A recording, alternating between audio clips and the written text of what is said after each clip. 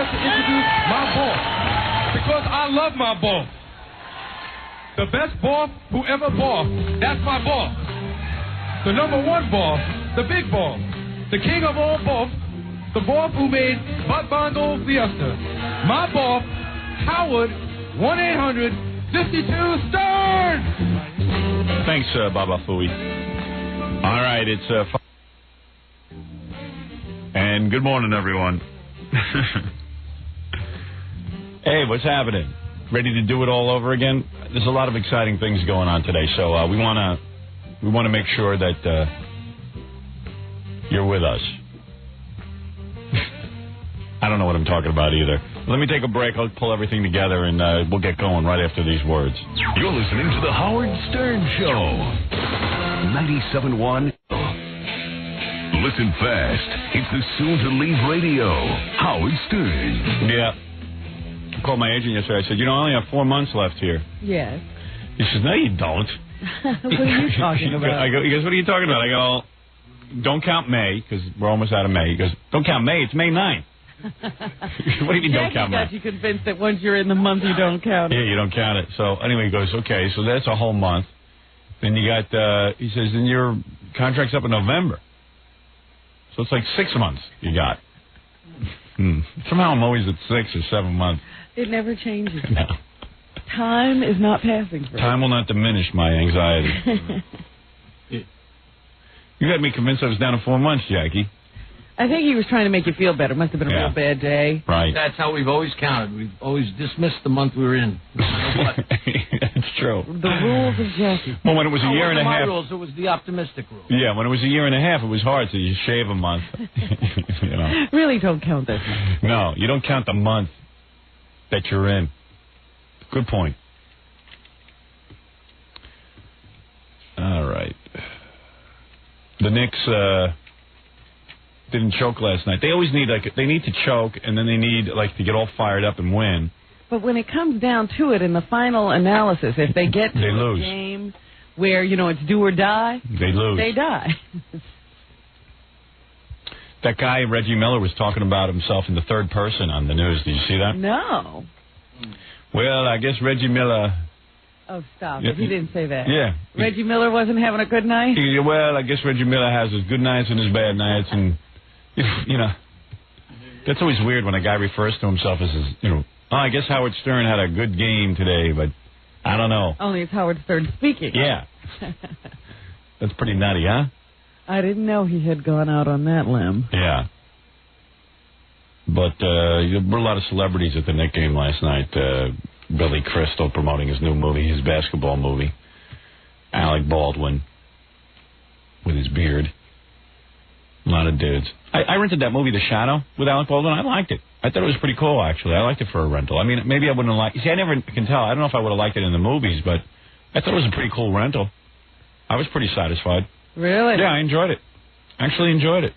Because it got slammed by the reviewers and stuff, but I enjoyed it. I liked it. I didn't find it entertaining at all. Yeah, I liked it. I thought that Penelope Ann Miller was irritating. Yeah, but you got to rent it. You can't go see that stuff in the movies. You got to rent it. That's what I do. I watched... who's got my interview with the vampire tape? I'd seen that in the movies, but I watched it again on video. That just came out. That was pretty cool. Hey, who's got that tape? I lent it to Ronnie, but he gave it back. I wanted to lend it to my dad. And you couldn't find it? Yeah, I bet you my father-in-law took it. Something with that guy. Comes to my house and then goes through all my videotapes and then starts making copies of my videotapes. And then, I don't know. I don't know what he does with them afterwards. Maybe he runs out of time and he just takes them. He just takes them. Can't dub everything he'd like. Yeah. Then I rented, not rented, but someone got me a copy of this movie with Kevin Bacon. Murder in the First. Murder in the First. That's pretty cool. Yeah. Should definitely get that. That's good. That just came out. Murder in the First. It's this story of Kevin Bacon's, this dude in prison. He got in prison because he robbed a grocery store for $5 because he was an orphan and he had to feed his hungry sister. And then Christian Slater's his lawyer. Right, and Gary Oldman is the prison warden. Yeah, he's pretty good. You end up hating him. And it's kind of a crappy story. I mean, of course you feel bad for the guy because he was in there because he robbed $5. I mean, most guys are in there for murder. This was in Alcatraz. Yeah, and he spent how many months in solitary confinement? Spent 3 years in solitary confinement, getting beaten and stuff. Yeah. Yeah, it's pretty cool. Kevin Bacon. It's a weird last name to be named Bacon. You know what I mean? Bacon. Think about that. Kevin Bacon. I don't hear too many guys named Bacon. It's rather British, don't you think? I don't know what it is, but it's weird. But I keep running into that guy. I keep seeing him around New York. He's the only guy. He's the only celebrity I run into. I see him everywhere. I saw him at that club I went to shoot the basketball game, Reebok Club. Yeah. He was there, working out. And then you saw him at the Rainforest concert. We saw him at the pool at the in L.A. hotel. Yeah, in L.A. We were hanging out with him by a pool. We always run into Kevin Bacon. Yeah, he's stalking me, that guy. You think he gets your schedule? I don't know. Just shows up where you are? I don't know. You don't run into anybody else? I don't know. It's weird. I just always run into that guy. I'd like to run into his wife. Kira Sedgwick. Then I got this other... I finally saw the movie Disclosure. Oh, with Demi? Yeah, that was pretty good. It was a lot better. I didn't want to watch the computer stuff in it. Yeah, it was pretty cool. I kind of liked it. It just wasn't about sexual harassment. Then it got into like a little bit of a mystery thing, even though it wasn't all that plausible. But the idea that she was sexually harassing him and he was fighting her off was absolutely absurd because she is such a hot piece of ass. She's sitting there on the couch with a short miniskirt on. She's got a gorgeous body. I mean, Demi Moore's got like one of the most gorgeous bodies I've ever seen on a woman. It's like a real full body. It's like... It's womanly. She's such a woman, for Christ's sake. Oh, my Lord. Little waif. She's a woman. Oh, my God. A body on her, man. And he lets her get all the way to the point. Of sodomy. Yeah. And then he says, no, you have to stop. Yeah, who cares? And meanwhile, Michael Douglas isn't looking that good anymore. He's a little long in the tooth. Yeah. He's some piece of beefcake you're going to want to take down. You got to get a surgery on his chin, man. He's got like a whole piece of a flap of skin hanging out and down. He's looking a little old. I don't think that would help. Nah. He has to take good care of himself. Yeah. Then, the ravages of time. And then I got some other movie I got to watch. Oh, Cobb. I got that at home. That was interesting. Was it good? Tommy Lee Jones does a good job. Ty Cobb. He was a bastard. Was he? He probably had fun. Well, he was just a nasty human being. Yeah. And then he's in the Hall of Fame. And they mentioned my name twice in Disclosure. Yes. Actually, the two funny parts of the movie. Yeah, big deal. What a good it did me. I got a call yesterday from the Letterman show. I didn't get the call. My agent did. So they proposed that they wanted to fly me out to England on Friday. Because Letterman's in England, I guess, this Friday. Is it this week? Next week. Next week. Yeah, they want me to fly out to... They said, we'll fly you and your wife. We'll give them 2 tickets to England. You can come out and do the show. I go, wait a second. I can barely get the energy together to go do your show when you're in New York. Why? First of all, don't tell me I got to fly with my wife to England and be stuck on a plane with her for, all those hours. I mean, we've run out of stuff to talk about. Tell me you're going to fly me up with the girls from Scores. I might actually get on the plane. And tell me I'm going to get a rub down the whole time. Okay. But how long are you going to be over there for anyway? Oh, it's absurd. The whole notion's absurd. I'm going to give up my whole weekend? And do what? Fly over and walk on the Letterman show? Well, for what? What good does it do me? If I had something to sell, something, some motivational something or other. I don't know. I just... But that's also, it's just very tough. You're going to fly over there on a Friday? I don't know what they were proposing. I guess fly over and then appear on the show and fly back. Because you wouldn't get there till Saturday morning. Why would I do that for Letterman? That guy won't even come on my show. That guy you can barely call into my show. One time in 12 years that I've known him. Why would I want to do that for him? All the way to England. Yeah, oh boy. What fun. Stay there for 2 days. I hate England. It's a 6-hour flight. Yeah. England's a dreary, it's the size of Philadelphia, and it's a dreary little place that rains all the time. We were there. Food. Yeah, my hair frizzes up. I looked at that cartoon Nancy. And you can't get a decent meal. Yeah. Oh, my God. England has the worst food. We went over there, and, I'm not saying we went to the best restaurants, but, we go to places, there's no like, meat in Europe. Yeah, no, best places. There were no good places. You can't even get good chicken out. Chicken can't be hard to raise, can it? They eat dirt. Yeah, wow. Remember we ordered chicken, and it was, like, really, like not even, like, real meat? And remember how they were so angry at us for having special requests that they sent you up half a boiled chicken with nothing on it? Yeah, I'd say, listen, I don't really want to eat a lot of, fat stuff, so just, broil some chicken. They never heard of broil. They boil everything. So I got boiled chicken with like, these noodles. Yeah. I don't know. It was weird. Like prison. Yeah, it was prison food. Really bad prisoners food. eat better. Yeah, bad. I mean, bad food. And the TV sucked, man. I mean, I love to watch TV if I got nothing to do, because all I was doing is sitting in my room waiting to do the next show. And the TV had 3 channels, and one of them was always like I ended up, like, watching billiards mostly. It was billiards, darts, and cricket. Yeah. There was a billiards, darts, and cricket channel, and then there was, like, bad theater and... Some of those stupid sitcoms they do over in England. Yeah, real bad. So you end up watching, like, billiards. And those awful game shows where they give away, like, $2. Yeah, that was weird. They have their version, the English version of The Price is Right, and, like, if a guy... Like, in The Price is Right, you win a car and junk. It would be like... And what is your bid on this brand new toaster? It would be a toaster. I mean, like a 2-piece of toaster. 50 pounds of brie. Yeah, that was kind of funny. I like The Price is Right over there. It was kind of hokey. Yeah, like you thought it was like a consolation prize or a booby prize. They go 50 pounds of brie, and you'd go, oh, that's like a goof, and they're like they're real excited. Yeah, they jump it up and down. Yeah, that was like a grand prize, 50 pounds of brie. I don't know, man. I couldn't get into it. So, the thought of flying over and doing the Letterman show and then coming home, I mean, I don't even know what they think they're offering there. What's the point, man? So I can go on there and act like a monkey and see if Dave laughs at me? And Dave Dave approves this time. Dave hardly laughs at me anymore anyway.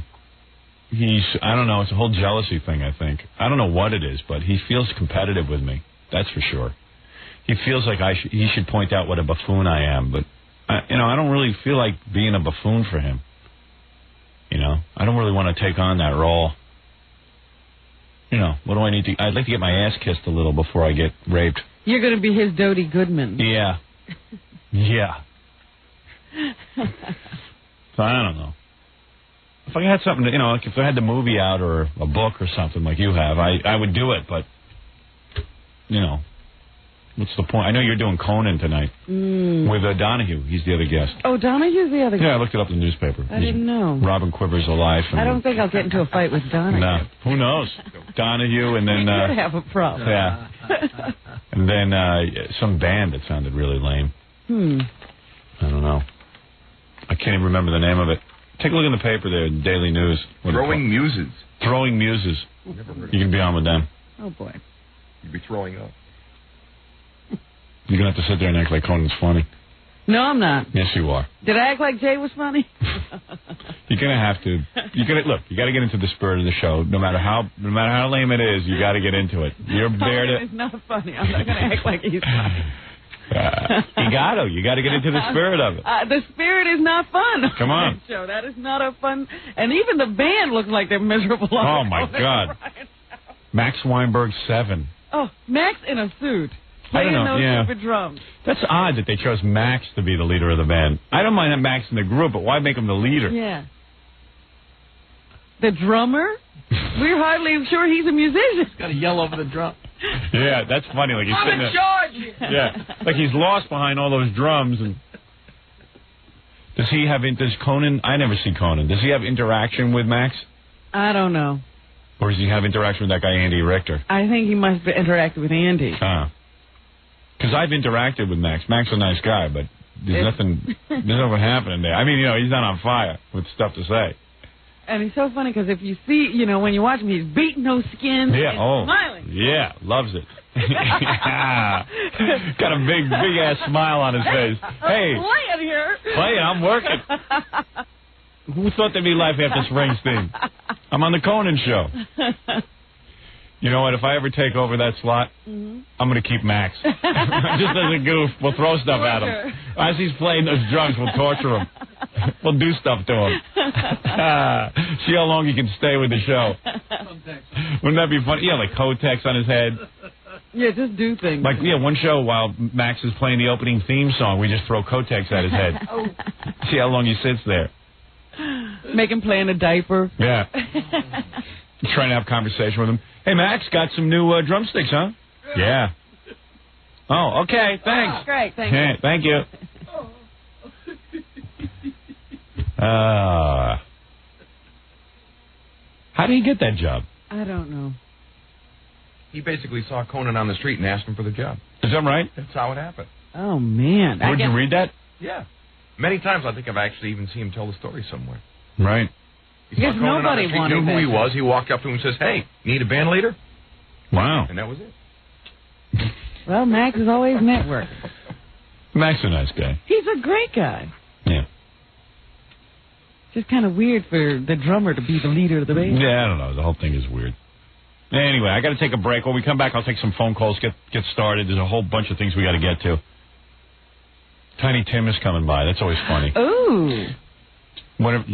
Lately, I don't know, a couple of years ago, Tiny Tim came on, and then he left angry. He got up and left because he said I made fun of the Lord Jesus Christ.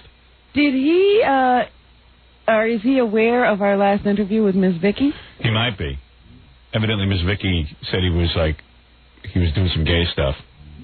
That's what she said. She said she thought he was because he waited like 6 months even after they were married to even touch her. But I'm sure there's a good explanation. We'll ask Tiny about it. And then we can ask Tiny what products he's into these days. He's always kind of interesting with that. Yeah, he likes to get into the cleaning products. Yeah. And he's also into either he's divorcing this current wife. Yeah, we'll find out everything. He's in some kind of marital flux again, I think. One of the best guests because he takes me so seriously. Yeah. Gets all upset. And he calls you Mr. Stern. Yeah, and you Miss Quivers. Mr. Jackie, that's Mr. right. Jackie, Mr. Jackie. Mr. Baba Booey. Miss Robin, that's who you are. Yeah, I'm Miss Robin, but you're Mr. Stern. Yeah. And Mr. Jackie. Mr. Jackie. And you over there, I don't know your name, but Mr. Yeah. And you never know Fred's name. Mr. Mr. Whoever you are. But Mr. I don't know your name, but Mr. Hello, Mr. Jackie, Miss Robin, Mr. Howard.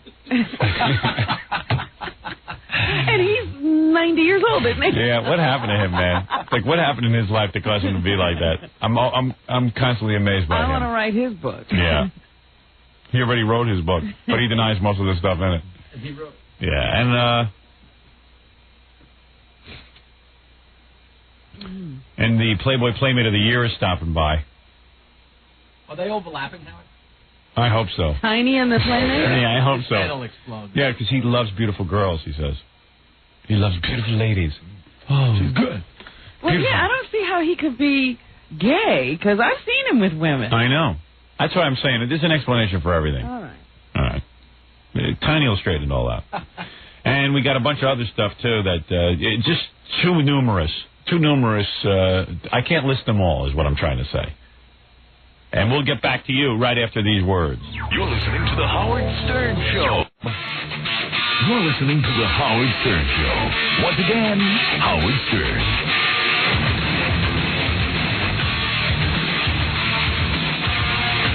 Yeah. Who's that, Van Halen? Rat. That's Rat? Well, that's good. What happened to those guys?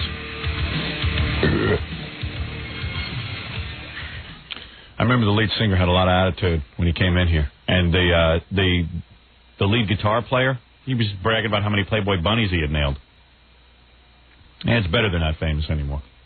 They were having... You got to call him and say, what's it like now? Yeah, they were having too much fun, those guys. Rat. Okay, 37 minutes past the hour here in New York, Robin. Yes, Brian. Yes, Katie. And we, of course, let me just do this real quick. There's King of All Messengers is on the phone. He made a phony phone call. We haven't heard from him in a while because some of his, Gary screens the calls and some of them were getting similar, but this is a real good one. Okay. Good morning, Howard. How you doing, King? Fine, thank you. King of All Messengers called one of these. How would you describe it? This was on satellite to Utah State University. where they were having a plant teleconference and planting procedures. Yeah, planting as in like trees and flowers. Exactly. Yeah, okay. So they're having a planting teleconference, and I think if I have my information right, the funny thing about this is they leave King of All Messengers up on the telephone. So while he's making penis references, he just keeps repeatedly making penis references, and they try to ignore him. Oh, so they don't know how to turn him off. Yes, exactly. Hang up on him. I guess the technology hasn't really been worked through at the teleconference, and he keeps interrupting with the penis thing, and they try to ignore it. Go ahead. Okay. Okay. We'd like to go now to our third question and answer segment. Our first call is from Peter in Beaver, Utah. Peter, your question, please. Yes, how you all doing? My name is Peter Dunn.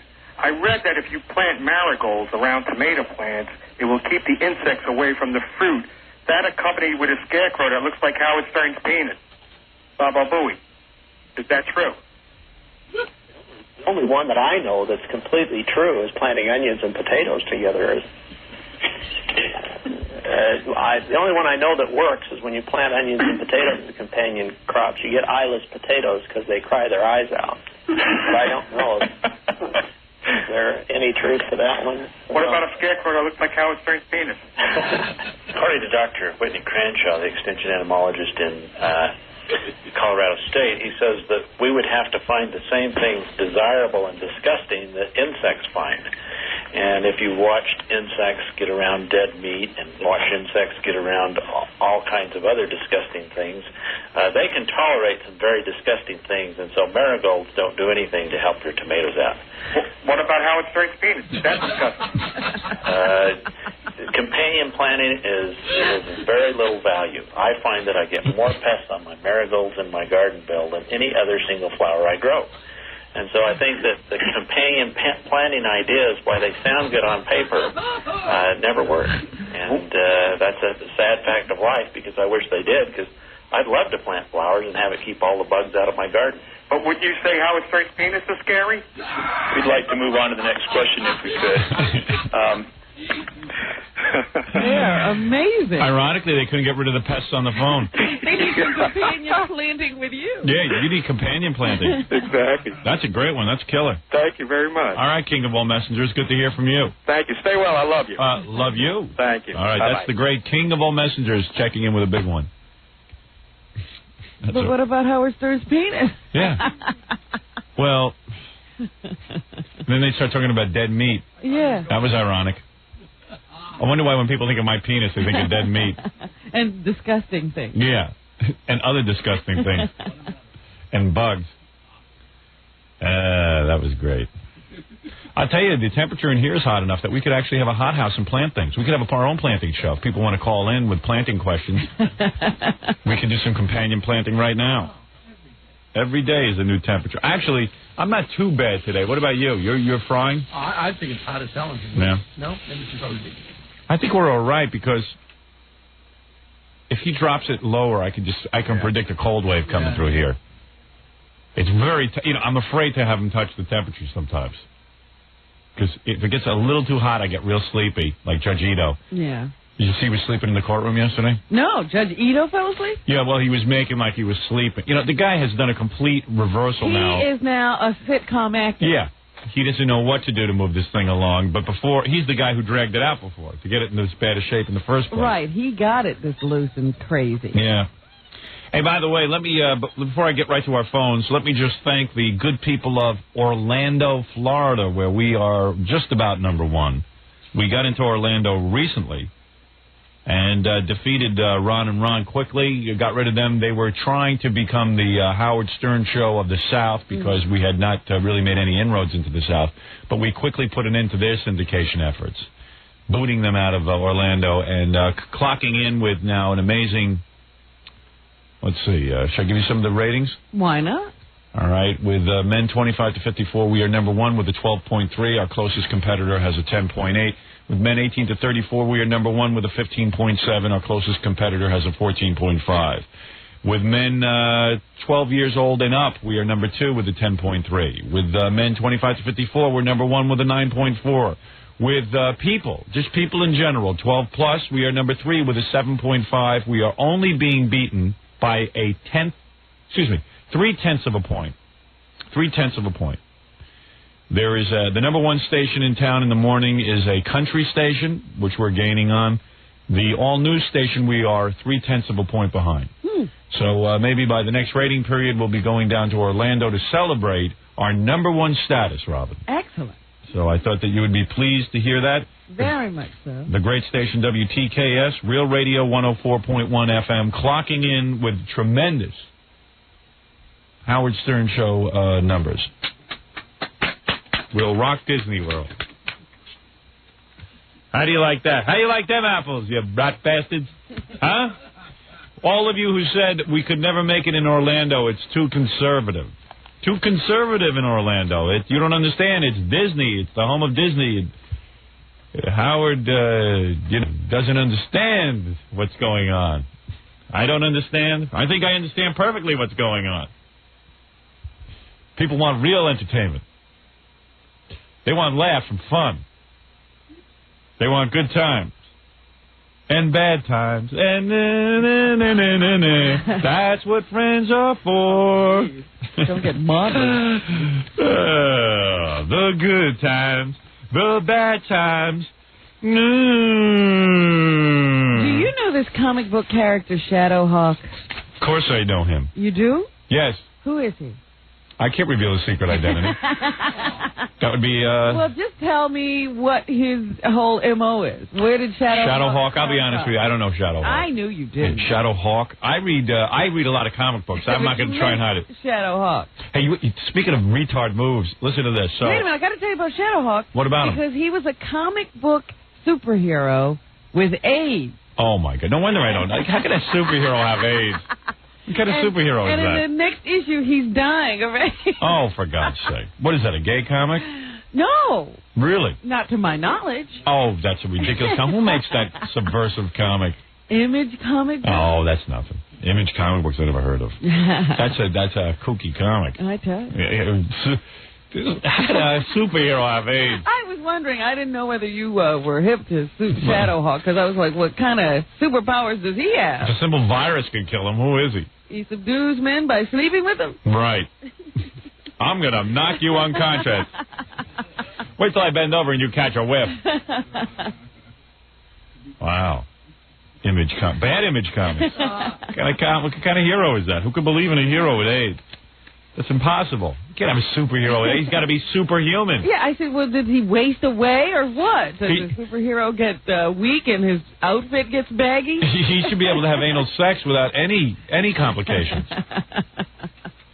I'm Superhawk.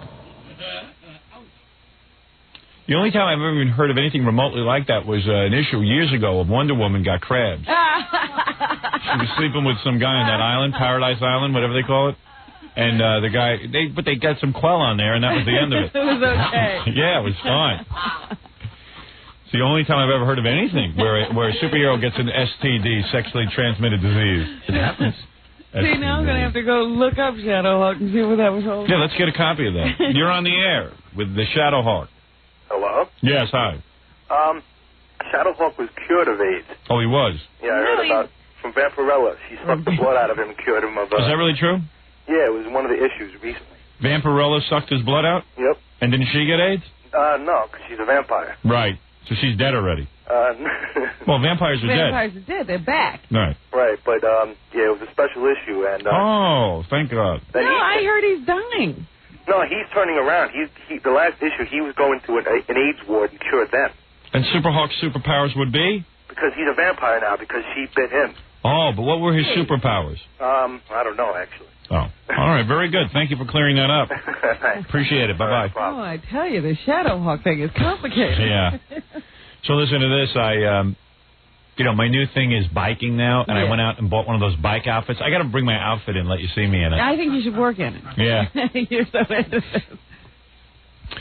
So I decided, I had a mountain bike, which is like, you just pedal a bike and stuff. And it's got real big tires. Yeah, kind of boring. I see all these guys in these nifty outfits. They look like super geeks. You think they're having a better time? Well, they seem to be moving a lot faster. They all pass me on the road. It wouldn't have anything to do with the fact that they're in shape. No, but even when I pedal super fast, you can only go so fast. On these light bikes, you go really fast. Is that right? Yeah, I want to get into that. So I figured it'd be good exercise for me, because I like to bike. Get outdoors in the warm weather. So I ordered this bike that hasn't come yet, though. It's custom. It's being custom made, though. Yeah, it's called a. Oh Jesus! I know you said it the other day by Schwinn. Schwinn makes it. Is it division of Schwinn that I don't know? Yeah, and Mr. Schwinn called himself, and they're rushing my bike, which is cool. That's the cool thing about being on the radio. Yeah. Because like I mentioned that it's called a Waterford. That was what you said, yes. Yeah, and they actually, because I'm 6'5", they can actually custom build the bike to your specifications. So now, how did you decide what your specifications were? Did somebody measure you? Yeah, the guy at the bike store measured me. What do they have to do? Yeah, they put a stick by your testicles. Uh-huh. And then they put they measure you down from your testicles to your feet. Uh-huh. They ask you where your testicles are? Yeah, you have to take the stick and ram them. Like right alongside. Oh, that's beautiful. Yeah, it's a whole scene. So, I did all that. I got measured, and they're working on the bike, because usually it takes like 6 to 8 weeks, but the whole damn summer will be over by the time I get it. So, I don't want to wait. So I got a bike in the interim, and I even got the outfit. I got like those little stupid shoes that they put cleats on, and I got the shorts, and you don't wear any underpants with, and it's got padding in your ass. Because you got those? Oh, yeah. Why can't you wear underwear? Because it would chafe. Yeah, you don't want a lot of things going on down there. I don't know why you can't wear underwear, but you can't. It would just chafe. Yeah. You're riding in the saddle and you're doing. Yeah, but don't you get stains on your the foam part that is supposed to pad your seat? I've never had that problem. Well. You can wash it out. A little soap. What do you wash out your shorts with? Just like soap and water? I just take soap and water. You hand wash? You have to, because they say you can't machine wash these. It won't last through a machine wash. Let me ask you something. I have no bulge in my shorts either. I look like a woman in my shorts. I look real big in my shorts. Do you? It's so funny. It's like a great illusion. Oh, then wear your outfit too, Fred, and we'll compare. I have no bulge. What kind of little seat do you have? You get a little tiny bike seat. You've seen the racing bikes. Yeah, but doesn't that hurt? It's like a banana. You get used to it if you ride a bike a lot. Really? Yeah, I've gotten used to it because I ride the mountain bike all the time. So anyway, You get used to the bike before you get used to the shorts. Yeah. And then they have a special shirt that you wear and the whole thing, and special glasses. And now, have you figured out what you're going to put in your little pocket in the back? Yeah. What's in there? Picture Fred on his bike. No, but you carry your wallet, you carry your stuff, whatever you need. If you need stuff, your keys, whatever you need, you just throw in they give you a back pocket on your shirt. So anyway, listen to this. So the guy at the bike store says, you better practice getting on this bike. I go, look, I've been riding a bike for years. Practice he goes, getting on the bike. He says, you better practice. He says, you got to snap your shoes. There's no pedals. That's right. There's just a little bolt on each. You know where the pedals are? There's a bolt. A little metal thing. And you clip your shoes, the bottoms of your shoes snap into it, and they lock. So wait a minute. Now, the only way to unpop your feet is to twist your ankle to the right and pop your foot out. You're going to hurt yourself. Well, listen to this. You don't know what happened.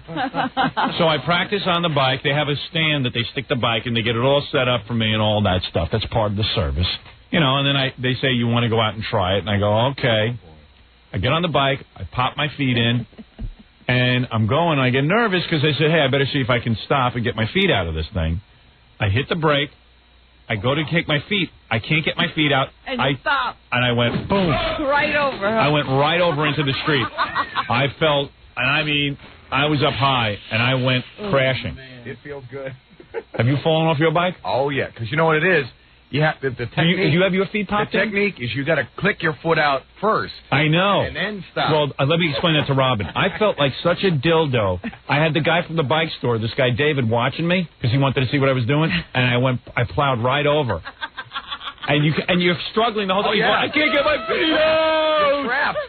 And I crashed into the ground.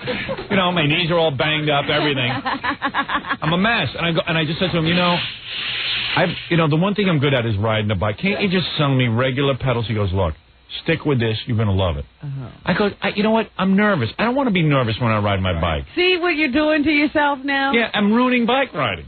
Oh, jeez. Only you could do this. Yeah, I'm ruining myself. I said, all I want to do, I just want to put my feet in and ride this friggin' bike for a half hour. You are not going to France to do the Tour de France. Fred, do you pop your cleats in? I do have it. I mean, to start off, you should stick with the baskets, and then once you get used to the bike and all that, then have. Well, let me tell you something. Anyway, so then I took the bike home, and I rode yesterday. Mm-hmm. Now I'm good at it.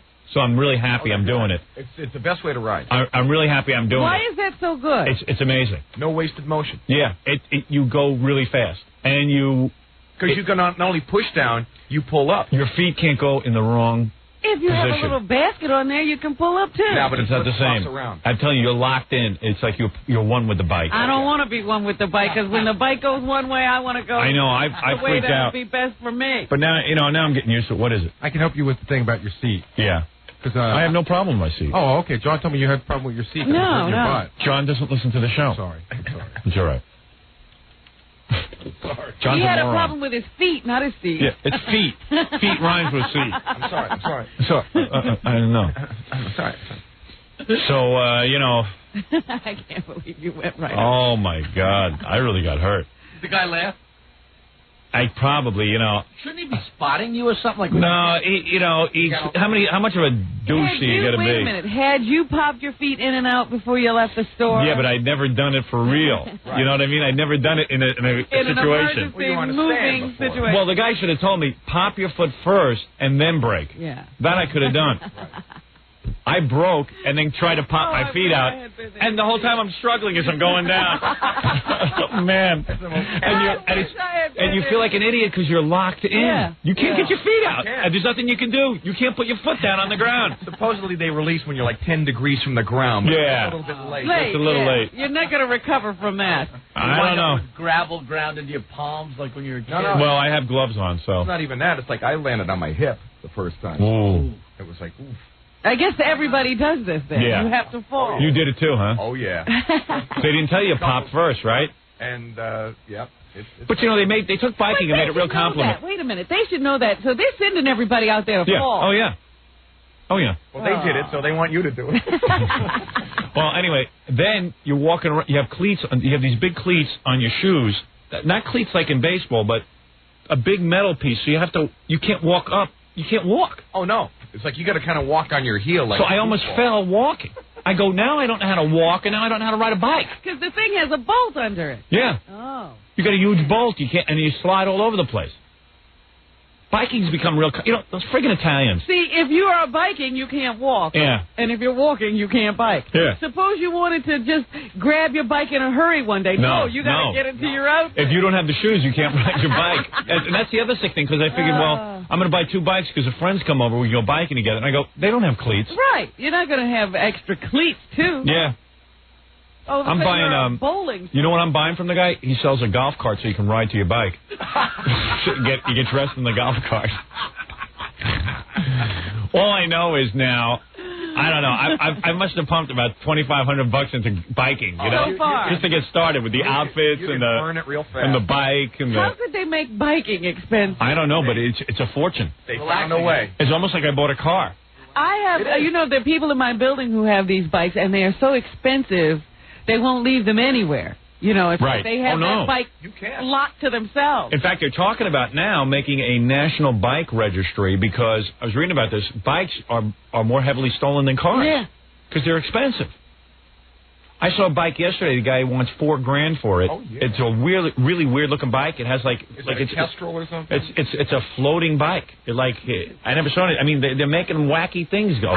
This one guy he never puts his bike stays in his apartment. Yeah, it doesn't matter that he has to get around it. Right. It has to stay in his apartment because it's so expensive. Yeah. You can't take It's called a soft ride.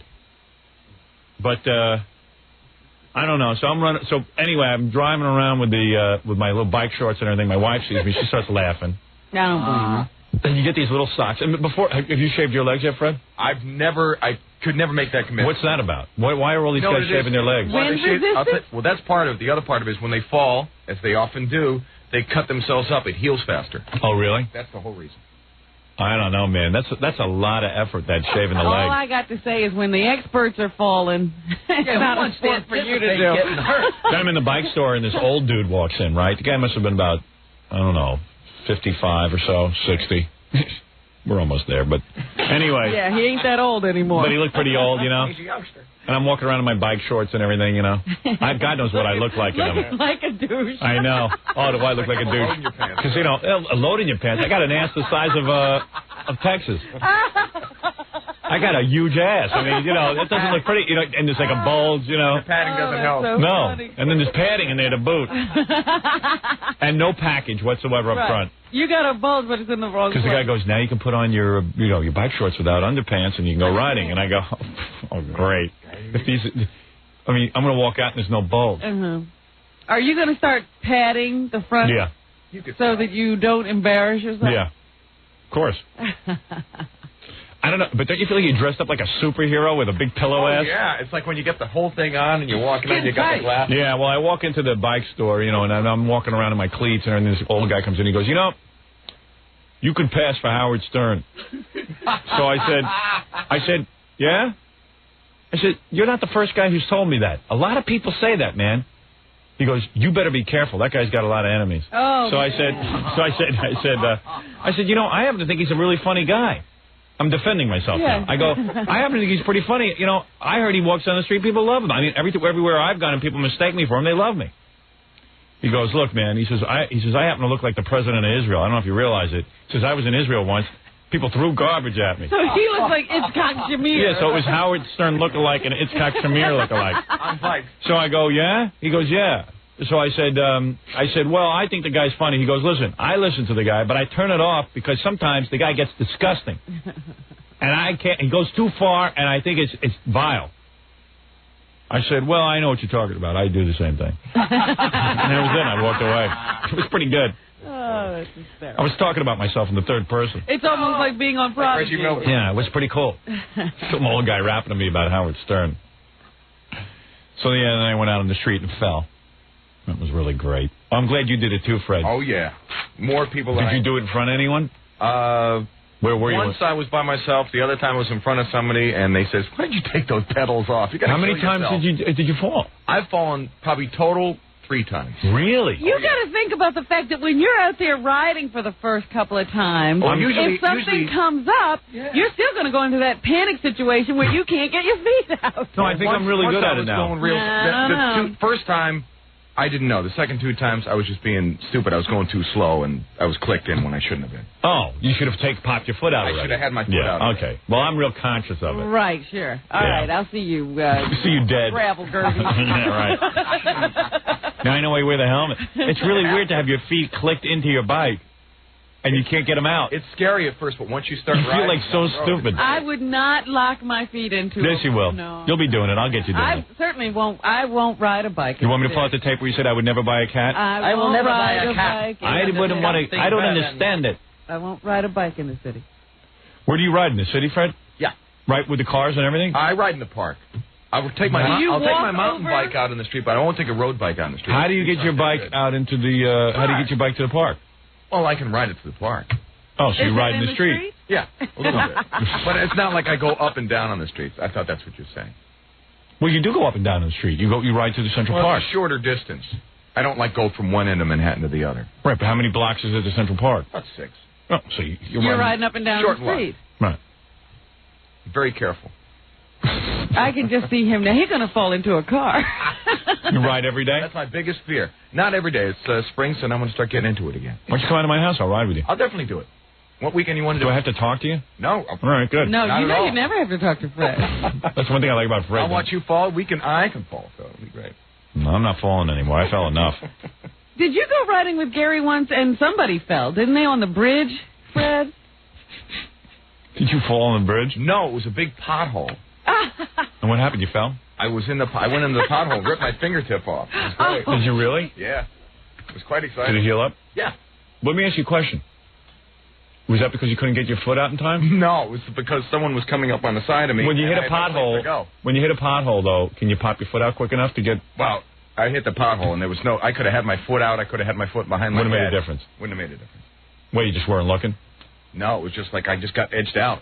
Right. I could have either crunched into him, or I was going to try and, make it through, but I didn't. Do you lock your feet in, Baba Booey? No. I've been dying to try that, though. Yeah, I'm almost done it. Because It costs a couple $100 for the pedals. Yeah, the pedals are real expensive. And the shoes, but I was thinking about doing it. Yeah, it's pretty cool. I like it now. You go every day now? Well, I just did it one day. I go every day biking. It's some form of biking, yeah. If I can. I mean, there are days I don't have time, but I'm going over to that Club Reebok. I'm going to climb that wall. I know, we wanted to try it. I want to try rock climbing. I really want to kill myself. You know who does that? You know who does that to keep in really great shape? That's David Lee Roth's thing. Yeah? Because he goes to Central Park. I guess there's a place where you can go climb rocks. Really? And he says that's what keeps him in good shape. Because the pot dealer's on top. Yeah, put marijuana up at the top of the mountain. Marijuana, they planted. What's the story on that rock climbing thing? They got this thing where they simulate a wall of rock. It's cool. Yeah, I think I can do it. Yeah, I got it pretty high. Ralph did too, and they yelled and told him to get down. Yeah, don't you have to have a harness on? Yeah. Oh, it's that high? Yeah. You probably got, what was it, about 50, 60 feet? Yeah, I would say. That's 2 stories high. Easily. But they give you a harness, so, if you fall off, you're cool. The thing I thought was cool about it is you can either jog or rollerblade on this track they have up there. Yeah, they had some cool stuff. Yeah. All the health clubs now get cool stuff. I got to quit my job. I have time to work out. I have time to work out. You think I can climb a wall? Yeah. Yeah, I think I could do it. Yeah, how much upper body strength do you have? Very little. You can't climb. I'm as strong as a woman. It's on your feet anyway. If a woman can do it, I can do it. You know, that rock climbing thing's like a two-man operation. Really? You have to have a guy, they have instructors, but once you get good and you're doing it together, you should be able to help each other. You have to, guide the guy and keep him on the wall. Forget it then. Ralph is saying, I want to do it with you. Yeah. No, they got instructors. I mean, They have instructors. Nobody knows what they're doing right off the bat. Right. It's a two-man operation. Hey, Ralph got a call from a bunch of newspapers. Oh, what? Well, because of Father Handle Me. Oh. Ralph was almost raped as a young boy. Ralph witnessed something. Ralph witnessed, I don't know, Ralph's father, not his real father, the priest father. Yeah, his counselor father. Yeah, everyone's heard the story by now if you listen to the show. You know what I was thinking about this guy? So now the newspapers are calling since he's been identified, and Ralph's going to be part of the story. Since Wonderful. He's the one who got it all started. Yeah, anyway. You know, I was thinking about that guy. He was a counselor. That's great. I love when the priest is the counselor. To go to him. They put the wolf in the chicken coop. Why would you go to a guy who lives in a little room and does nothing even close to regular life and ask him how to live your life? Makes no sense. It was perfect for me. That's what I was doing at the time. Yeah, Ralph was living at home with his mom. She locked him in a room. All you got to do is go to school. Come to think of it, I was living the same life. That's why. All right, we got to take a break. Tiny Tim's here. Oh, is he? He's been here for 15 minutes. Oh, I didn't know that. He's early. Oh, okay. Well, we might as well get him in. He's here with his entourage. Oh, is he? Who's his entourage? He's got a woman with him. He's recording a Christmas album, and they have a song, a demo that they brought. You know what's a good song to whip out? Tiny's Santa Claus Has the AIDS this year. Right. I like that one. Plus, I pulled out Tiny's CD where he does all that AC/DC music. Oh. Yeah, why don't you bring in a couple of Tiny records so that, we can do a proper build-up for Tiny. All right, we'll take a little break. We'll wrap to Tiny a little bit. We'll get back to your phone calls. I got a load of... Look at this. This is all the stuff I have to talk about today. We have to get through all this material. You think we'll get through all of that? Yep. Ooh. I got a whole way of doing it. Speed talking. We'll be back right after these words. You're listening to The Howard Stern Show. 97.1 The Eagle. Let's rock. 97.1 The Eagle. Here I am. Look at me. Ooh, there you go. Leslie West. Howard Stern Show. Once again, Howard Stern. Legendary Mountain. I was listening to Mississippi Queen this morning. Yes. And I said, I wonder if Leslie, as a young man, knew that he was doing something so incredible. No, Leslie did not know. I can vouch for that. You wonder something. I'm pretty sure about that. Know? Hey, I was going to order some yogurt. Well, I'll talk to Robin about this. She would know. I was going to order some yogurt. But what do I got to eat? That Dannon with no flavor? Yeah, if you don't want any aspartame or anything like that. What's that yogurt where they got the fruit in the bottom? I like that. Dannon is got the fruit in the bottom. Yeah. The old Dannon, old kind of Dannon. And But it's got fat in it. How much? I don't know. It couldn't be much. Can I have a little fat in my diet? Sure. I can have that? Mm-hmm. Super. Jackie says I can have 3. That's how he got into such good Jackie shape. says, why don't you eat heavy cream and just buy some strawberries? So what kind of yogurt can I get that's good? Dannon. Dannon with little strawberries? Yeah, the blueberry or the strawberry. Dannon White. Where's my Gunga Din? No, he doesn't like the aspartame. Hey, Gunga Din, come in here. You know how it is. That's you, Gorilla. Here. No, that's not you. Where's Gorilla? I know, but you can get the low-fat one that it still has fruit in it. But it like has... blueberry, just as having on the what bottom. What does Robin just say? It has NutraSweet. Is that what you just said? I don't want NutraSweet. I don't like chemicals. Oh, all right. I'm very healthy. I'm a biker. I don't mind having I'm thinking I need a little fat in my diet. I don't have any fat. Well, you do. You just don't have any excess fat. You're not adding butter, but there's fat on chicken and all that. Now, you should see what I eat. I eat shoe leather chicken. Doesn't matter. There's a little bit of fat in it. All right. Hoo-ha. Here's Gunga Dim. Dim. Yeah, your brother is Gunga Din, you're Gunga Dim. Gunga Dim with. Hey, Gunga, get me, seriously, can you get me some of this yogurt that Robin's talking about? Well, I didn't hear what you said. What kind of... Tell her what to get. Regular Dannon yogurt. He wants with the fruit on the bottom? Strawberry or blueberry. Yeah, strawberry's good. Not the light, not one of those others. You want regular Dannon yogurt, okay? Yep. Bet she screws it up. How much you want to bet? I'll bet you $20. You want something? No, thank you. I always buy him a little something. Is that right? Yeah. Good. Treats me good. How much money, Gunga? $2? $2. What's Gunga Din? $2. $2 bugs. $2 bugs. $2 bugs. Thanks, Gorilla. No problem. It's a good man. That Gorilla's a good man. I like him. You're going to go far as a waiter. Oh. Who knows what he wants to be? He's like 40 years old now. He's going to be a writer, remember? He's got a script in for December. He'll be writing on that. He's been working for free for us for so long. I'm wondering, he just figured out a way to work for free and make money at it. He doesn't want to quit either. He likes the hours. He likes the job. It's just that we don't pay. He's convinced that he's going to get that job as your assistant on the movie. Well, he probably will, actually. And God knows when that's going to happen. All right, let me get Tiny in here, because... Okay, do you want Tiny in alone first, or do you want him in with his new singing partner? Oh, he's a singing partner. Well, yeah, he can bring in his singing partner. I don't care. What's the singing partner's name? It's Alyssa. Okay. Tiny Tim and Alyssa. Whatever he's more comfortable with. He might want to be here alone. Wonder what he might not want to share the spotlight with her. Well, he brought her. Yeah? She's doing all the talking. Really? All right. Well, okay. Who wants to hear her? I want to hear Tiny. That's no fun. I'll shut her up if she's too verbose. Yeah, I'll shut her up if she makes sense.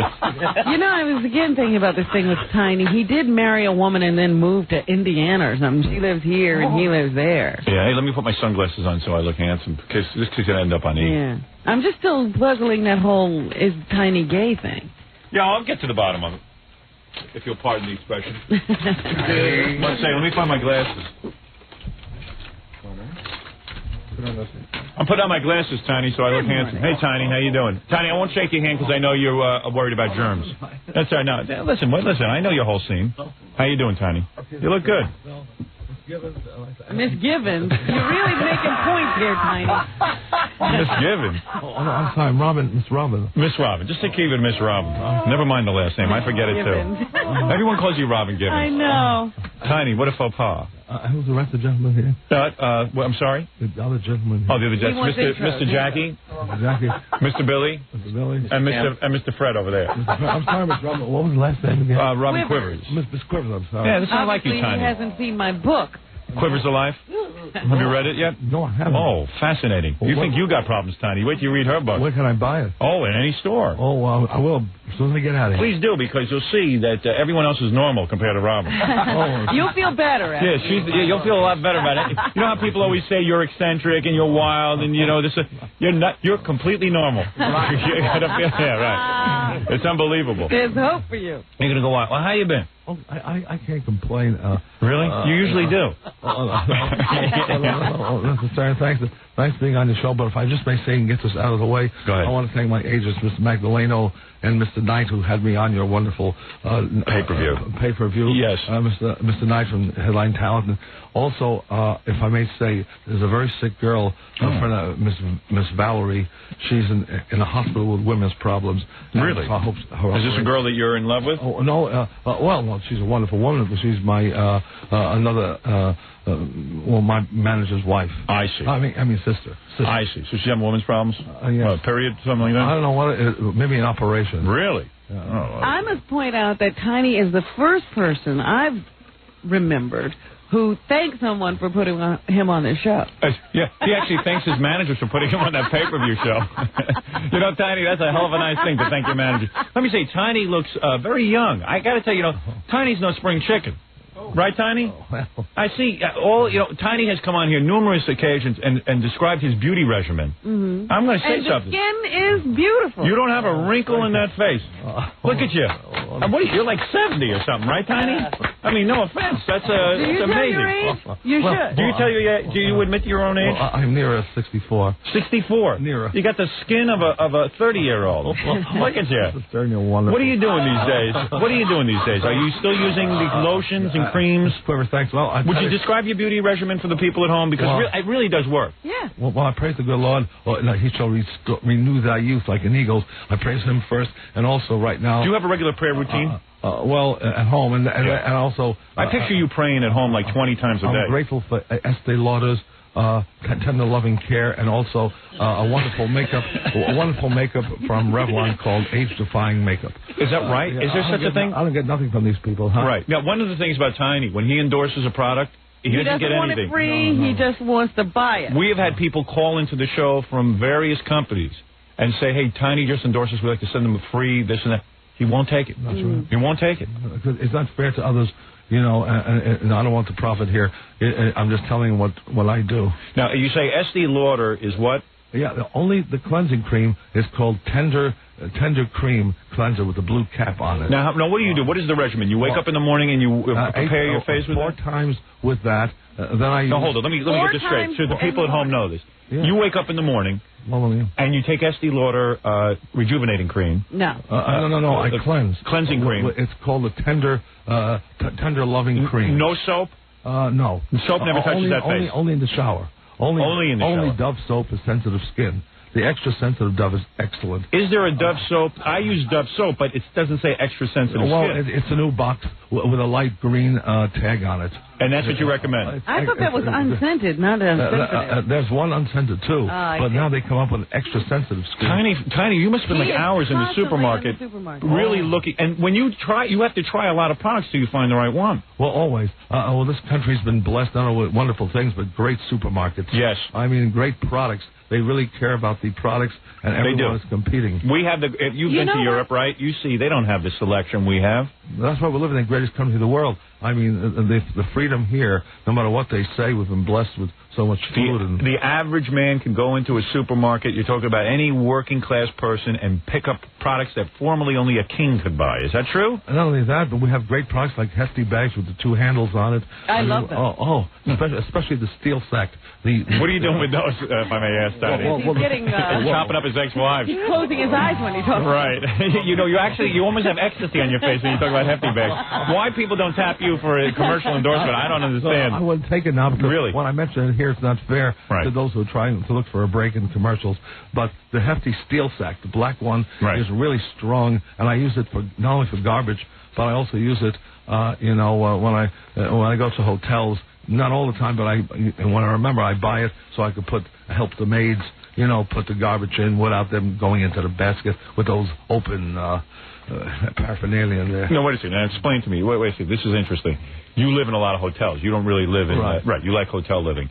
And the woman who comes and cleans your room, obviously, you don't leave it to them. You clean your own room. Yes, I try to. Right. And you're saying that you don't like when they come in and use their own garbage bags? Right. Why? Because hefty bags, the steel sack ones, you can put it in. There's 2 wonderful yellow handles. Right. And you can close it up, and it's very sanitary. I see. You don't feel like those open bag. Right. Just laying there, letting everything whoosh out. I see. You don't want them in the room with any of that. So how do you explain to these chambermaids that this is what you require? Well, I'm usually gone before they come into the room. Is the room all cleaned by the time when they come in? Because you make your own beds, don't you? Not very well, but it's made because I can't come into a room and see a bed empty. I see. With the cover off. I see. What will that do? Well, it doesn't look right. Oh, it looks like hell. Something's happened. Right. Looks like sex has been. Exactly. Tiny. Yeah. Oh my. Tiny's got very, very specific. It's fascinating. Tiny is fascinating. Now, let me get back to your beauty regimen because you really do look younger than ever. Yeah, because I would always like to try to follow it. Now, he said he washes his face 4 times with this tender loving cream. Right. So, in other words, do you mix that with water? No, I cleanse it. I just cleanse it. Estee Lauder's Tender Loving Cream. I just cleanse it once, tissue off, cleansing twice, tissue off, 3 times, tissue off, 4 times, tissue off. All right, that requires some time, though, right? Well, it goes fast. Why 4 times? Because I'm extra sure when that happens. And then after that... And how much money do you spend a week on Estee Lauder products? Well, I mean, that's a big commitment. I can't. That's why I use the Estee Lauder Tender Cream. Then I use the Estee Lauder's liquid cleanser. Yes. And then I use the wonderful it's Night Repair. Night Repair. Estee Lauder Night Repair? Yeah, this is advanced Night Repair. It's so wonderful. Night and morning. I have it on now. Is that right? You wear the Night Repair in the day? As well as the night. Wow. And day and night, even though it's Night Repair. That's about $100 a bottle. Wow. And then after that, I use, on top of that in the morning, right now I'm using the rejuvenating cream. That's the Revlon. Now, that sounds sort of like snake oil. Also Estee Lauder. Then what was the other product that you recommend? For makeup, after I get the base on, then for makeup I will use, I love the age-defying cream. I'm surprised you do wear makeup. As a man, you don't have to wear makeup. I do. It makes me feel clean and cleansed and protected. Oh, really? Tiny, you're amazing. Well, look at you, though. I mean, who can argue with success? Why are you arguing with it? Who can argue with it? The man looks young. He does. You can't argue with it. You don't see a wrinkle. I know people 64, they got wrinkles all over their face. You never had a facelift, right? No, of course not. Well, my cheeks have been lifted up. I mean, because I've been cleansing so much, going back to the early 50s. Right. I was one of the first to use, they called me Sissy, but back in 1952. I can't believe they would call you that. Yeah. Right. In 52, yes. I was doing Lady Esther's hormone cream when it first came out. The hormone cream. And you were using that? That was in 53. And you feel that this is I don't know, genetically, like your parents, are they still alive? No, they were saying the parents, and they're dead now. They are dead now, but when they did they live a long time? Yes. Were they wrinkled? I don't know. I really can't say my father was that wrinkled. No, they weren't. I see. So far we've learned from Tiny. We haven't even gotten into his music career. But we've learned how to wash our faces. We've learned how to wash our faces, and we have learned that the steel garbage bags, hefty steel sacks, are fantastic. Well, thanks, Mr. Chairman. I tell you, because they make many types with the sack on it, but the steel sack is the best, even though it's $5 a box. Right. It all depends where you go in the supermarket. But it is about $4.85 or $5 a box. Right. Every garbage place should use that because you have the handles. The rats can't come in that easy, and you can keep the handles right on. Where is Tiny? I don't know where he's staying. The rats can't get in there, and that's the important thing. I'm just figuratively talking. I mean, in this city here, it's just a great sanitary bag. And what are you eating these days? Your weight now, you've slimmed down since I last saw you. What are you eating now? You always have such an unusual diet. That's part of your youth regimen, isn't it? Well, I have to watch the blood sugar. You do? Yeah, I got to watch. You got the diabetes? Well, yeah, I could have. You do? Yeah. You're so healthy, I thought. Well, it happens to anybody because in this country we're blessed with sugar. I see. From ice creams to sodas to whatever. I see. So no matter what diabetes today is like the flu. You were the guy who only ate ragu and pumpkin seeds. Right, but still, I used to drink a lot of sodas. Oh, you did? So you never mentioned this before. This is very revealing. What soda were you drinking? I loved. Well, it didn't come from that, but I still look for it if I ever get it. It's a great health soda. Right. It's called Old Time Ginger Beer. Oh, I see. So you were hitting that. Oh, I love it. Wow. In fact, that helps. I thought you were into a health food thing. What are you eating these days? Ragu? Everything's raw apples. also prunes. Raw apples and prunes. Tiny, we got a problem? Not when you're eating like that, you don't. And just cutting down more on the diet, and of course. So, you mean, what'd you have for breakfast today? I didn't have anything. Nothing. I just had some breath savers. Mouthwash? No, breath savers. Really? You eat those? What kind of breath savers? This is peppermint. Those are good. Well, it's good for the breath. I've never seen anybody so opinionated on things. If he eats it, it's good. That's all. That's it. So all you had was a breath mint, so you wouldn't be offensive in the room because you hadn't eaten yet. All right, and also usually when I can, I get apples. When you wake up, do you brush your teeth, or you don't believe in that? Oh, I sure do. Oh, you do? Mouthwash. Only mouthwash. Well, I brush my teeth always with Crest most of the time. It does have a hard fluoride in it, and it really strengthens the teeth. See? Well, he's got all his teeth. Yeah. Can't argue with him. Right. When I brush with, thank you, when I brush with Crest, when I brush with Crest, I don't usually rinse with water. That is a secret. I chew the Crest, squish it in my mouth, spit it out, and leave the hardness. So the hardness grit to the teeth. Really? Is that right? Tiny, now how did you develop this theory? Well, a person can offer his blessings. It's just because came to you. The fluoride hardens the teeth. Right. And when the water is put in, it washes it away. All right, let me get this straight. You take the Crest, you put it on the toothbrush. Right. No water. Right. You start to brush your teeth. Right. Then you take it, you swallow it. Oh, you chew it. You chew it. Chew it and leave it in the mouth for about 4 seconds, swish it around, and then spit it out. Everything is 4. 4 seconds, 4 times with the Estee Lauder. Yeah, I think you got a 4. Yeah, but the only thing I don't like about Crest, and any of these toothpaste, except for the health toothpaste, they do have that shocking ingredient, saccharin. And if the kids swallow it too much, it can cause cancer. Really? And I don't see why these big products don't put in at least regular mint sugar. Have you written to any of the... I never said that to Crest, but I did send mailgrams years ago under different names to people like Listerine. I see. You would use an alias. Yeah, like Varley Ross. Was my name when I lived in Brooklyn in the 70s. Right, so Varley Ross would write to these companies and complain about... Why were you writing to Listerine? Well, in 1974, when I lived in Brooklyn, Miss Vicky left me already there. Yeah. That's another story. Yeah, I got to get to that. She was on here. Oh, yeah. I hear, Bert. Thanks for being so nice to me. I was. I can tell you stories about that. Oh, really? Good. I want.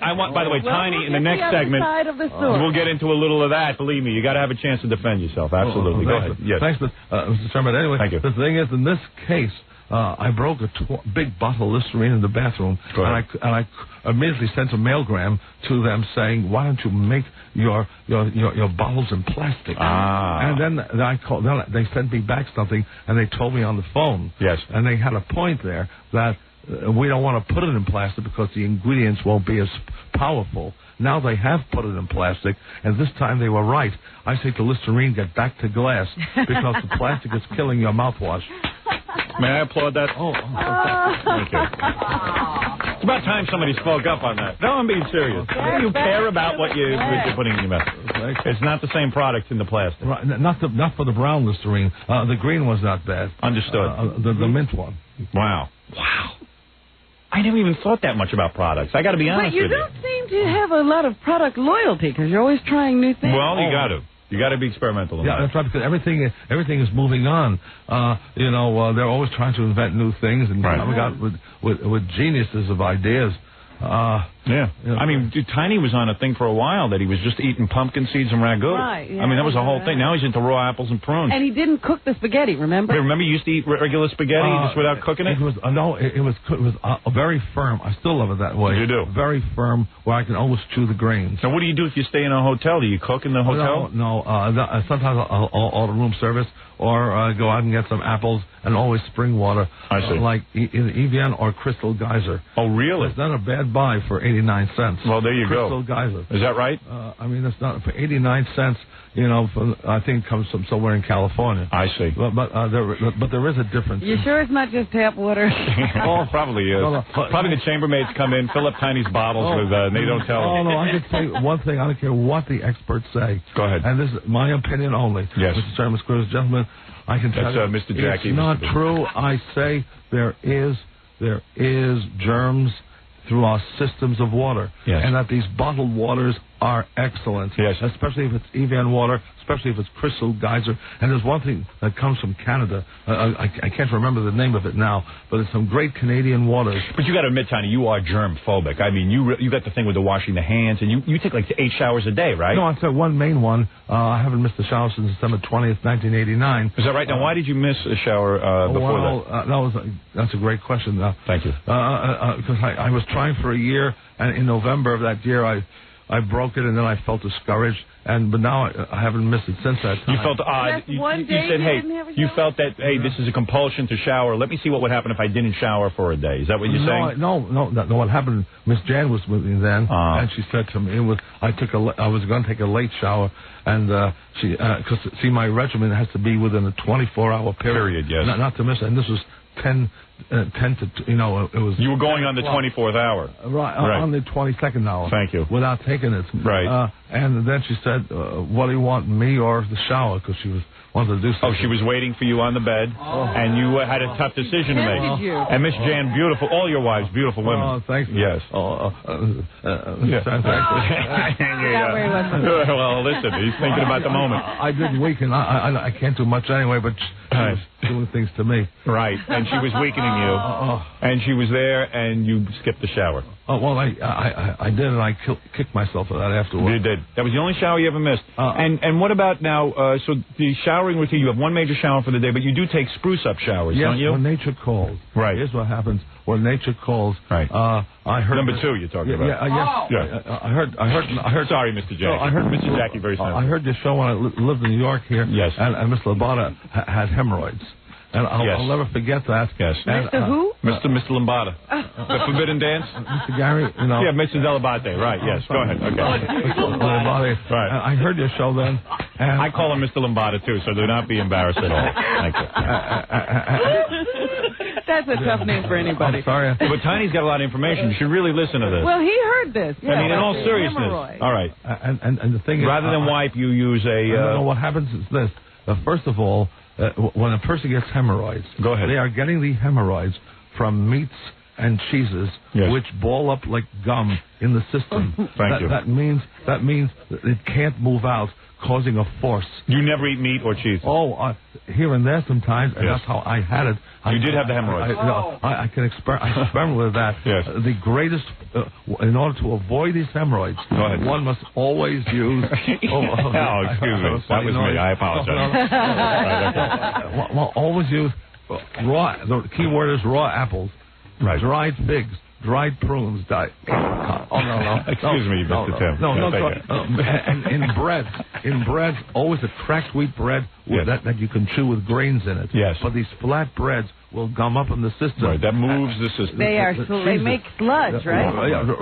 Right. Cheeses, chickens, all these things, steaks have no fiber. It's hard to believe you got the hemorrhoids, but go ahead. You had them. So then you would go... Experimenting with it, raw apples, raw prunes, beets. You can't, but you must stay away, not much of meats or cheeses. They clog up the system. Absolutely. I always tell Robin that. She's very clogged. Then I always wash with soap and water in there, at least. With the Dove.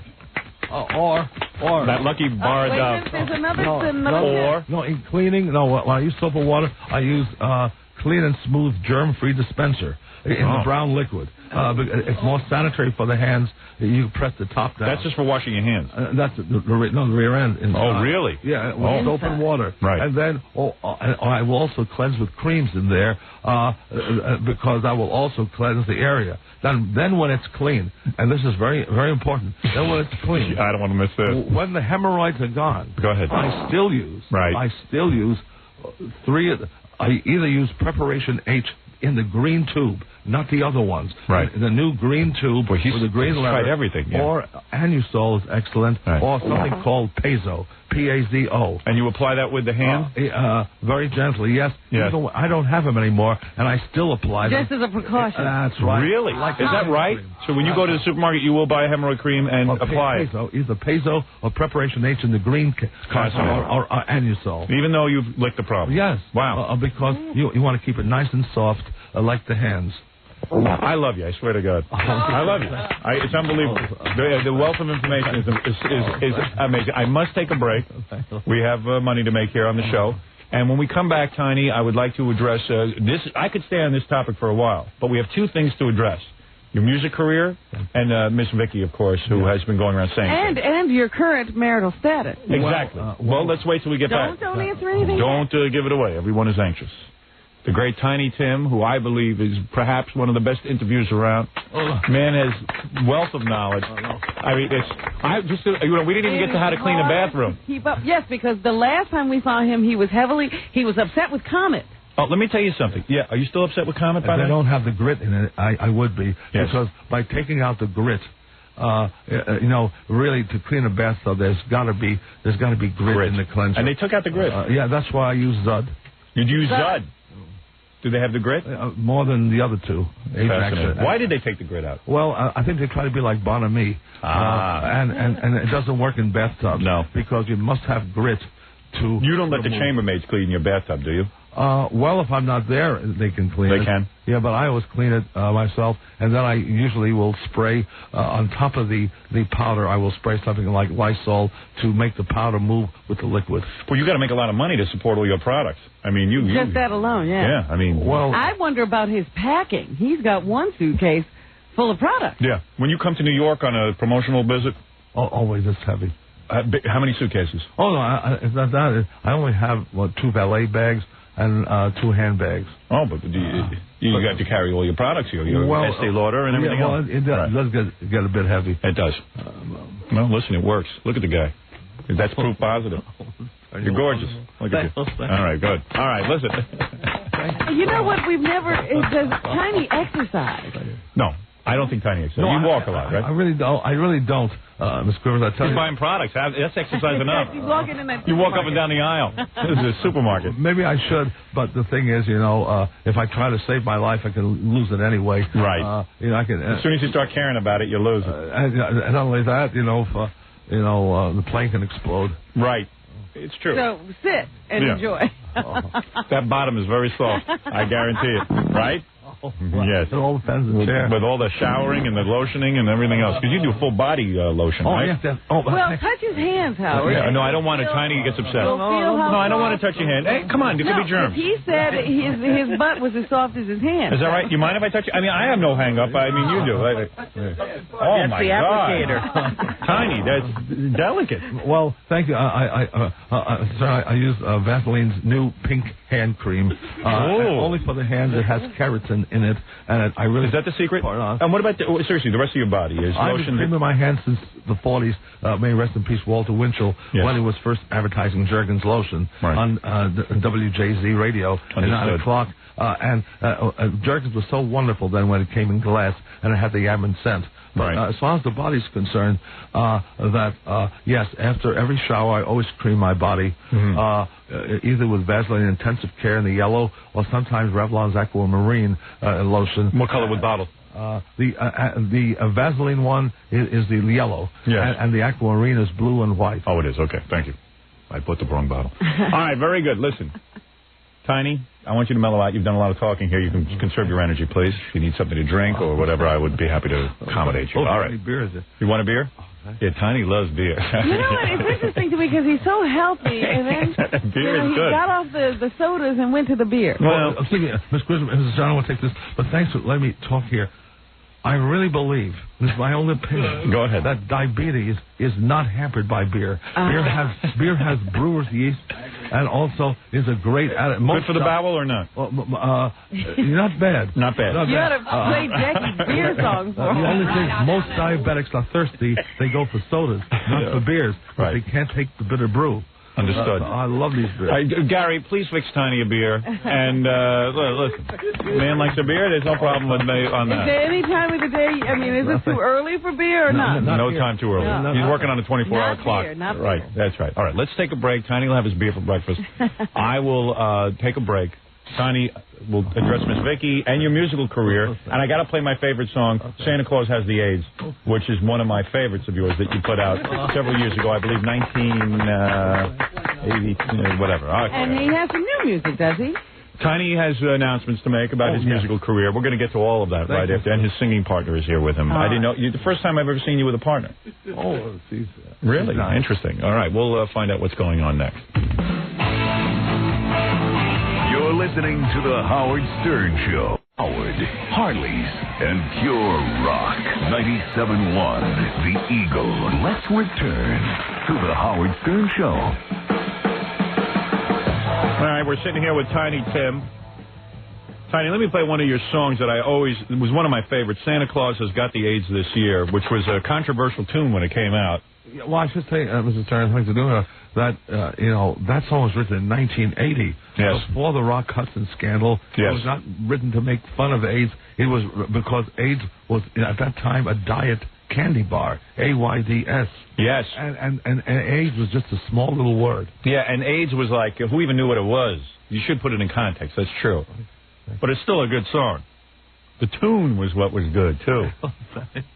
You wrote it yourself, right? Yeah, yes. That's why I don't write too many songs. I always play it on here. Thank you so much. Yes. Oh, this is Santa Claus saying I won't be around this year. I'm a bit sick. Santa Claus has got the AIDS this year, and he won't be round to spread his Christmas cheer. The reindeer all look blue. They know what he's going through. Santa Claus has got the AIDS this year. One of the most shocking things about this song was that it was one of the first times I heard you without the ukulele. Very shocking. Well, that was the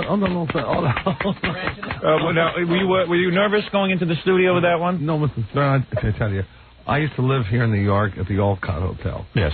For 12 years until I had to get out secretly. Yes. I'm sorry to Mr. What do you mean you had to get out secretly? Well, I'm sorry to Mr. Rosen and the people who owned it, but I had to get out on September 26th. Behind on the bill or what? No. I was always ahead. Right. But whatever funds my mother left, and the thing was all depleting. Yes. And I got an offer to go first to Rhode Island, then to Des Moines, which was a great offer. Right. And at the time, I didn't want Mr. Rosen, who was very nice, yes, to give me a deduction in rent. I was there for 12 years, and I had a job, so I decided to get out 6 in the morning and disappear. And they never saw you again? No. Wow. But that song was recorded in about 80 or 81 in the living room, in my room, in room 1512 of the office. Hard to believe. First time I ever heard Tiny without the ukulele. And by the way, let's not forget your other jump into rock and roll when you did You Give Love a Bad Name, the Bon Jovi song. That was in Australia. When you did Tiny Tim Rock. That was in Australia with His Majesty's Orchestra. Exactly. Do you remember it, Robin? Little bit of it, should I play? Thank you. Yeah, give me a little taste. A little taste for those of you who don't. Refresh my memory. Most people are familiar with this.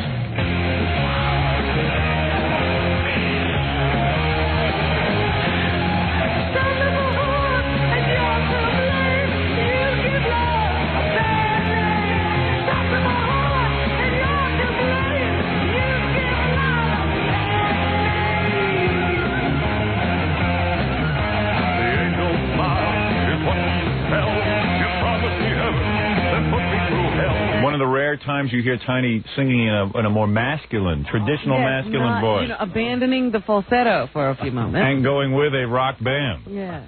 A lot of people are shocked by that. Well, thanks. That's been released here. Thanks. Well, we played it. You we can be love sure it. of that. We love it. We love it. It was better than listening to Jackie's wife sing, believe me.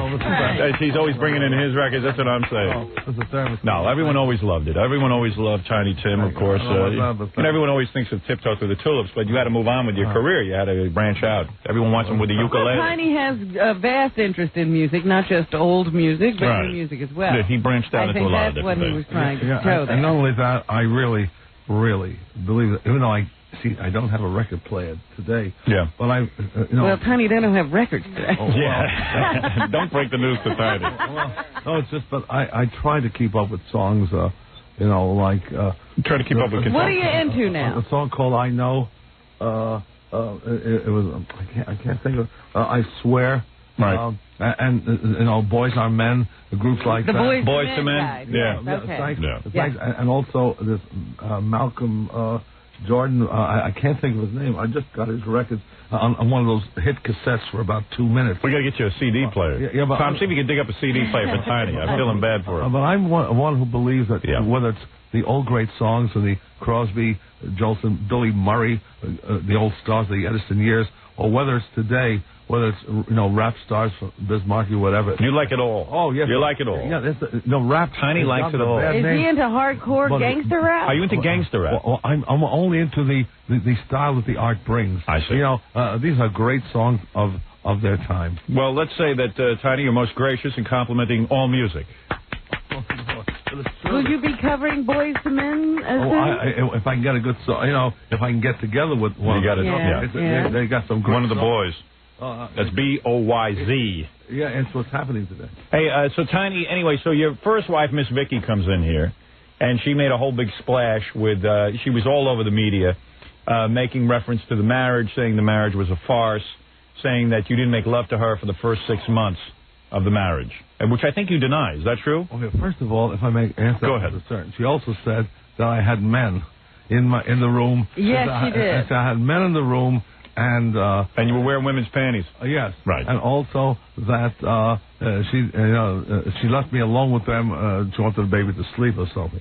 First of all, now as far I've always known you have a complete, if I may say, hard-on for women. I mean, you always. Right now I'm very I think that I could say you're impotent now. Oh yeah, is that right? My new love, Miss Sue, she's 39. She's in Eden Prairie, Minnesota. She knows that. In fact, what happened, Tiny? Well, when did it happen? From the diabetes? Maybe part of it that way, but I don't blame that. I blame the years go by, and definitely, The lead drains out of the pencil? Well, I would say... Tiny, you took such good care of yourself. It's hard to believe. Well, that doesn't mean nothing. It's a very delicate area. Yes. And do you cream it? Did you misuse it? Sometimes you do? You do lotion it? I used to. What lotion do you use? Well, that was going back to the. You didn't use that hormone cream on it. No, I know. I stopped doing that. Maybe I should have. Right. Maybe you should lotion it. Maybe that's what happened. No, but it's just time will do that. Really? Oh, Tiny, don't Tiny say that. I mean, you're only 64. When did it happen? How long ago? How long has it been going on? I first discovered about July of last year. You know what I use? I lotion myself with Easy Off down there. It's got the grit. Well, that's a very delicate area. Oven cleaner. And I didn't fool around. I don't believe in fornication before marriage. But the thing is, and Miss Jan left me so many times, I don't believe in fooling around with myself because that's naughty. You never did Tiny that. does not. No, Tiny has done it. Are you sure you didn't just back up the system? Tiny has fooled around with himself, right? Am I correct? But very rarely. On times, I hate that. It's wrong. You always felt that you were failing when you did that. Tiny feels that should be safe for marriage. I think we've all established that. Thanks. And so I told my new intended, Miss Sue, she's only 39. She looks so wonderful. You always have good-looking women. I mean, there's never been a problem there, right? Why is Miss Sue going to go forward with this if you're... Good question, Ms. Quiver. Yeah. So I told her that she doesn't need much. She likes to be touched only. Right. Number one. Yes. Number two, she says she loves me immensely. She doesn't care. Right. It's more of a cerebral relationship than a... Well, she'll be a little touching. Right. And I've let her. I made an album. This is not to plug it, just in England. It's out here in Tower Records called "The Songs of an Impotent Troubadour." Really? And the reason I did that is to let others who are impotent know. Just because you're impotent don't mean you still can't sing love songs. Can I ask you a question? I have to praise him because how many people would admit Tiny admits everything. To impotence. So that's why when someone says that you were with men and all this other stuff, that's why you would be honest if you had been.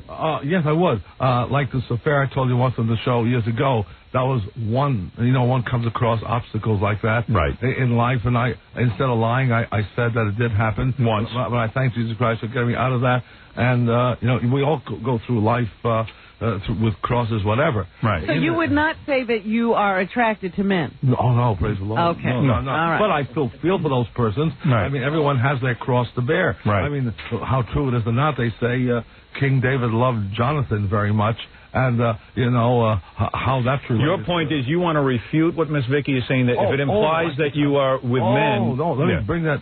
I'm sorry to get off that subject. All right. But that, number one... We're sorry, too. Number one, it was completely wrong. Right. There was certainly sex. After the third day in marriage, I'd say December 21st. Third day of marriage. Why did you wait to the third day to have Because sex with her? I believe that, like in the Old Testament, especially in the Catholic Bible, of Tobias, who didn't have anything with his wife until the fourth day, to keep the Lord first, second, to whatever it was, and third, to keep sex the last thing, to glorify the Lord for children. Right. And I just wanted to do the same thing. You wanted to have kids. Right. And we have this too. Right. But the first 3 days I didn't touch Miss Vicky. So on December 21st of 1969 was the first time that it happened in the King's Inn in the Bahamas on the honeymoon. It did happen at the King's Inn. Sure. Oh, I didn't realize that. Not only that, it happened for 25 days in a row. Oh, it did? And she was... Wow. And it was good? She Well, could, you know, 'cause she said, I she didn't wasn't know. enjoying herself there. Well, you say you've admitted you're very fast in the sack. You don't waste time. Yeah, because I only wanted kids. I know. And so you didn't enjoy sex time? I loved it. The woman did. That was the problem. Right?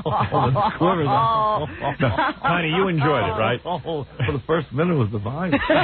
But Tiny, you were the type that, listen, you don't believe in any kind of foreplay or anything, true? Well, yes, I did before that happened. Oh, you did? You know, I didn't know what I was doing, because I really never had an intimate affair until I married Miss Vicky. And plus, because you're not with yourself all the time, you cannot hold back. It's very difficult. Is it true? Gee, thanks. Yeah, I mean, in your defense. You understand so much. Right. I got the same problem. After doing it every day for 25 days, you must have learned something. She was expecting in January of 1970. Right. So there you go. And we lost the first kid in May of 1970.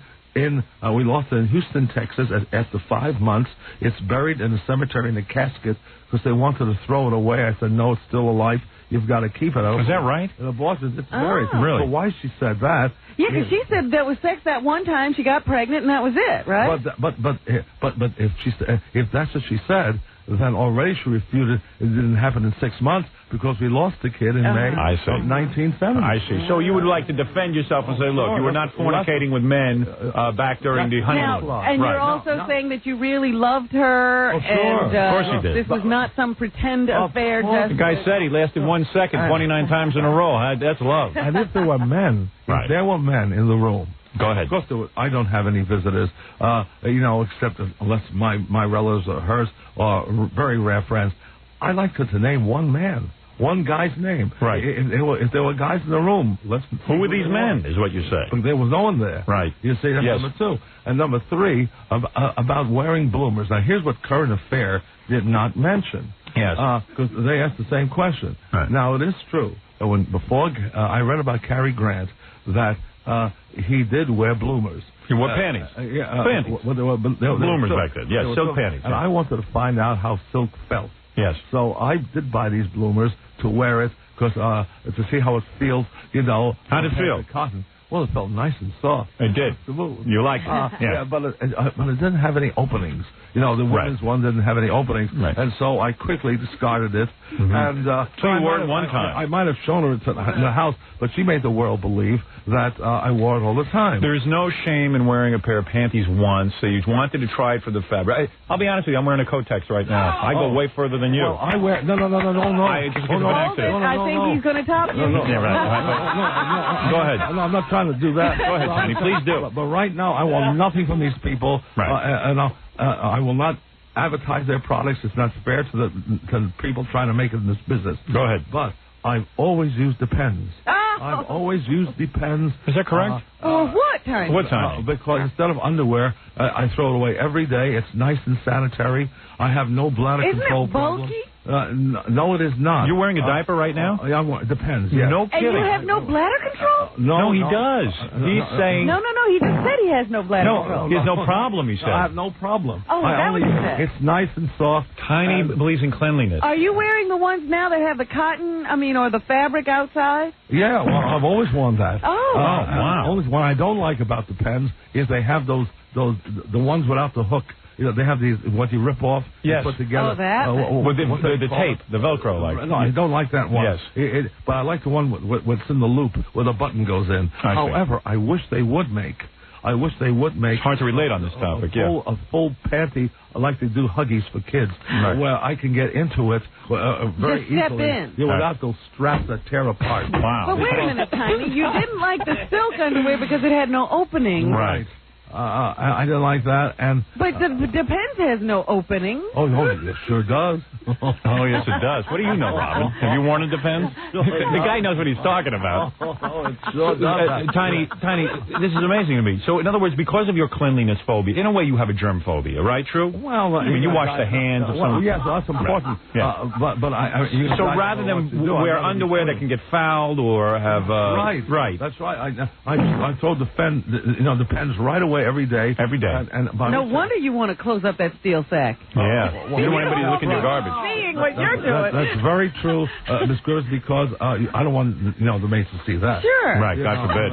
That'll end up in the Inquirer. Every day I use a new Depend, but I wish they would make one where you can put it all the way up without those straps. Would you like an elastic around the top? Just like the kiddies have. I would like a Tiny, this is fascinating. Pampers or Depends that will fit up to the belly. I'm really fascinated. Do you know that for impotent men, they do make a shot that you can take? You put a shot into your genitals, and it will give you a 4-hour erection? No, it's got to come from food. I don't want those needles there. I've never gotten an erection from food. And you would I'll never tell you get a penile implant? No penile implant? No. Absolutely not. No, if it doesn't work naturally, something's wrong. Wow. But the thing is, so she was wrong, with those bloomers. Yes. And Current Affair, when I said the same thing I told you here, but they didn't mention Cary Grant's name. So they let them cut it out. They didn't let them believe that I was parading around in women's clothing. Tiny, because we're running short on time, I want to make sure to get to your musical career as well. No, don't be sorry at all. This is fascinating. I could do a 4-hour program with you. Why we have to stop? I'm sure there's stuff that I haven't even hit on. I mean, it's unbelievable. How could you have ever known about Depends or impotence? I'm going to try the Depends. I'm sick of doing my wash. Oh, yeah, you'll love it. Really? You'll love it. Only thing, but you should throw away every day, and they've come out with a softer type of wear. Is that right? A softer type of No wear. rubbing or anything? Doesn't rub? Not no the chafing. old one. No, this is really nice. Are you embarrassed in front of your fiancée that she would see you in your Depends? Oh, absolutely not. Oh, she hasn't seen me yet in my Depends. She hasn't seen you nude? Oh, no. She won't see you nude till the wedding night. Is that correct? She will not reveal that sight to her. Smart. So, you will wait till the wedding night as you did with your other... Can you imagine undressing Tiny and you get down to the diaper? Right. That's something I'd love to do. Well, if we get married, I never take it for granted, but if we get married, she'll have to wait 3 nights. She will. Well, let me ask you something, Tiny. Yes. Because I do wonder why you always have these things, the biblical thing about, marriage and all that, but in the Bible, doesn't it sort of say you're only supposed to get married once? Great question. That's a good question, but... That's a great question. Well, go ahead, take it, Tiny. All right. That's right. I want another beer. You might need another beer. Would you like another beer for that question? No, I guess. Gary, bring in another ice. That's a great question. That Budweiser ice. Ice You like the ice draft, I didn't like it until I tried this. In fact, I was the first to drink. That's what I was trying to tell you. It's a good drink. It's a good drink. The ice draft beer by Budweiser I had on a plane once. Delicious. Years ago. Delicious. That was the first ice I drank then by Budweiser, and thanks for letting me drink it again. And we'll need another one for the marital question, please. All right. Okay, first of all, you're right there, Miss Quivers. I want to say I only believe in one marriage. Mm-hmm. I didn't divorce Miss Vicky. That's right. She did it to me. Yeah. I tried to fight it. I didn't have the money in Florida in 77 to come back to contest it. So the state of Jersey gave it to her without my consent. My lawyer started to get crooked with me, and I couldn't afford him no more to hold it off anymore. Right. Thank you so much. Thank you, Gary, for the beer. Mr. Gary, thank you. So I couldn't do that. So the state of Jersey gave the divorce. I still didn't marry. She got married again. So what should I do? When she got married, should I sit around and like women and then have them tell me? I think what Tiny is trying to say, if I may jump in. He didn't want to sit. It was these women right away, they rushed to the lawyers. Okay, very good. Now listen, Tiny, let's get to your musical career. All right. Because this is really why you're here. The music comes first. No. I'm here to whatever you need, Mr. Stern. Well, I mean, you didn't want to spend the whole morning on diapers and handlers. It doesn't bother me. Yeah, really? Okay, good. All right. It helps the public. It does help the public. I think you might start a trend. Who knows? You know what I'm saying? Well, we have the greatest country in the world, I tell you, and that's why I told you I use Job Squad to wipe myself with the paper towels called Job Squad. When you go to the bathroom, you only use Job Squad? Yes. Is that correct? After the shower, I don't use no cloth towels. No towels. Only Job Squad. Or I don't think you can get it in the East out here. So I would try New Viva. You will not use the hotel towels? No. I use New Viva, the cloth-like towel. How many towels does it take? These Viva to wipe yourself down after a shower? I imagine you go through a whole roll. No. It only takes about 8 sheets. 8 sheets. Now, what is the purpose of that? Because you feel the towels are abrasive? They're more sanitary. Yeah. They're not cleansed before with other germs from other towels.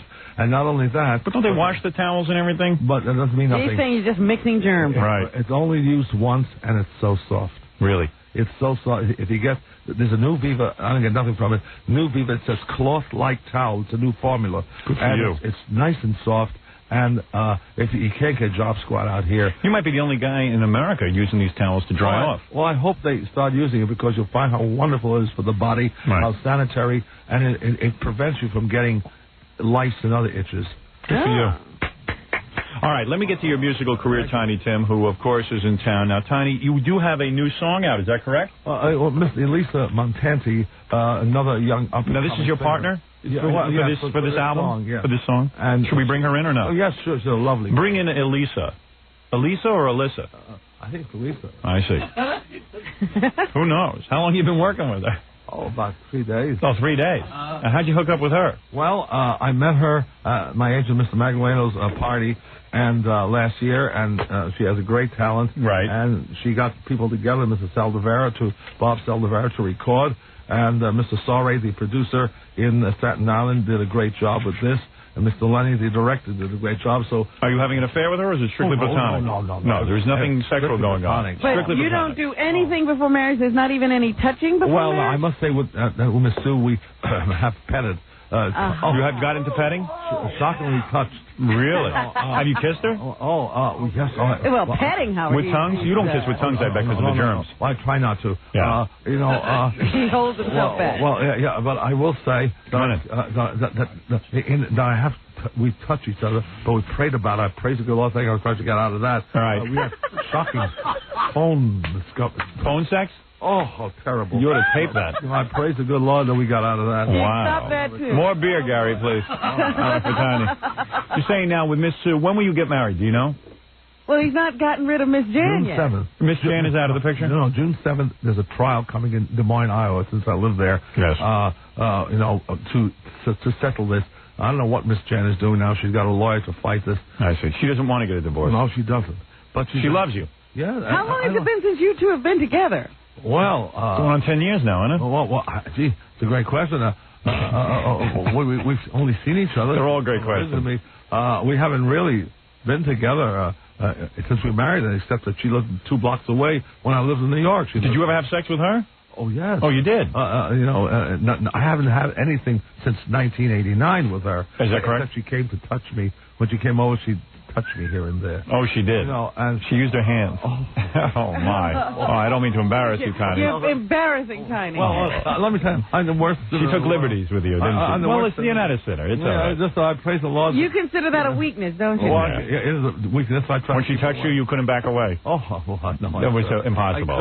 It was impossible. And what about Miss Sue? Has she asked for sex with you, and you have said, we must wait, my darling? Not until marriage. And she's very religious. We always pray.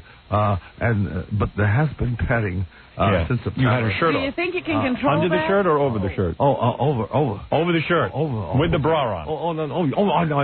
No, that I rarely have seen her that way. Right. She's only touched me with my pants on. Have you seen her in a bathing suit? Oh, no, not yet. Oh, you would explode. But the thing is, I pray to get out of those sinful things. And she has touched you with your pants on? Yes. Oh, my goodness. But I praise the Lord, it stopped. We both prayed about that, and not until marriage. Right. It's naughty, too. And, we all have You live such a tortured life. Well, Tiny is a man of values. He has certain values that he has to stick by. I think nothing until marriage, if I can help it. Right. But I always tell the world, I'm the world's biggest sinner. I thank Jesus Christ for strength and blessings. Hey, Tiny, now you were born Jewish, though, right? My mother's still Jewish. Yes, right. But how did you find Jesus? Well, I found, years ago, in 1951. Yes. I believe he's Jewish too. Oh, He is Jewish. You're right. Yeah. And so the Sweet Blessed Mother Jewish. So St. Matthew's. They're all. That always pisses the Christians off when you tell them that Jesus was a Jew. Yes, it's true. Yes. I mean, and basically, I just believe he's the Son of God. That's another big It topic. just came to you. Yeah, and one day we can have So a real would you say you're a Jew for Jesus? Well, that's a good question, Ms. Clifford. Another good question. I would say, if you want to put it that way, that could be true. But I would certainly, definitely state, however, I also believe in the Sweet Blessed Mother, and she's also Jewish. Yes. She is also Jewish, and a lot of people forget that. Yes. And I know Robin forgot that. Oh, I remember it. You would have started a whole new thing. Never mind Jews for Jesus. You'd be Jews for Lysol. You know what I mean? Another product. Well, Lysol does have a great ingredient. All right, let's get to this. Tiny, let's do what you're here for. Yeah. Yes, against herpes? And flu. Lysol against herpes? If you read the can on the blue the gold can of the original disinfectant, it'll say something about the virus. And I think it mentions herpes. Let me ask you about Miss Sue. Do you have her checked by a doctor to make sure that she's absolutely clean? She is cleaner than me. Really? This girl inspects my hands to make sure they're washed. Really? This girl, her showers are unbelievable. How did you find her? What are her showers like? She called me up. She found my name in the paper. What is her shower like? Well, I have never seen her take showers. Right, but she tells you. But she has showers. She has she goes to doctors. She thinks she's got the environmental illness. Yes. She's a doctor here in New York. Really? She travels to see him. She takes over 30 vitamins a day. Really? I mean, she's immaculately clean. Doesn't mess around behind your back or anything. She found your name in the paper, Tiny? Yeah. One of the papers said I was living in Des Moines and it mentioned the hotel. She called up last year. I invited her over with her then boyfriend. And she fell in love with me. And then she fell in love. You stole her away, I guess. No, she liked stole her her heart. She was 13. Wow. When she showers, make sure she stands on her hands. That's the best way to keep everything clean. She's exquisitely clean. Good. I mean, she's so... Now, what about Elisa? Is it Elisa? I'm sorry. Elisa, do you are very clean, I hope? I mean, Tiny is working with you. Yes. And you and Tiny have collaborated. It's a new first. I believe I'm the only one who has this exclusive. I have never heard Tiny perform with another artist before. Mm-hmm. Are you sexually attracted to Tiny? No. You are not. It's strictly platonic. Mm-hmm. But in a way, you are enamored of Tiny. He is a celebrity, and obviously that So he's a sweetheart. You approached Tiny at a party to work with him? No. We haven't. Admit that you're trying to get Tiny into bed, aren't you? Are you? No, I'm not. Everyone is busy with Tiny. I love Tiny. You do love Tiny. But not in a sexual way. No? Mm-mm. Give her a beer, too. She'll get sexual. Believe me, Tiny. Give her enough beer. You have a boyfriend? Uh-huh. You do. I see. All right. Well, Tiny, no luck there. But you have Miss Sue. That beautiful woman. I'm madly in love. All right. How often do you talk to Miss Sue? I just have Every day. Every day.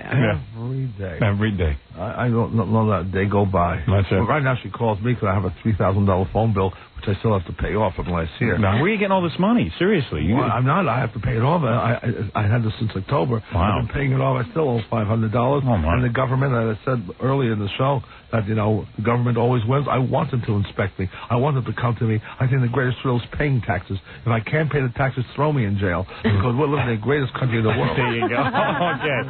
All right, let's listen to this song. Survive jail, Tiny. Now, Miss Elisa, did you write this song? Okay, I wrote the lyrics. You wrote the lyrics. Tiny wrote the music, I take it? No, Bob Saldivera wrote the music. Okay. And Tiny's doing the vocals. I'm doing backup. All right, and it's called Susie Snowflake? Yeah, this should be released around Christmas. This will be the single. This will be the single? Right, but we have an album also. I see. A duet album? The album is a medley of Tiny's songs. I see. Okay, let me listen to some of this new collaboration between Tiny Tim and Elisa. One name, like Cher. I see.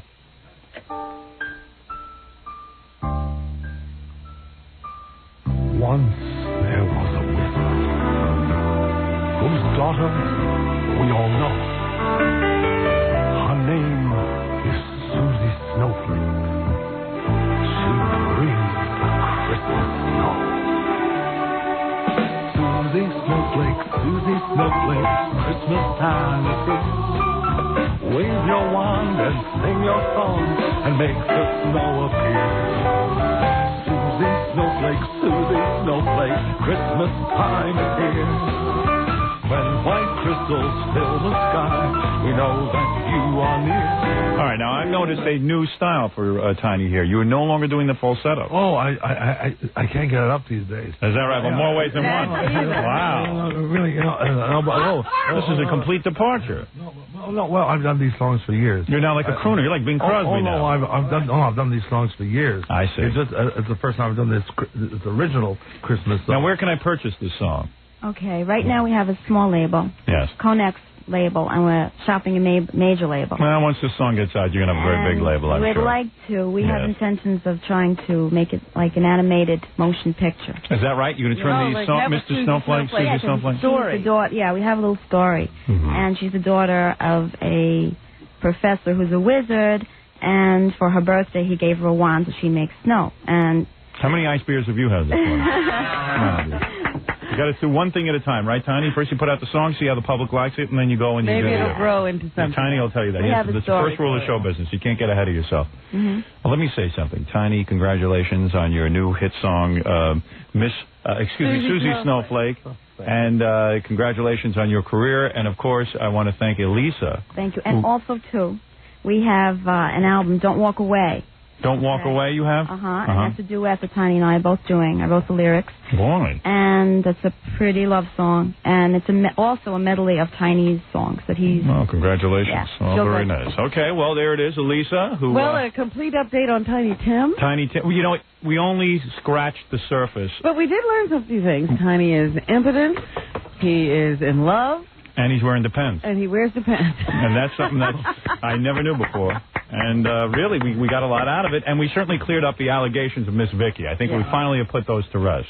Well, thank you, Mr. Chairman. Do you see your daughter, by the way? Mr. West there. Tiny, do you see or talk to your daughter? That's a great question. Another good question. I was a little disturbed that she didn't send me a wedding invitation to her second husband. And that may be another reason Miss Vicky wrote that false article. I was a little disturbed after I sent her some money. You know, she had problems with kids. She's a Jehovah's Witness. And she divorced the first husband. I sent her money for that last year. That I was not invited to, or at least given an invitation through the mail to the second wedding. Yes. And then... So you are restrained from... Well, then I took Miss Jan's suggestion. Yes. Miss Jan, the second wife. She's a beautiful woman. A beautiful gorgeous. brain. Yes. When she said, how do you know this is your daughter? Because you know how great you are. You know. Right. And she said, how do you know that, Miss Vicky didn't Tulip fool around? Yes. So I demanded a DNA test. They won't give it to you? And that hit the Philadelphia papers. She must have been furious. I see. And this article came out in the Star. I see. So I think it was a venture Who knows article. what's going on? Who but knows? I will state this. Yes. Then Miss Gardner wrote Miss Tulip, and then I found out that I could be a little more lenient. But I just wanted to know she was my daughter. Right. I want to make sure. That's all. All right, understood. Listen, there's many complicated. Tiny Tim has more going on around him than any guy on the planet. There is more action going on. No wonder you're wearing Depends. I'd make up my pants if I had all the action going on that you do. Tiny Tim, thank you so much, and Lisa, thank you so much, and look for the new song, Susie Snowflake, in the stores. All right, so that's it. We'll be back with more right after these words. You're listening to the Howard Stern Show. 90 Howard on the Eagles toll-free line, 1-800-54-STERN. We're back with the Howard Stern Show. This is I got a whole bunch of stuff to get to in your phone calls and everything, but the Playmate of the Year stopped by. I wanted to check her out. She looks really hot in these pictures. You wanted to congratulate her? Yeah. Playboy Playmate of the Year. Did Tiny meet her? They were out in the hallway together. You know, he was doing an interview for E, and she was in the guest lounge. But I don't know if she knows who he is. Really? Well, how old is she? She's probably about 19 like 21 or 22 or something. Yeah, she might not know who Tiny is. Plus, if you don't know who Tiny is and you see him in the hallway... It's kind of weird. It's kind of scary. Yeah. Yeah, but he's probably freaking out over her because she's so pretty. I didn't see him notice her. Yeah. Boy, look at the bod. You guys got to see this picture.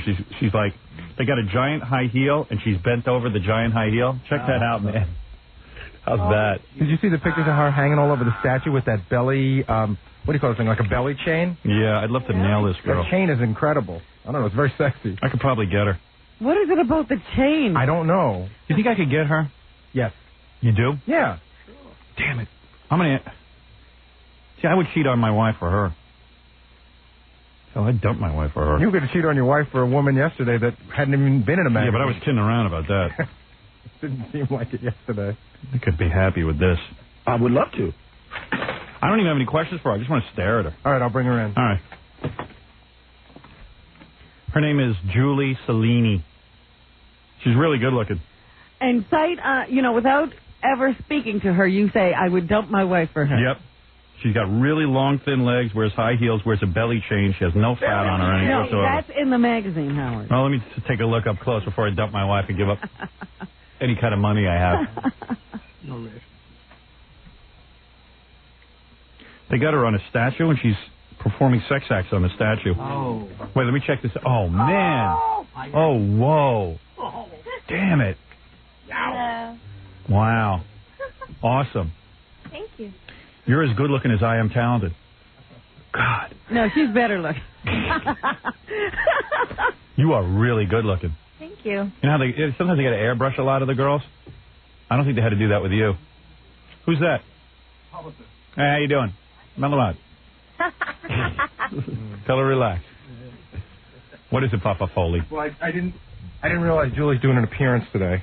It's going to be... Wow. Wow, what a nice smoothie you are. Look at that dress. That's like a shirt. What kind of shoes you wearing? I'm wearing shoes by privilege. Oh, yes, they are. Thank you. Yeah. Wow. Did you see up her dress? Thank you, Bull. Oh, I missed it. Oh, man. You are really hot. How old are you? 24. Yeah, that's the way I like it. Young. That's right. That was my best age when I was 24. Those breast implants are real. I'm real.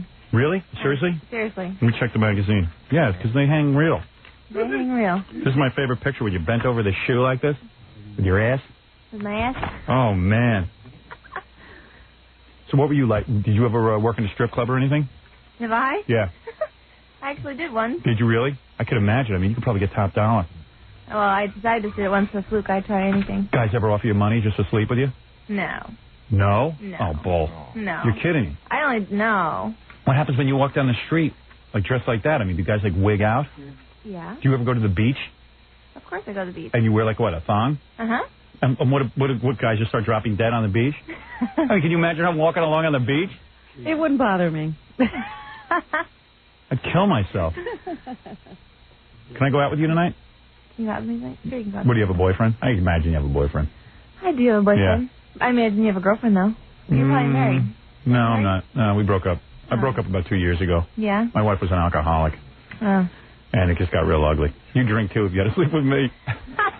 Do you want to be an alcoholic? Do you want to be an alcoholic? No. She couldn't take it. I got very famous very fast, and they grew apart. And she just flipped out. She wanted me to remain the local yokel that I always was. She wasn't happy and supportive of what you're doing? No. Very jealous, actually. Very jealous of my You could handle his fame, couldn't you? You know, when my book went to #1 and became the fastest-selling book in the history of books, it freaked her out. And then when I signed my movie deal, that freaked her out. Movie deal? Yeah. Oh, yeah. Yeah, they bought my book. Book didn't work. Because they bought my book. Hollywood bought my book, and now being developed into a major motion picture. Wow. So, when that happened, and, of course, all of the radio stations around the country who carry the show started heaping all this money on us, she just, panicked. Yeah. That's not very nice of her. Yeah, so now I'm just I'm alone, and I haven't really been seeing anyone. You're kind of broken up about the whole thing. Because I can't find the right girl. Because everybody's just all they're into is my fame, and nobody wants to date me for me. You know what I'm saying? How do you know somebody really loves you? I know, it is difficult. Right. Especially in California, too. There's a lot of people out there who are just after you for your money or who you are, and you don't know if they really care about you or not. That's why I was very attracted to you, and I asked you out, but I feel odd because you have a boyfriend, and I don't want to... I don't want to get in between. Are you sure about your boyfriend that he's after you for you? Yeah. He's after me for me. Yeah. Yeah. So you You're don't. pretty happy. What are you doing trapped back there? Well, So they you won't don't let date? me in there. So you don't date? No, I'd like to just take you to dinner tonight. Well, you may. Oh, I may. Sure, you may. Super. Super. Because you really need somebody just to talk to, don't you, Howard? It's just so we can rap. So we can wrap. Yeah. I mean, I just need someone to talk to who is intelligent, which I think you are. Thank you. I mean, I can tell just by the way you speak. What kind of schooling have you had? I got to get some sunglasses like yours, but I really like them. Shades. Shades. Yeah, and what else? You went to high school? I went to high school. Good enough for me. I graduated. So, me too. Don't be such a braggart. That's not bragging. I didn't go to college. After dinner, can we cuddle? Can we cuddle? I mean, is that crazy? Am I asking for too much? You're not traveling with your boyfriend, are you? No, I'm not. Oh, good. You're not wearing stockings, are you? No, I'm not. Good. What do you wear under that dress? Just panties and no bra? Panties. I have a bra on. Oh, you do? I need a bra on. For dinner tonight, do you have to wear a bra? Where do you want to go? Can we just eat in your room? I don't want, because people crowd me. Can we eat in your room? Is that possible? Sure. Really? Sure. What is he wearing on his finger? I know. I didn't know offend you. Whoever comes in here, they better watch out. Can we eat in your room? Seriously. Seriously. Do you care? No, I don't. I mean, I'm not a nut. I'm not going to, get physical with you or anything. No, I totally trust you. Really? Sure. You're lying. This is all a big fake. You're not having dinner with him, are you? I would have dinner with him. You really would? Of course I would. I don't know. You find me attractive? Of course I find you attractive. I like you have beautiful hair and... Really? Yeah. Really. Really? Really. You find me attractive? I think you're attractive. I find you attractive. Well, thanks. Yeah, but I'm sure you've heard that before. No. She's a freak of nature, actually. There's not too many women that look like her. I hope So I mean that in a good way. Imagine I walk into a party with her. Holy mackerel, will I look good. Damn. People are looking at me. Last night. What were you wearing? I did a runway show for Susan Barsh Inspirations. I had a Betsy Johnson outfit on. That was pretty. How come you're not like a professional model or something? I'm just starting. I've been modeling for a little bit, but it was small stuff, and now I'm really pushing. Yeah, because I'm kind of surprised at the camera. I know. Because I'm kind of surprised that, like, you just want to be a professional model. I mean, you're good looking enough. Yeah, I do want to become a professional model. Yeah? I just, Where were you before? What were you doing? Well, I was born and raised in Rochester, New York, and it's a real small town, and, until I got enough money and got going and met the right people. I dig the way you shaved. That was really cool. You Her shaved. underarms look real good? No, not the underarms. Damn, you're sexy. Man. Pretty different layout, huh? Can you act? I need someone for my movie. Are you available? Are you interested in acting? Good. Yeah, I am doing acting. Oh, I've been doing it for like a year. I just had a part in a movie coming out on HBO. It's called Beach Academy with Corey Feldman and Al Lewis. Oh, boy. One of the Corey Feldman movies? Yeah. Wow. Must be pretty good. Al Lewis? Wow. Oh, dear. When Al Lewis puts his stamp on a film, that's it. He was funny. He was nice. He's a real good guy. He's on the show a lot. Corey Feldman is working now with Al Lewis? Yeah, they got a whole thing. They're like the new Abbott and Costello. It's pretty wild. I need someone to play my girlfriend. And not your daughter? No. How tall are you? I'm 6'5". Oh, funny. How tall are you? 5'11". Oh, perfect. Yeah, that's what I love. very tall. That's what I'm into. Can I stand next to you and just see what that feels like? Sure. You don't mind? No. Can I put my arm around you and pretend I'm your boyfriend for a second? Uh-huh. You just Yeah? want to see what it would be like if she was your girlfriend. Wow. Hey, thanks. He wants to, try you on for size. Compare legs and see whose are longer. Yeah, can we pretend that you're my girlfriend for a second? Oh, good. All right, here. Wait a second. Let's stand up. Okay. Hold on. Adjust my pants so that there's no... Wow, you are tall. Wow, what a bod on you. What, do you work out or something? Once in a while. Do you?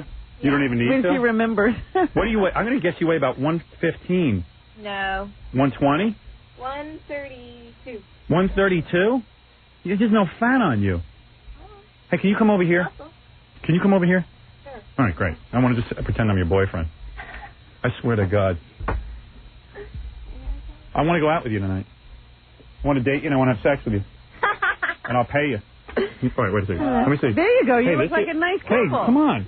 What? You touch my chest. I'm kind of muscular. Ooh. Here, come on. Nice, cute. Oh, yeah, baby. What's on your mind?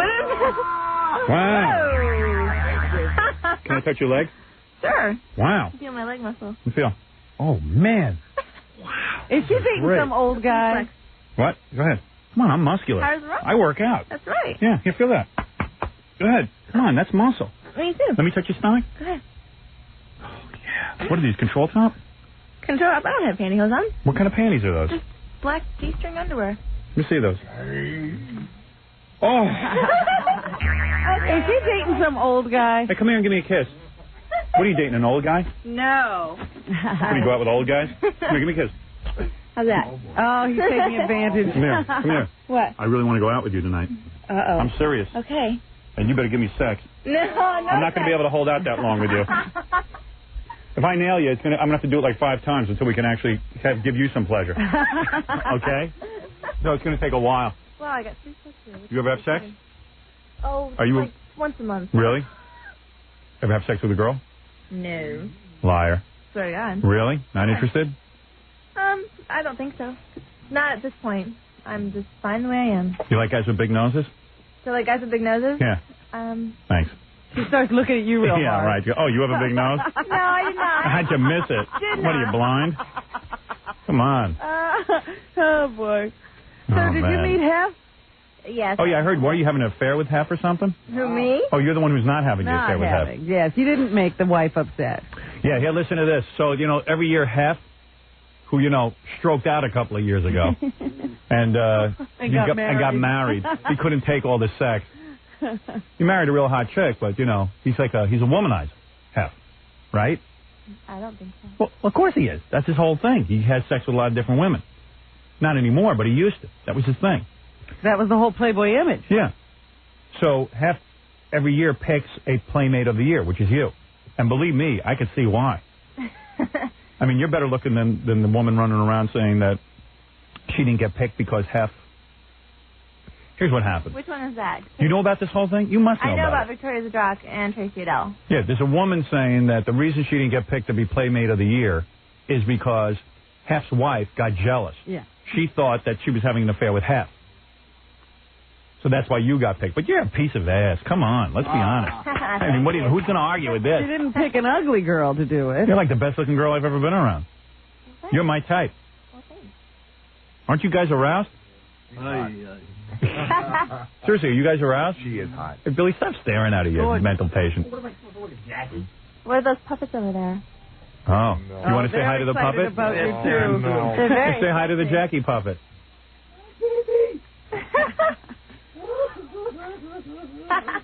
Stick with me, kid. I'll have you fighting through silk. He's coming on to you. Whoa, what's sticking out of his pants over there? He's excited. He likes you. What do you mean what's sticking out of his pants? He's showing you He's everything. happy to see you. Go ahead, Jackie puppet. Give her a kiss. Miss Julie, let me into your dress. Go ahead, go give her a hug. Go ahead, Jackie puppet. There you go. Look at that. He's kissing her.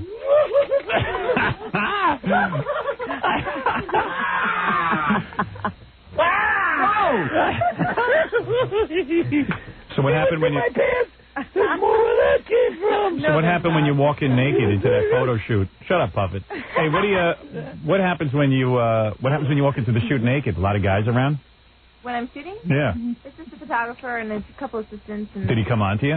No. No? No, they're pretty used to it. They photograph quite a few naked women. Do they applaud when you walk in the room? No, no flaws. God, look at you. Your face is even perfect. You look beautiful. When you were growing up, did all the guys in high school hit on you? No. Oh, don't give me the ugly I kid. swear to God, when I went to high school, I went to East Baxter High School, and it was so clannish. How old were you when you lost your virginity? 16. Oh, man, I wish I could have taken that. 16. Oh, would I have loved to have taken But I that. was very unpopular in high school. Very. In a car, you got it on? Pardon me? Did you do it in a car the first time? No, on my mother's bed. On your mother's bed? Oh, boy. Not with your father, though. Oh, stop. That would be a good story. You'd have a better book than Robin. You never had sex with any uncles or no molestation or anything? No, nope. Oh, too bad. Where's Dad? Dad is in Rochester. Oh, yeah? Mom and Dad still together? No, they got divorced when I was like 7. Oh, good. So you need an older man in your life. You're looking for a father figure. When you find girls who've been part of divorce, Yeah. they need father figures. They need a man who can take care of them. Come to Daddy. Daddy's girl's a bad girl. No, my boyfriend's 30. Is he? What's he do? He does real estate. And then, Probably a millionaire. Nope. Not at all. Really? Nope. Is he a good-looking guy? He's a good-looking guy. Not that great looking? No, he is a good-looking guy. He does modeling and then he does real estate. Oh, he does modeling. Oh, But that's on the but that's on the side. His main job is real estate. How often do you guys have sex? Like every day? Not I would right have now. sex. I'm on the road. I would have sex with you every day. Like 5 times a day. I'd be dead. Yeah, you'd be dead. You'd be dead. If you were my girlfriend, you'd be dead. And I'd still do you.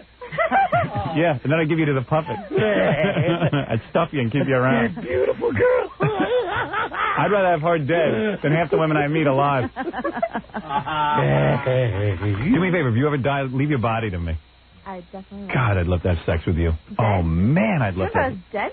I'd love to have sex with you. Well, that would be kind of interesting. Oh, man, and I'm really good in the sack. You'd be moaning. Dead girl. You'd moan. Look at that dress. That dress is so short, I could probably see your private area. Beautiful. She put it all in the magazine. You're fantastic. Yeah, but I mean, man, up close, it's great. I figured this would be the perfect dress for you. Have you listened to Howard? I've listened to him, yeah. He's down in L.A. Yeah. You dig me, right? I definitely dig you. Yeah, and I can introduce you to a lot of people. definitely get like a T-shirt or something. Yeah, oh, yeah. Oh, a T-shirt. Quick, Robin, go make a T-shirt. I gotta go make a T-shirt. We gotta get one. I'm sure you guys have a whole line of stuff. Can I do anything to you? Can I do something to you before you leave or something? You just touched her leg. What do you want to do? I don't know. Can I kiss your leg? Yeah, you can kiss my I leg. can? Yeah. Where Really? do you want to start? You want to start at the bottom and work Can your I way start? up? Can I start at the bottom of your ankle and just kiss, and then you stop me where you want me to go? I think I can handle that. You could? You mean it? Oh, you are so nice. Aren't I a great partner to you? I Yeah. get you in all these things. So I can start. Can you lie on the console while I kiss your feet and work my way up? I don't think there's enough room, but she could put her leg up there. Yeah, it'll feel good. Can you come over here again? I can't stand being away from you. You want me to come over there and do it? Get up. Sure, come on over here. Okay. So anyway, This puppet is killing me. the puppet likes you too. Hey, puppet, you want to kiss her leg? Yeah, I want to bite her ass. Going for the gusto. She's good and she's smart too, right? She's good. Yeah. She's good. Would you like to kiss her leg? I would love to. So I'm smarter than she is. So Julie Cellini is the Playboy Playmate of the Year. Yes, is she making an appearance today? Oh yeah, where are you appearing? Let me have I'll do I'm that. at Coconut. Wait, before we plug, I have to kiss your leg. Okay. And if it's good, then I'll. All right, hold on. Oh, do you like special sex? Do you like special sex? What special sex? The kind where my mouth looks like a glazed donut. Do you? Right, let me put on my headphones. You mean I can kiss your leg? All right, I'm going to start here. Okay. And I'm going to work my way up. I might have a little bit of stubble. I don't care. Okay. Are you crazy? Are you ready? Sure. How's that feel, baby? It feels wonderful. Oh, man. He's about at the knee now. I just want to see if it's different. You've never even done this with anybody else. What? I want you to uncross your legs. Uncross my Do you eat wood? Jeez. Where's he going? I can't see him You anymore. didn't tell me to stop. I know. Where are you? He's about at my dress, which is really short. Okay. Come on, we're just getting into it. Well, you told me I didn't stop. You want me to stop? I don't think you want me to stop. A few more. A few more? A few more. Seriously? Seriously. I'm going to have to lift your dress a little, you know. Oh, no. Okay. That's it? That's it. That's the end? I'm sorry. Oh, hey, it's okay. Hey. All right. Hey, that was more than I thought I'd get. Hey, Puppet, want to try it? Yeah. Come over here. Can you spell? Sure she can spell. Here, kiss her leg. Oh. All right, how's that, Puppet? I love his ponytail. Don't go up her dress. Oh, look at him. Oh, nasty puppet. Gary, what are you doing here? Where is her appearance? Where's the rest of him? That's all I want to know. Hey, this is great. What else can I do to you? Anything else? Well, what would you like to do? What else can I do Can to you her? kiss your arm? Can I kiss your arm? No, it's very... All the way up to your shoulder? No. What is that? Spring fever. Can I kiss your arm? Sure. All right.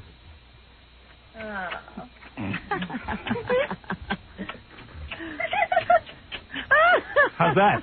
Pretty good, right? Yeah. Yeah, I'm turning you on. I don't know if we can have dinner tonight. Are you hot? I'm getting a little excited. You're getting aroused, aren't you? Yeah, I'm really good with my tongue. You clean? Are you clean? You don't have herpes or anything, do you? You don't have AIDS or anything, do you? No. Oh, Jesus, I hope not. Because I'm clean as a whistle. You'd be amazed of how few people I've been with in my life. How many, 10? Nope. 3? Nope. How many guys, 2? 5. You've been with 5 guys. Swear to God. Ever been with 2 guys at the same time? No. Are you open to that? Not at this point. I'd love to take you on vacation. I know an island. We can go hang out, just get some sun and get some good Can food. you lay out topless? Yeah, you can lay topless. Being a model, I can't have any tan lines on top. Oh, yeah, you can have that. You can't lay out. She's yanking my crank. She's not even interested. I I'm know. telling you. She's playing with you, toying with you. Right. Yeah, we can go out. Yeah, we can go to an island. Yeah. Liar. Sweet lies.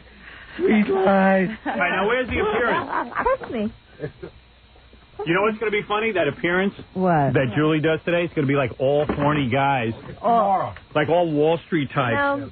All my standing parents- around trying to get laid, and they're not going to get laid. My parents is tomorrow, isn't it? It's tomorrow. It's tomorrow? Yeah. All right, here, I'll tell you where it is. You're going to autograph copies of your Playboy. Oh, you're in a Playboy video? I have my own video. What are you doing that? A lot. Totally nude and you just run around? No, there's like 5 or 6 different little skit stories. Excuse me. Bless you. That was great kissing your leg. Can I rub lotion into your ass? No? All right. I'm just trying to see what I can do. That's I already all. did that. You did that already? I did that already. I'm fully moisturized. Well, anyway, listen. Where's that newspaper article? Tomorrow you will be, Thursday, May 11th, from noon to 2, for 2 hours. Mm-hmm. All you imbeciles can go see Julie and act like you're going to get her. Come on, she's laughing at you. You're standing there with her magazine, pulling your pants down with your stupid puds. Like jerks. She won't even look at you. I always look. Yeah, but you know what I mean. Always looking. But you know, it's really worth going. What are you going to wear? What? I'm finished. I just finished. I didn't even see the video. You didn't even see the video? What do you need a plot for? I'm just looking.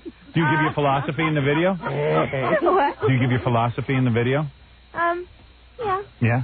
What's your philosophy? What is my philosophy? I like long walks on the beach. I'm Sagittarius. I like C&W music. I'm a Scorpio. What kind of music you into? Everything. Really? Yeah. Who's your favorite group? I don't really have a favorite. I mean, I like some rock. I like to dance. I like dance music. I like. Oh, can I dance with you? Well, what are we gonna dance to? Give me some music, quick. Do you like Hammer? Hammer? Yeah. It's all good. No, just Hammer now. MC Hammer? It's all good? Did you dance to that? I've never heard that song. I don't think. Want to dance? I'll dance with you. Okay. Yeah? You like to go to clubs and stuff? I go out once in a while. Yeah. I'm trying to get going with my career. You know, What kind of career are you into? Well, Modeling? my mom Modeling? acting. Believe me, it's going to come together. Don't worry Are you about gonna it. make it happen now? Yeah, I'm going to look into it. Good. I'll come back to New York City in a heartbeat. Can you dance to this? Let me play a little of this for you. Oh. This is my new record. Oh, dance? What do you got there? Hey, you want to dance with me? Seriously? I'll dance. All right, good. Super. Great. All right, turn that off. Do the flop. Turn that off. Trying to impress a girl. Someone had a lot of beans or something before they did that. So you'll be appearing at Coconuts, 1290 Avenue of the Americas, 51st Street and 6th Avenue. That's tomorrow from noon to 2. Yeah. And you're going to sit there. What are you going to wear again? You're going to wear What am this I gonna outfit? Wear this. Wear this? Yeah, that's hot. Yeah, I love it. That's a great outfit. I will. Shows off your long legs. You good night, coconut. Yeah. At Coconuts. With my lovely shoes. I love these shoes. Yeah, I love them too. What size shoe are you? A 9. Yeah, perfect. Everyone bring me a pair of size 9 shoes. Oh, I'll do that. I'd like to see you in a pair of pumps. Pumps? Pumps or, what are those called? Espadrilles? Espadrilles. Yeah, I dig those. Yeah, the ones that lace and tie. Yeah.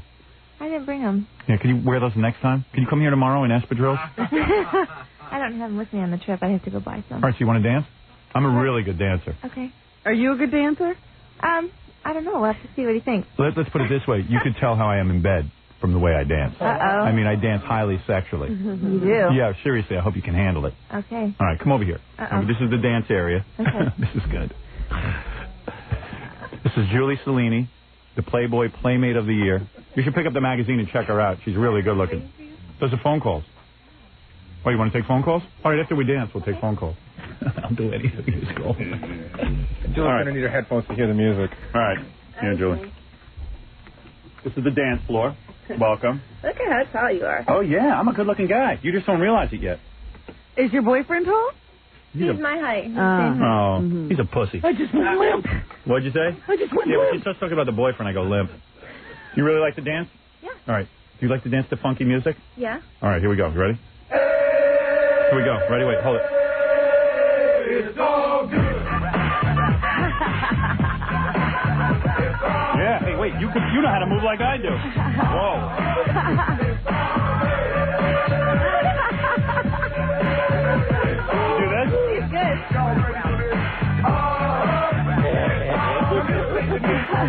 Come on, I need action. Action? I'm doing it. What's the rhyme with me? I'm doing it against this time, Warner. You want to be like sex?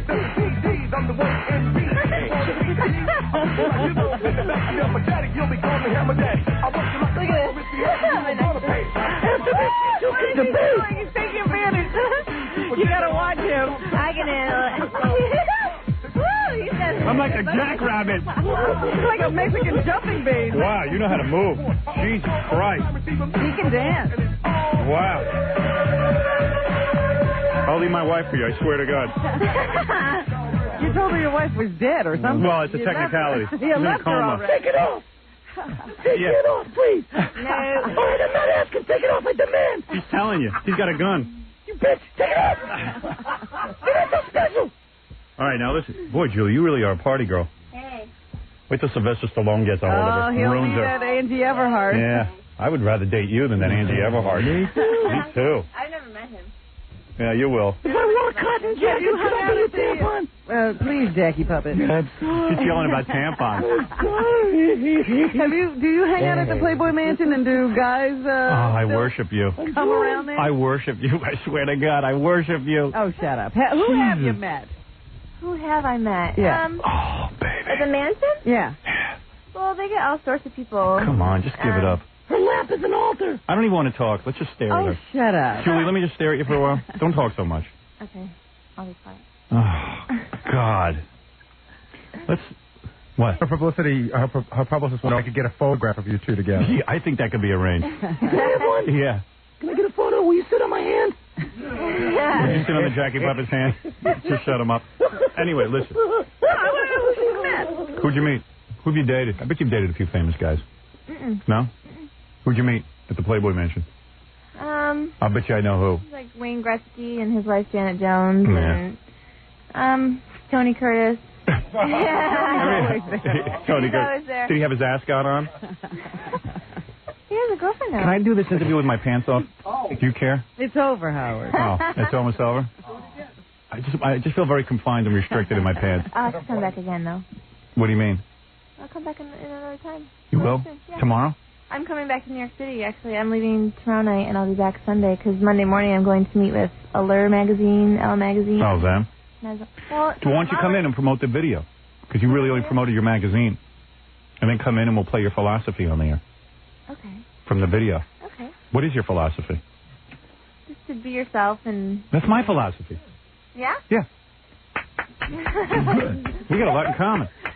This is almost like a first date. She's good. Good. I'm falling in love with you. Me too. Because I have the same philosophy. Yeah. I'm myself. I always try to be myself. Tell her, Robin. Don't sit there silent. You're disgusting. You know, Robin, thanks a lot. She was almost going for me. All right, listen, Julie, next time you come in, I'm going to pull the Playboy video, and we'll listen to philosophy and stuff. And you come in and we'll dance some more. Okay. And I'm surprised we didn't bring you a video. I got to take my pants off. Do you mind? I mean, if you're offended, I won't. philosophy. I bet you can't find the lady. I feel so restrained. Oh, shut up, Jackie All right. Puppet. I don't know why he gets belligerent. He sees a beautiful woman, he gets belligerent. So, Julie, tomorrow you'll be at Coconuts, 1290 Avenue of the Americas, 51st Street and 6th Avenue. You will be autographing copies of your actual Playboy. Yeah, I will be autographing whatever they give me, either videos or my magazine or pictures. Okay, and that's tomorrow from noon to 2. Line up, you lunkhead. Yeah. Line up, idiots. Sit there. You can fantasize. She's hot, man. You'll dig her. You ever get a splinter in your tongue? You're really hot for her. You're really hot for her, huh? Yeah. Now, what about the other guy over here? He's just sitting down doing nothing. Who, the Gary Puppet? Yeah. He's if I slow. can't have you, I'm going to blow up a building or something. I don't know what I'll do. Yours I don't know bad. what I'll do. I might rent a truck. A rider truck? Yeah. Yeah, that's good. Duty Bob. Duty Bob. All right, obviously. Burn me. All right, listen. You lick your teeth one more time, I'm jumping over the console and I'm going to have sex with you. All right, just keep that tongue in your mouth. Yeah, she doesn't know she's making that face. Hey, Robin, admit it. Even you'll say she's really good looking. She's beautiful. All right, so you always say they're all pigs when they come in here. Oh, that's a don't does. listen to him. You're He's no pig. lying to you. He's trying to turn us against each other. Hey, I'm no pig. All right, anyway, listen, Julie, good luck with your modeling career. In 10 years, she'll be a sow. Oh, shut up, Jackie. 10 years I'll be what? That'd be great in 10 years if she came back in here and she was Robin fat. said you were stupid. I don't know her. How could I have possibly said anything? Oh, shut up. You have the best legs I've ever seen on a woman. Thanks. She'll puff up like a blowfish in 10 years. Yeah? I'd like to chop up your legs and take them home with me. It happens. It happens. You know what I'd do to you? Forget it. All right, listen, Jackie Puppet, keep it in your pants. Yeah, he's just out of his mind. Thank you, Julie. Okay.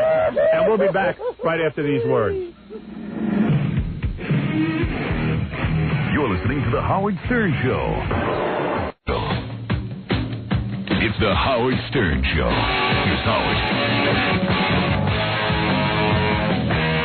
We all agreed that we'd cheat on our wives for that girl. I would. If she said to me, hey, Howard, come by the hotel tonight and I'll give you sex, I would do it. I would do it. I don't care. I would do it. And you know what? Every guy in here admitted they'd do it. Let me just say something here. Yeah, because you'd have to be a fool. Why don't you just leave your wife, since all you want to do is sleep with some other women? No, I just... Stop making a farce of the term marriage Okay. and the marriage contract and just leave your wife and do it. Be quiet. I didn't say I want to leave my wife. Sick of your I'm carrying just going to sneak around in the shadows. That's too big a commitment to leave my wife.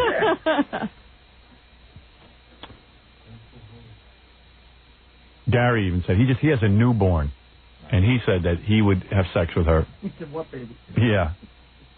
Leave him at the mall. Leave him at the mall.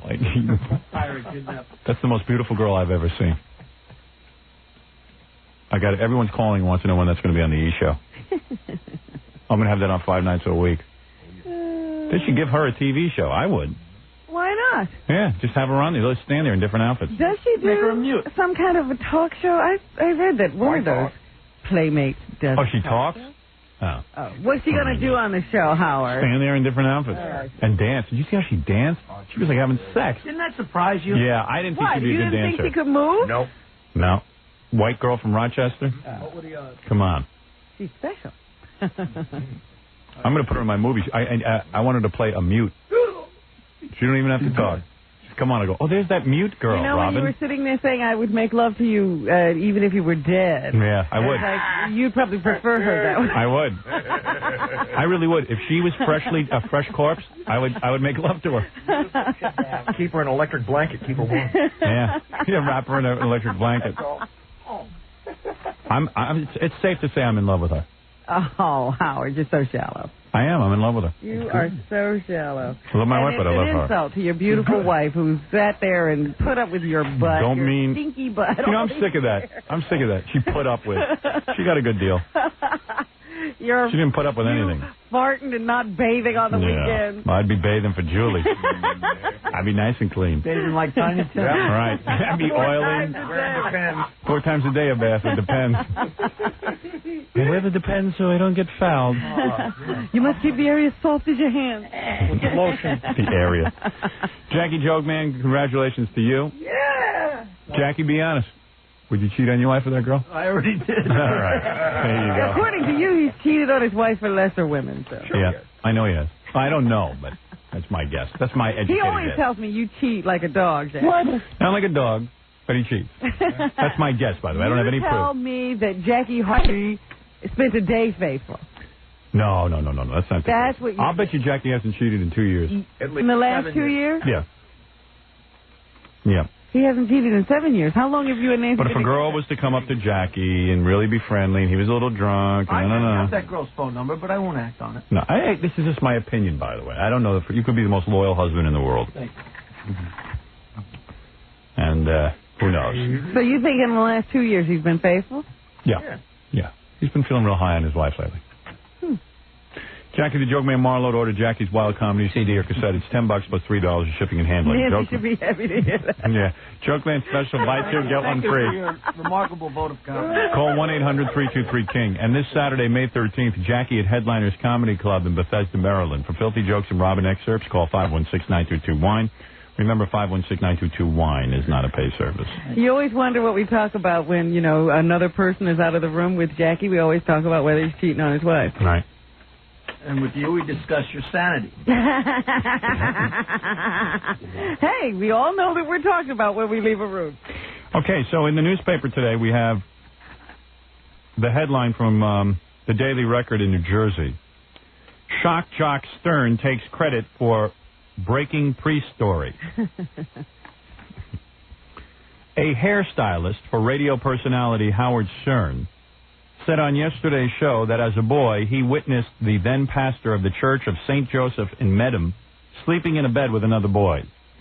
Ralph Sorella, who was a member of the parish at the time, said he slept on the floor of the rectory that night before going on a fishing trip with the pastor James Hanley. Allegations of pedophilia against a priest. Did you know you're in the paper? No. Yeah. What is this? Allegations of pedophilia against a priest had been the subject of a routine on the Stern Show last month. Sorella had said that the priest had taken out pornographic materials when he stayed in the rectory. However, the priest was not identified at the time. And I should add to this story that a lot of people recognized who Ralph was talking about because he mentioned the area, and they all called in and said... And I would say this was more than a month ago. Yeah. Hanley, now retired from the Catholic Church, has been accused of molesting at least 4 boys at the parish from the 70s until he left Medham in 1982. He's retired because he got, he had enough of young boys. Yeah. The allegations were the subject of a meeting last week called by the present pastor, Monsignor Kenneth Lash. Stern read extensively from an article in the Daily Record yesterday and took credit for breaking the story weeks ago. He said a number of people called his show to say they knew about the priest Sorella was talking about and had similar experiences. I think a lot of them came forward after that. Yeah. And a complaint to the priest. Sorella was not available for comment yesterday. Where were you? He was shaving his leg. Quote, I had heard rumors that someone connected to the Howard Stern show was from Mendham, Lash said yesterday. Rumors. Bendham. Bendham. The insinuation was he was going to do some sort of story about this, but we were well on the way to holding our meeting. I can tell you most assuredly Howard Stern did not break this story. Well, I can tell you most assuredly, Monsignor. Yeah, but then why? We did. When this why all of a sudden did everyone come forward? 8 years ago, yeah. When they knew about it, they didn't do anything. Now all of a sudden they're doing something. All the people who came forward, at least I think 2 of them came forward on this show. Yeah, the guy who called in. Yeah, we told him to do something about it. Lash, who arrived in Mendham 1 year after Hanley left, said he first learned of the allegations 7 or 8 years ago. Well, why didn't... How come it took so long to hold a meeting? He has refused to be more specific because of a pending civil lawsuit. How come all these monsignors and all these priest types are worried about children, and he learned about it 8 years ago and didn't do anything about it? Well, what was he going to do? The Morris County Prosecutor's Office conducted a probe 2 years ago, but no charges were filed since the statute of limitations had expired. That's a neat little statute. Yeah. Oh, that's nice. Lash said last week's meeting of parishioners were not connected to Stern Show or to the pending lawsuit. Both. He said all along that he was waiting for the victims to approve of the meeting. It took them 8 years to approve of the meeting. I would have called the meeting I'm first. sure what happened was they started making, it just surfaced everything. Why would you wait 8 years? Because if that guy now is out in the private sector, he could be molesting boys in the private sector. You don't know that. If I was a priest and I had this information, I'd come forward immediately. You have to move very slowly on these things. I see. Be sure. Give the guy plenty of time. Sitting here with us is Monsignor Mental. Now, you have been with a few boys, haven't you? Oh, a few. Now, I know you don't want to... Monsignor Mental, well, how would you meet the boys? How would you seduce them? Well, I have a mantra. Right. Tight is right. And you keep repeating that. Now, you try to resist... Yes, I do. You try to resist the boys, don't you? I do. I pray to our Jesus, our Savior. Right. For resistance and strength, but sometimes it wears away. You know, you sound like a little bit the guy from The Wizard of the Oz. Oh, yes. Wizard of Oz. Yes, right. yes. That guy. Oh, yes. Now, what about you? Would you like to practice in Mendham? Mendham? Mendham. That's my favorite place. It is. You like that place? Oh, yes. Now, I understand you've been with young boys a long time, but nobody ever reports you. Is that correct? Sometimes I let them wear my silly hat. You do, the boys? For favors. Oh, is that right? Oh, yes. So you have, what do you have, a big hat that you wear during services? Oh, yes, a big garbage can. And you let the boys, you invite the boys in to wear your hat? They crush up a little piece of paper and throw them in when I walk by. Right. In church, yes. So what you're saying is that you actually tell the boys, hey, come back and try on my garbage can-sized hat. Oh, yes. And they get excited and they come back there. My incense. You make it a game. You make a game out of it. A little game. My incense and my smoking pocketbook. My basketball. My purse that I wave that smokes. Yes. You love that. Oh, yes. Sometimes I finish into my hat. Right. Hello, hat. Your hat is your best friend. So, okay. So Jesus loved little boys, too, you know. Right. But what do you say? Oh, yes, I know. I have proof, yes. No, you do not. I read the Bible. See, that's your problem. You try to back blue Bible. The blue Bible. You have a blue Bible. Oh, yeah. Right. So, let me ask you this. If they bite me, I smack them with my purse. Yes. Well, looking at Ralph, would you be interested in him? Oh, yeah. Yes, he grew up just fine. Yes. Yes. He's very stable. You see me when I was younger, Father. Now, do you ever fall in love, Father, with some of these little boys? Well, you know, historically, there was always love in those kind of situations. There were 6 5-year-olds under the table at the Last Supper. I loved it all. We tried to be stately. But Robin asked you a good question. Yeah. Do you ever That's fall... a good question, Miss Clemens. Do you ever fall in love with the boys? Oh, yes. You do. I had a mellifluous Easter. Good for you. Oh, yes, I did. Yes. Yeah, you are my Nubian princess. I'd like to put a communion wafer in my pants and let Ralph find it with his tongue. Body of Christ. Ooh, ee, ooh, ah, ah. Ding, jang, walla, walla, bing, bang. Oh, good for Take you, this, Father. all of you, and eat it.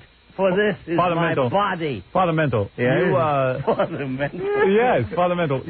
I'm disguising your name. You told me to. Father Mental, you... Put a blue dot over my face. I don't want anyone to see who I am. People shouldn't get the wrong impression. You really have good intentions. It's just that you can't resist the urge. Is that right? Yes. Yeah. The church was a good sanctuary for men like me that didn't want to quite admit their true feelings. Right. And rather than act on them, we sort of hid in the church. Right. Would you say some of the boys came on to you? I'm not saying that. I no, but a lot of young times... Fanny is my drug. No, but a lot of times... I'm a weak man. What do you want from me? A lot of times the boys search you out. Isn't that true? You know, they're wearing those little white robes. No, you rape them. The boys are a little confused and they're I'd like to give that Ralphie boy a holy water enema. That's what I'd like to do. That's what I would like very much. You would like that? Yes. Yes. Well, what was your thing? How did you get the boys into your chamber? I used to take the rosary bead. All right. Father Mental... and I'd put them in little places. Father Mental, I just want to go on record as saying that I definitely had something to do with breaking the Ralph Sorella story. And I had something to do with breaking Ralph. Very good. Yes. Would you ever... Long ago in Bendham, New Jersey. All right. Very good. Thank you, Father Mental. That's Father Mental. I'm like the tortoise. I get there before the hare. Good for you. Oh, yes, I do. Think about it. Yes, you do. That's an amazing statement. Yes. Cuckoo. Ralph, you didn't have any hair, did you, when you... No, I think I was pretty smooth at that point. Right, okay, very good. Congratulations to you, Ralph. They've been for a Snickers bar, and then I give them my autograph. Father Mental. All right, Father Mental, thank you, and we got to take a break. You know, I used to tie a Tootsie Roll around my manliness and lure them in. Right. Enticed them. All right, Father Mental, thank you, and we're going to take a short break. Yours in Christ. Okay, when we come back, we're going to do the news, take maybe a few phone calls. We'll see what happens, Rob. We'll see how much time. We don't have any time. Let's just do the Let's do the news, The right? little ones make such strange noises. All right, we're going to be back after this. You're listening to The Howard Stern Show. We're back with The Howard Stern Show. Julie! Good. We were in the commercials, we were talking about what we do to that Playboy Playmate of the Year. I would love to. We were you know that story you did yesterday where they hooked up the cow's heart? That kid electrocuted himself because he plugged it in instead of using batteries? Yes. If Julie was dead, couldn't you hook up her, her most intimate of places to a battery pack? And I'm sure it's possible. that's what we were talking about. Even if she In died. fact, why do you need the whole of Julie? Right. That's all you need. Why don't you just take that part? Be easy to hook up. Right. She's perfect, huh? She's a 10. She's a 10. Incredible. That smear. Billy was creating a whole personality around her smile. I don't know. Well, that's sick. All of you are very sick. She's got that dirty... Hey, you know what's weird? Yeah. Ralph told me this during the commercials, that his mom still doesn't know that he was part of that whole molestation story with Father... She doesn't even... She doesn't Father even know... Hanley? There's no way she knows the story because she's in Florida. So she doesn't even know that the guy that she used to send you out to get counseling was like a pedophile. Yeah. Well, you want to call her and tell her? I don't know. That's what we've been thinking about. Should we tell her on the air? Yeah. Mother's Day. Could she handle it?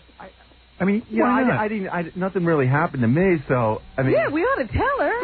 I mean, and I've been trying to tell her, like last night. Why don't you write down her phone number and let Gary get her on the phone and we'll tell her. How about, you know what? How about I go call her first and see if she's up and make sure. All right. Well, all right. Hurry up. All right. Gee, you're so nice to your mother. Yeah. Oh, Howard. Wouldn't it be great if she got on and she went like, "How's my son?" She talks like Ralph. Talks like Ralph, like this. I'm sleeping. I had no idea that my son had this happen to him. Oh, my. I hope you don't reverse the charges. I wonder what she'll react, how she'll react. Knowing she sent Ralph Yeah, well, to the priest. I'm going to ask her why the hell would you send him to a priest? Those guys. Well, back in those days, people thought priests could be trusted. The days when priests had it good. Yeah, when nobody suspected a thing. Everybody was unaware. Yeah. Now you're late. I mean, I'd be afraid to leave my kids alone just in a room with an adult. All these adults are sick. Well, what are you? I don't know. I'm the one guy who isn't. I don't know. I just don't have an attraction to little children. I guess I'm weird. Well, you soon will have. Yeah. If you keep getting older and your attraction to women keeps getting younger. Yeah, maybe eventually I will. It happens. Yeah. You used to be attracted to women your age. Years ago, I mean, priests had it made. JFK had it made. Everyone had it made. Mum's the word back then. Look at all these reporters, and they all know I'm cheating, but they don't write it. He would bring the girls past the reporters. Hello, reporters. Yeah. This is my new girl. Yeah. Where's my pot? You have to respect the presidency of the United States. The president is humping. There's a sign hanging on the door. If the house is rocking, don't come knocking. Right. Ask not.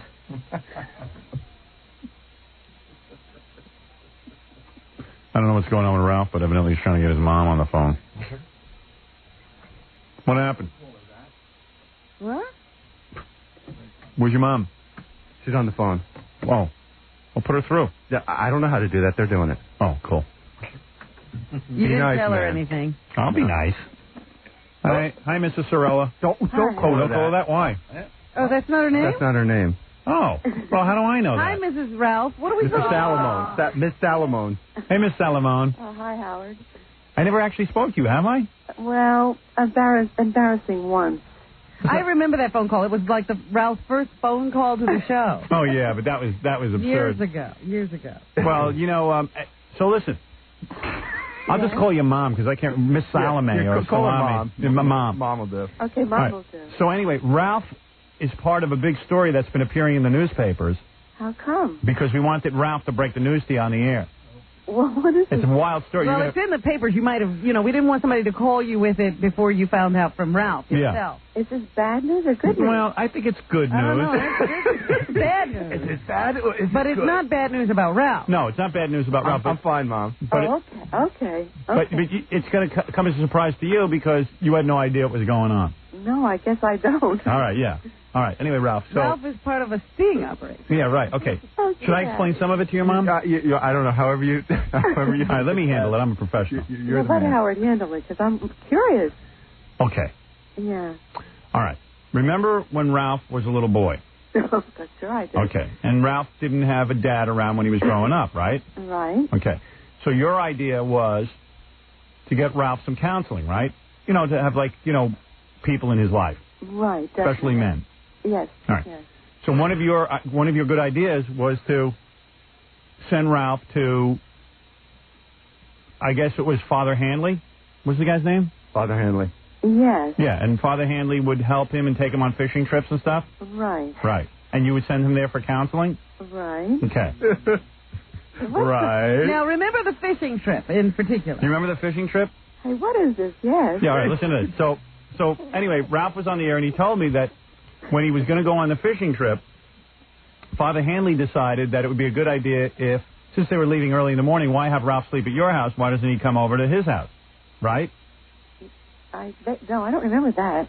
You don't remember when I stayed over No. at the rectory? No. You don't remember that? Not at all. You dropped me off there.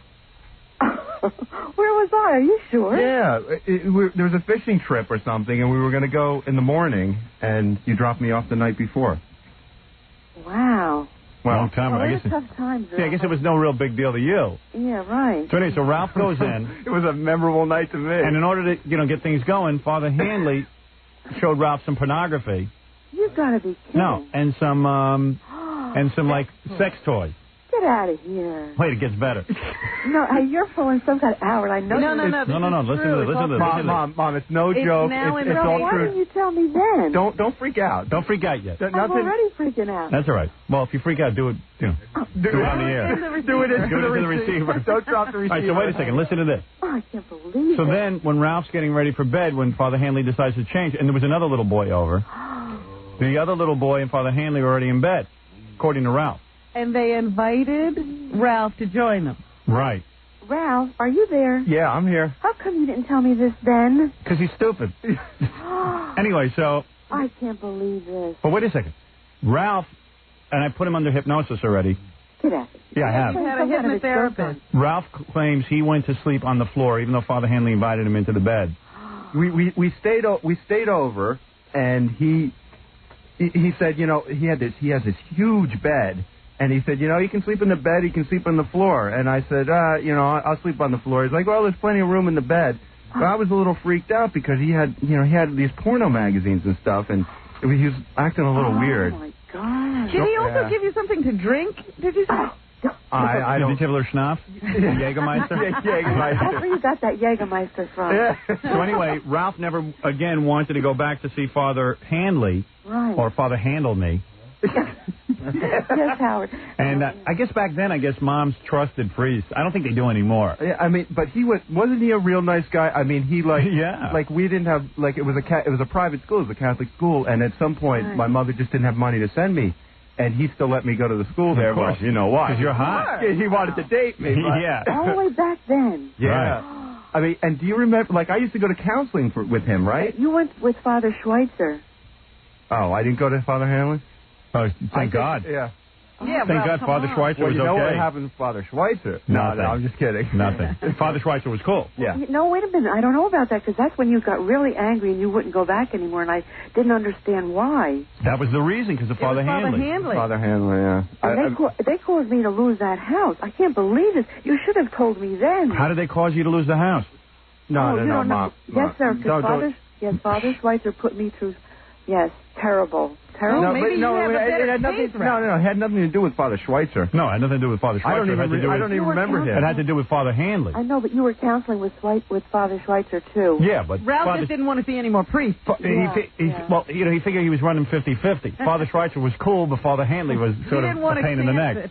So anyway, Ralph got all irritated and wouldn't go back. So that's why he wouldn't go back. So now, as a result of Ralph saying this on the air, and he hadn't even named Father Hanley, he just said in the Mendham area, that a lot of boys have stepped forward.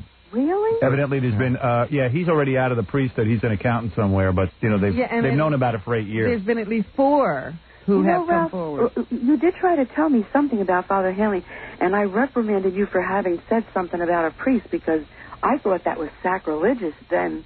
What did I say? Well, it's kind of embarrassing. I mean, you were just a kid, and I didn't know that you... It was terrible, you know. What did he say? That he said terrible things on the playground, and I used to have to volunteer there, and I said, no, I've never heard anything like that. You shouldn't talk that way. And, well, for Christmas, what he wanted for Christmas. What did he want? What Father Hanley wanted? Yeah, you said, boy, Father Hanley, he's not really a priest. And I said, what are you talking about? And you said, you should hear how he talks on the playground. Really? And when you told me, I said, oh, how... What did he say? I don't remember. You don't remember? Because I accused you of hearing other boys say it and blaming it on Father Hanley. So what was Father Hanley saying? He was saying, I want, nice big blondes with big boobs. Oh, really? Like that. And I thought that was disgraceful. And I thought, no, he it would have been better if at least he went with a blonde with big boobs. But he did show Ralph pornographic magazines of women. Yeah. I was talking to in all fairness to Father Hanley. I was talking to my other friends at school, and everybody thought that he was just a cool guy. He used to go to the spaghetti dinner and get drunk, and and he was just like a fun kind of guy. And he was a loose priest. He showed everybody porno magazines. Was he young? No, it was and he was fat too, and it's kind of disgusting. If he had been cuter, would you have gone with him, Ralph? Maybe. Would you have gotten into the bed if he was like a Calvin Klein model or something? Yeah, right. Ralph, Ralph, stop that. No, I stopped going to that church when I went to visit him for a counseling about you, and the woman there. Yeah. She answered the door and she said, "Oh." She was nude. No, she said to Father Hanley. Had a vibrator. What? No, she said to Father Hanley what? She just said, "Oh, Father, there's a lady here to see you, a good looker." He says, "Well, I'll be right there." And I was, then I started thinking about. Is your mom hot? What? Is your mom hot, Ralph? Come on, man. This was 10, 12 years ago, Howard. Really? And so but you mean the lady at the church was calling you saying you were a good looker? What was going on in that house? What a church. That's exactly, Robin. I said, "What is going on here?" Hey, why don't you introduce me to your mom sometime? What? she was in town for a few weeks. Yeah, man. Why don't you let me hook up with her? Well, you were on vacation and stuff. Howard, is your mom blonde? Howard. No. Yeah. Shame on you. Oh, now, come on, I've seen your baby. wife. She's a beautiful young lady. She's beautiful, but hey, variety's the spice of life. Mrs. Salami. That was a wild church because what a church! You know what else happened? Yeah. Listen to this. I need a church like that. My church was boring. You guys were praying to God and not Satan? Mom, I don't know if I ever told you this, and I'll tell you who the family was later, but there was a family in the church who was really connected into the church. They were lay people. No names, please. They were in every event, and all their kids went to school. Okay, yeah. About 4 years ago. I don't want to. You know what? I don't want to hear your accusations anymore. You've had enough. It's not an accusation. The wife ran off with one of the priests. In the parish. Did? Yeah. Oh, what a wild place. Yeah. She ran off with that young one, right? Right. Cool. And Father... And he was good looking. Father handled me? No, Cardinal O'Connor says this is not going on in that priest movie. It's ridiculous. Yeah, the priest movie's outrageous. And Ralph's little town in Jersey. Yeah, right. This is a small town. I mean, it's no church. It's a whorehouse. I mean, it's like a den of iniquity. I think they were hitting on my mom with it. Did you believe it, though? Like you were sending Ralph to him for counseling? Oh, my God. Isn't that cool? No. I mean, horrible. But yeah, well, now the guy's... Isn't he up on charges? Yeah, so when now I'm not shocked that Ralph's a hairdresser. Now when me and Howard started talking about it, now everybody came forward and This is for real. It's in the It's in the paper. What paper is this? The Daily Record. The Inquirer. No, it's in the Daily Record. Really? Yeah. Oh, my goodness. What a way to greet the morning. I can't believe this. All right, Mrs. Salome. No, you call me Mom, Howard. All right, Mom. Okay, well, thanks for letting me know. Yeah, I'd like to hook up with you next time you're in town visiting Ralph. I'll be there soon. Because I mean, if the church is calling you hot, then you must be hot. I have to. Does your mom wear mini dresses and stuff? Oh, God, stop. Does she? Oh. Come on, man. What if I hooked up with your mom? Be your dad. I'll be your dad, Ralph. That'd be cool. Yeah, I'm a cool dad. Mrs. Salami. Cool Okay, it's a bit late for that for Ralph now. You got a young mom, huh? What, she have you when you were like 14? Did you have him when you were 14 or something? Listen, let's call this quits. I'm really shocked about this. I know. I'm very upset that you didn't tell me this then. Yeah, but, who wants to talk about it? Nothing happened to me. I mean, if I was a Who knows, Mrs. Salami? Look, Ralph doesn't even remember what you're telling us. We still need him hypnotized again. Yeah, we're not even sure we believe you Ralph. didn't even remember dropping me off at the church. When you were naked with Father Hanley? Wait a minute. Wait, I you was were naked. with... You tried to change into your jammies. Yeah, but maybe I stayed in my underwear. I mean, I don't remember running around naked. I'm sure they made sure you took them off because it's dirty that you're in the pants when you sleep. Yeah, you can't air out. Yeah. This is going to really freak me out all day now. Okay. You'll get over it. I'll call you in a little It might explain a lot of things about Ralph. Yeah, it does. It does. All right, Mrs. Salami. I should have stayed there a little bit longer. All right, thank you. Okay, thank you. Bye. Bye-bye. Bye, Mom. Bye, Ralph. Hey, your mom sounds hot. Like kind of young and kind of cool. She is. She's really cool. Could she pass for like young? I don't know. Come on, man, be honest. I don't know. Is she hot? I don't. Who would think their mom is hot? I don't know. She got a big chest. No, I don't know. What's the big deal? I don't know. Oh, he's like Fred about Dude, you can't look at your mother as a woman as opposed to just your mom? I don't look my mother over. I mean, do guys like hit on her and stuff? No. Oh, they don't? No. All right. She has trouble with her back. She put on a little weight. So. Oh, she did? Oh. Yeah. She went to Dr. Sarno. So. Oh, did she good? She should be slimming down and looking sexy in no time. Was she real hot when you were young? Was she like a hot mom? Yeah, I saw some pictures of her, and she was really cute. Yeah, with dark hair. Can I see those pictures? Like old black and white pictures and like baby. Why don't you bring those in, man? Let's check it out. Maybe. I don't know if I have them. Yeah. I have to get them from her. I'll bring some in. Mr. Evaluation doesn't know what his mom looks like. Yeah. Only picks apart everybody. I don't do that. Does she have as nice an ass as you do? Nobody does. All right, get out of here. That was fun telling. Soft and hairy like yours. Yeah. That was fun telling Ralph's mom was. Breaking the news. What a good judge of character she is. Your mom's a real good judge of character. It's so bad. She's just trying to do the right thing. And sometimes you got to open your eyes. Yeah. Don't say bad things about the priest. No. Yeah. Yeah, right. I don't. Yeah, Ralph gets into trouble for trying to remember turn her in the quite. You tried to even tell her, and she wouldn't listen. Sacrilege. He's a guy. He's a guy in a stupid uniform. In a robe. Yeah. What's wrong with you? Yeah, but my mom was. How dare you, Mother dear? Mother dear. You never turned a saint in your life, Mother dear. All right, very good. Thanks, Ralph. Homo. Oh, come on. We still don't know the full extent of that story. Every time we hear about it, we learn more. It gets deeper and deeper. Yeah, it seems like Father Handle Me was in Ralph's life a lot more than we knew. Yeah. I think they were engaged. The story's opening up like a rose. Unfolding. Opening up like Ralph. All right, why don't we take a break, and then we'll do some news, because we've uncovered a huge story. Yeah. We'll be back. You're listening to the Prince of 15 Cities, Howard Stern. Eagle. You're listening to the Howard Stern Show. You bet. Once again, Howard Stern. Tomorrow on the show, Robin, remind me to call Reverend Al Sharpton, because he's not returning Gary's phone calls. Is that right? Yeah, he's back from Africa. Oh, I was going to say, is he back? Yeah, he was. I think he was in the Knicks game the other night.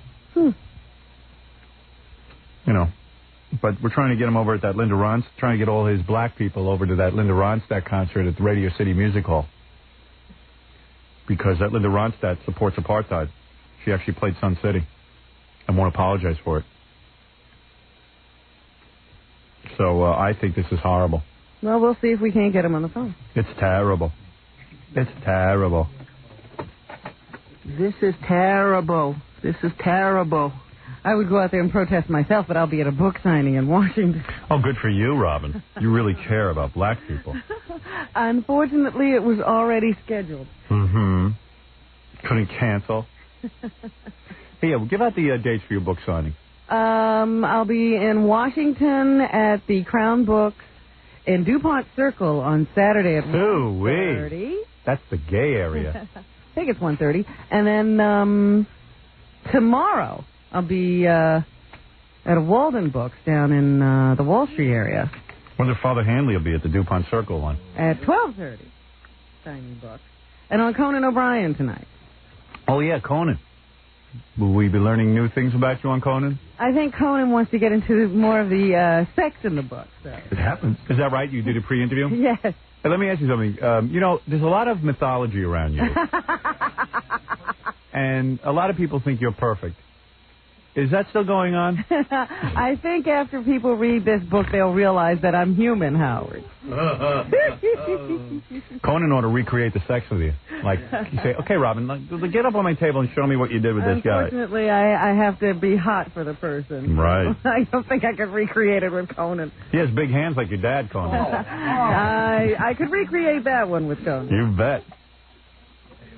Hey, yo. Big ham hands. You have a way of writing sex scenes. It's unbelievable. She's good. She's damn good. Thank you, OJ. I love it. Yep. OJ likes you. I wonder if OJ's reading my book in jail. Hey, no, I don't think OJ reads. I'll tell you, I would love to. I guess you're going to talk about it, but isn't OJ shouldn't he be in a deep pile of doo-doo, considering the fact that they found Ron Goldman's hair at his house? I don't know. Somehow or other, they are going to bore this jury to the point that they can't make a decision. I can't believe this. And with this comedic judge who's now sleeping on the bench. The case. Yeah. What do you think the jury interprets it as when the judge is sitting there pretending to nod off during testimony? Do you think that makes an impression on the jury? I would say so, yeah. I just don't understand why a judge who indulged all of these 2- and 3-day, in some cases 7-day testimony, why all of a sudden now he's acting like he's bored. Mm-hmm. Because he reads the newspapers. That's not his job. No. Oh, it's pathetic. He is really an embarrassment to the bench. He is acting now. I got to tell you something. I wish more of these judges would be on TV. We would weed out all of them. You'd find an embarrassment in many cases sitting on the bench. I can't even begin to tell you the horror stories that I know of, from people who have had to actually go to court, from things that they've been involved in business, and it is frightening. It is frightening. There is just, Well, when you're sitting in a trial, you look to the judge to see, whether take your cues from him. The prosecution and the defense attorneys are doing the right job and whether they should be respected. And he's definitely giving the impression that, he could care less about these people. But Judge Sleepo will continue to carry on with these antics. He's mugging for the camera. I didn't think there was enough mockery going on. Yesterday they said that the reporters resorted to counting the number of times he pretended to doze off. Good. During prosecution questioning or direct examination of Robin Cotton. This guy... Because he deemed the testimony tiresome and boring. Yeah, finally got to him. It's hard to tell when his eyes are closed, though. Did you notice that? Did you watch any of it? I didn't actually see it, so I don't know what you're talking about. I wasn't sure. I always thought his eyes were closed. He was dozing? I thought he was dozing very long. Yeah, I said, hey, what's this? You think I'm sleeping, but I'm looking directly at you. And then he's into this whole thing with putting coffee cups. See, let me tell you about Judge Ito. And this is why I call him Judge Ego. He had a real judge, and there are real judges. Don't let me mislead you here. There are many good judges, but the problem is, and I say that because I'll probably have to go to court someday over something I've done. So I don't want to screw myself. So anyway, here's the point. This guy had an opportunity at the beginning, when the cameras screwed up, to say, hey, look, enough nonsense. I don't want cameras in my courtroom. I'm into getting this tried. This is already a media circus, and it's going to delay the trial. It's going to make a mockery of the judicial system. No cameras. Verboten. The trial would have been over in 4 weeks. That would have been the end of it. This thing would have been gone, long gone. This is not the kind of trial that needs any more attention than 4 weeks. 3 weeks tops, really. But the very attentive Judge Ito, who listened to hours and days of testimony of Rosa Lopez and never blinked an eye, Right. even though it was tedious and boring, He wants to be on is TV. now pretending that he's bored. He really wants this case to go on for the rest of his career because he'll be on TV for the rest of his career. He's got a huge he's already ego. the most famous judge in America. He's even better known than any of the Supreme Court justices. And ultimately, he'll be considered a bad judge. Now, let me say something too. When you see a guy involved with nonsense, like coffee cups with radio station logos, and meeting Larry King walking in during the case while it's going on, having extra minutes in the chamber with Judge Ito. When you see stuff like this going on, Geraldo going down there, when you see Judge Ito with he has timepieces, the various clocks. He's doing television interviews. Yeah, this is a guy out of control. If I had it my way, if I was the judge, no cameras, no lawyers, no jury, anything. Just a magic 8-ball. Here's what I would do. I would say, Elephant Boy 8-ball, is O.J. guilty? I think I told you once before. Exactly. And that would be it. And then the case would be over. Guilty. Hang him high. So anyway, today is supposed to be a very exciting portion of the trial. They're finally supposed to get to telling us whose blood is on that bloody glove. And according to testimony out of the presence of the jury yesterday, or hearings out of the presence of the jury yesterday, that glove contains the blood of O.J. Simpson and Ron Goldman and possibly Nicole Brown Simpson. Yeah, and also there's a few hairs on the glove, too. Yeah, but they say this could be the most damning evidence. So let's say the police... to be presented before this jury. Let's say the police planted this blood. What do they do? Also plant the hairs? Ah, come on already. Yeah, now, when did they have time to do that? Yeah, they had a lot of time. No problem. There's not one shred of evidence. Who would think the police are framing O.J. Simpson? You got to frame somebody. You frame one of these rap guys. Snoop Doggy Dogg or somebody. Well, as Geraldo said the day he was here, he had heard from one of his friends, the black friend, who had just been at a journalism convention of black journalists. She couldn't find one who believed that O.J. was guilty. Oh, for God's sakes, that's so depressing. There's going to be no judicial system. You're not going to be able to have black people sit on a jury after a while. Well, not against, in judgment of black people. Apparently they lose their judgment with them. Well, they might lose their judgment with white people, too. You never know. So, that's O.J. news, I guess. That's right. Now, in Oklahoma, there are reports today that Terry Nichols, the guy who's been linked to this Timothy McVeigh, and who the feds have sort of implied they think built the bomb that blew up that building in Oklahoma. Yes. They say that he's secretly been charged in connection with the bombing. Both the Los Angeles Times and the New York Times cite unidentified federal sources as saying that they filed charges in a sealed complaint. I see. A sealed complaint, you say, Reverend. Nichols is currently being held in Kansas as a material witness. Right. And they are trying to extradite him to the Oklahoma area.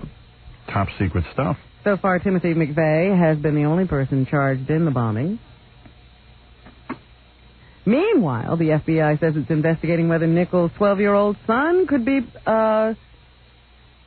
questioned about this whole thing. He might have witnessed something because he was visiting with his father a few days before the bombing.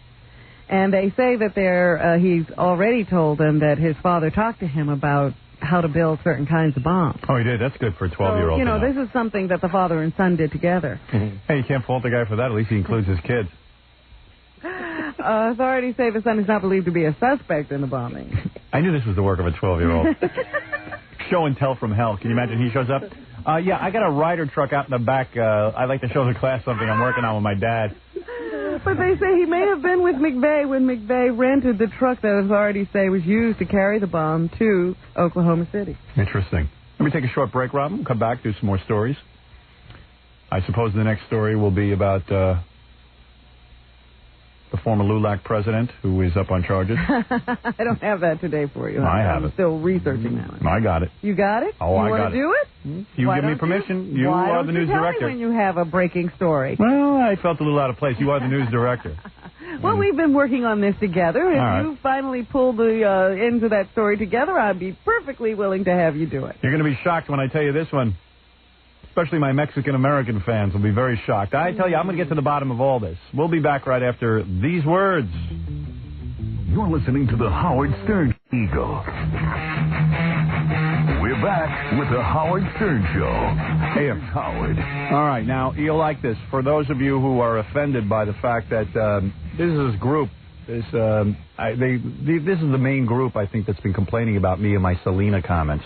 Meanwhile, that's the one I've noticed being mentioned in papers. These are the ones who didn't hear me on the radio but decided that I'm an enemy of Mexican-American people, which I don't feel I am, but hey. I've been very upfront about some of the problems in Mexico, but evidently you're not supposed to talk about that. This could have been what got you into trouble, because I remember you taking a whole morning one day to address Mexico. Yeah. Well, here you go. Former LULAC president to be sentenced in August. LULAC is the group that's been after me. A former national Hispanic leader faces sentencing August 18th after being convicted of charges stemming from an operation that prosecutors say took in millions of dollars from undocumented immigrants in the late 1980s. Now I know why they're after me. Because if Mexicans ever got up in arms about them, these are the enemies of Mexicans. Not me talking about I don't like Latin music. That's a farce. This is what we're talking about. Bilking another corrupt... Here it is, corruption running rampant in LULAC. Mm-hmm. A supposed organization, a civil rights organization that Mexican Americans trust. A federal court jury deliberated for about 4 hours before returning guilty verdicts Monday on all 10 counts against Jose Velez, a former president of the League of United Latin American Citizens. Now, would you tell us what he did? Mr. Velez was charged with conspiracy and filing false statements with the Immigration Service in connection with the scheme. He faces a likely prison term from 5 to 8 years.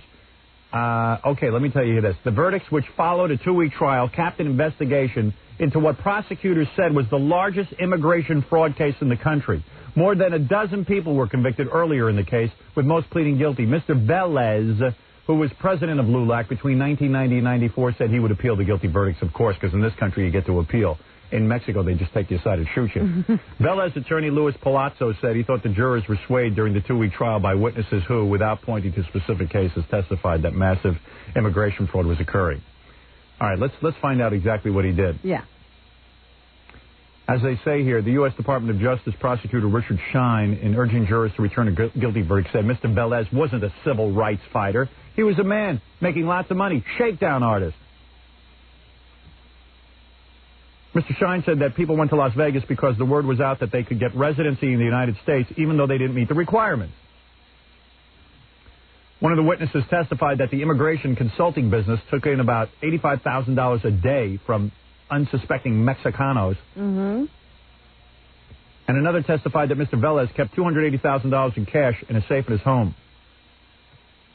Mr. Velez's son Peter testified, his own son testified that his father oversaw and instructed employees at the office how to push false amnesty applications through the system. So what he would do is... amnesty. So this is what was going on. People coming in and saying, you know, I'm a political prisoner. Right. Taking advantage. Or a political refugee and getting amnesty. Corruption. This is... And notice, you don't hear anything from the present president of LULAC. You don't see him organizing demonstrations. You don't see him speaking out against injustices. They've targeted me falsely. They never heard what I said on the radio. It's a farce. It's a shakedown. And what you said has done nothing to improve or degrade the life of Mexican-American citizens. No, hasn't changed. But I'll tell you one thing. Sitting with $280,000 cash in your place, that was something... You see, that's a real issue. That's an issue no one in LULAC, wherever they came from, chooses to address. They don't address real... They don't address real situations. They're trying to divert attention from that issue by using us. Mexicans are low on the totem pole. Mexican Americans are low on the totem pole. They've got issues that are mind-boggling. They've got a country filled with corruption. Read it in the paper every day. The average peasant over there can't even get a shake, a fair shake. There's no judicial system. There's nothing. And the big issue is I don't like Tejano music. Well... It's improper to say that with the death of Selena. That's what they said. Because if you go back and listen to the tape, I've said nothing else. And you must be removed from the airwaves because of it. Another shakedown. Shakedown. Lulac the shakedown. Where's the protest? Where's the taking of to the streets? There will be none because it's Mexicans ripping off their own Mexicans. Well, how will their lives be improved if you disappear? I still have yet to hear the answer to that question. Their lives will get worse because, quite frankly, there are very few people willing to test the limits of free speech in this country like I am, to say whatever's on their mind and talk openly about issues, and, you know, some of it comedic, some of it not. Mm-hmm. People they get to leave their jobs for a day and run around with placards aren't thinking about the fact that whether you're on the air or not, they won't have any more money, they won't be in a different house, their kids won't get a better education or health care. Life will be exactly the same. Shakedown. Oh, right away, this Lulac started contacting Infinity Broadcasting. What are you going to do for us? You know, shakedown. That's what I call a shakedown. We're not going to do anything for you. I'm not going to do anything for you because I don't think I did anything wrong, and I never will do anything for you. We will keep up the pressure on Mr. Stern. Keep it up. There's no pressure here. I'd be happy to resign. If the company thinks that I am a detriment, I will be happy to step down. I'm looking to step down, believe me.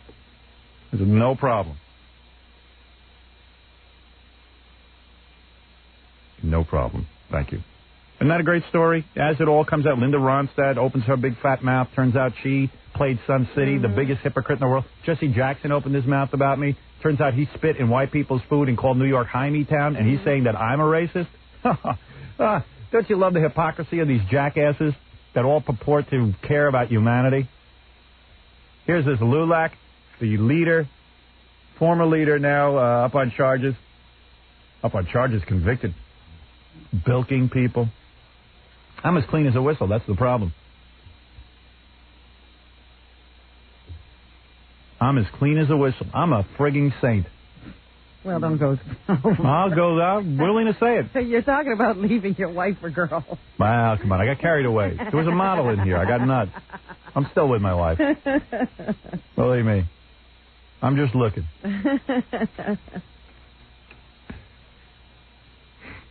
Anyway, just have to check you. You got to admit, though, that that is hypocrisy, isn't it? Oh, yeah. At its best. It's rampant. Well, we'll see what else comes up about this organization, Lulac, as I continue to investigate. Yeah, they're not the only ones who can... we can investigate, too. Investigate. We're going to find out. And everyone's jumping around. Ooh, Lulac. Lulac has said today in a statement, Lulac. What is Lulac? I'll tell you what it is. It's a guy named Velez, who, by the way, loves Selena music, but takes hundreds of thousands of dollars, $85,000 a day from, what do you think, he's a rich Mexican? Right. They're not rich. Good organization. I would trust them implicitly. Follow everything they say. Yeah, they sound like they're really on top of stuff. They're on your side. Yeah, I don't see any protests going on. I don't see any outrage. No outrage. Oh, and I just wanted to mention while we're on this subject, I want to thank David Hinckley. Thank you. For going out and finding out if it's all right for me to work on this show. Yeah, he is whacked out, man. this Imus suck-ass sycophant. I didn't know I needed permission from anyone or there was someone I should be asking. But David Hinckley does know, so he asked this guy, Ed Castleberry, who I don't know. David Hinckley's a columnist in the Daily News here in New York who hates our show and thinks Imus invented everything that I'm doing. But boy, oh boy, I'd love to play him tapes of Imus when I came to New York. Well, anyway, he went to somebody named Ed Castleberry, a longtime DJ around the country and at the National Black Network. Whatever that is. I don't know what it is. Never heard of Ed Castleberry or the National Black Network. Capitalized here like, well, this is his credential. He is a longtime DJ, and he now is at the National Black Network. So I went to him and asked him about Robin Quivers.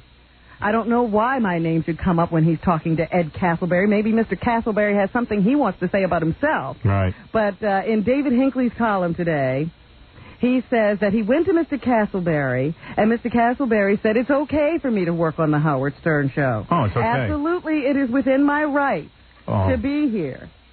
Yeah. But he also feels that I should acknowledge the roles of pioneer black radio personalities in paving the road that led to my job. How should you do that? Should you do a tribute to them? He knows what you should do because you're black and he's black. That's the hypocrisy of David Hinckley. He doesn't know me and he has no clue what I do. But that's David Hinckley. He had David Hinckley explain me to him. David Hinckley thinks he's a liberal. David Hinckley, to me, that's the work of a racist. I mean, there's a guy who's sitting and discussing what a black woman should do. First of all, what does he care what black people do? No, not only that, he's not black, and not only that, how come I don't see David Hinckley writing about other black people? Who should I go to see if David Hinckley should be writing for the Daily News? Yeah, I think David Hinckley gets up in the morning, he decides what he wants to do, and he does it. Right. But you got to check in with Ed Castleberry. I have to follow some sort of rules, according to David Hinckley. Yeah, well, you should, because you're black. Absolutely. I'm a black female, and I'm supposed to act a certain way. David Hinckley, like Linda Ronstadt, knows just what black people should be doing. I love these white liberals who really are racist and don't even know it. Yeah, that's the most racist thing I've ever read. And now on with the news. David Hinckley's a jerk. There's just no two ways about it. Oh, man. I can't believe I actually sat down for an interview. I told you he sucks. He just totally sucks. Ugh. And he, kissing the ass of Iman. Yeah. One of the most racist people I've ever met. Here. President Clinton says his talks with Russian leader Boris Yeltsin have advanced the security of the American people. Are you feeling more secure? No. Not with David Hinckley working at the Daily News. They had a several-hour meeting at the Kremlin today, and they thought things were going so well that they continued to speak face-to-face. They didn't even have their top aides and officials join in on the conversation. Very informal. Of course, the major topic of discussion was Howard Stern nuclear reactors to Iran. Right. And the Soviet Union still insists it's going through with that deal. They need the money badly. And that's the way it is. Don't we give them enough money? The Russian people have to eat. When's that capitalism going to kick in? I don't think it's happening. First of all, you have to understand that Russia has an aging population of people who need assistance from the government because they never made any money to save so that they could take care of themselves in retirement. Right. And so there's all these people over there who, since the welfare state is no more, who can't get any money and they are too old to work. Yep. They have terrible problems. Same problem Fred has. Too old to work. He was born too old to work. That's right. Montana has carried out its first execution in 52 years. Duncan McKenzie was given a dose of lethal drugs early today after the U.S. Supreme Court denied a last-minute appeal. McKenzie's lawyer argued that the court was executing him now after he'd spent 20 years on death row. Yeah, it seems kind of ridiculous, doesn't it? But they finally decided his time was up. He was sentenced to death for the 1974 kidnapping and torture murder of a school teacher. So now he's gone. 20 years, though, on death row. Gee, what a shame. Traffic is moving in San Francisco, where a man stood on the Golden Gate Bridge overnight, threatening to kill himself. Police were there and trying to calm him down, and then he started toward them and made some kind of a threatening gesture. They thought he might be pulling a gun, so they opened fire. No gun was ever found. And he's now in the hospital in critical condition. See. So don't make threatening gestures if you're going to be up on a bridge. And the police come. The Knicks didn't choke last night. They beat the Indiana Pacers 96-77. Of course, in the paper today, they're all crowing that Reggie Miller was the one who choked last night. He scored only 10 points in the entire game. And they say that he and Spike Lee were at it again. Spike, pulling his usual antics on the sidelines as if he's a member of the team. Better Spike does this than make movies. Well, I think he does this and tries to make movies, too. That's the problem. Want to hear something funny? The Knicks tickets right now are really hot tickets, so... You know that intern, Gamblin' Dan? Did you hear about this? No. Gamblin' Dan is this kid that interns for us, but he's got a real gambling problem. And, he's been trying to stop gambling, but he was, in I think he was in a 12-step program to knock off gambling. For a couple of days, but he said they were all losers in there. Yeah. Hey, Gamblin' Dan, come on in. So, I've been meaning to get to this, but I What keep forgetting. did he do now? Well, so Gambling Dan got a hold of some Knicks tickets. And, was all excited about it. Oh, here you are, man. Come on in. I'm telling your Knicks story. I thought you quit gambling. I did. You did? Yeah, Until this time. Until what? Well, since the Super Bowl.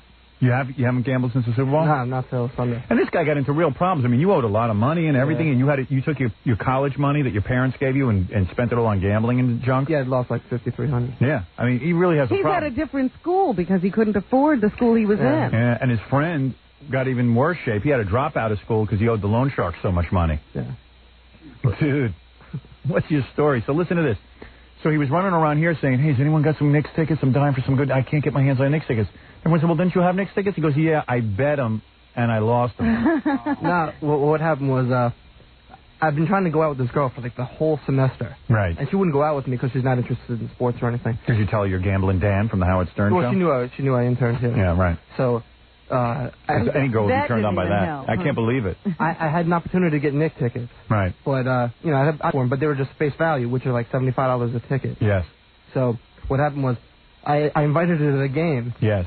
But I didn't feel, I needed the money also, so I didn't know if I should, I wanted to go out with her, but I still wanted to go to the game also. Yes. So I figured if I bet on the Knicks game and I won, I could go to the game for free and still have money enough, to fix my car because my car had broken down. Like a true gambler. Yeah. Go ahead. So I bet on the Knicks game. They always plan if they're You going to bet win. on the one that they lost. I bet on the game on Sunday. Because was it your theory that the Knicks never lose at home? Well, no, the Knicks never lose.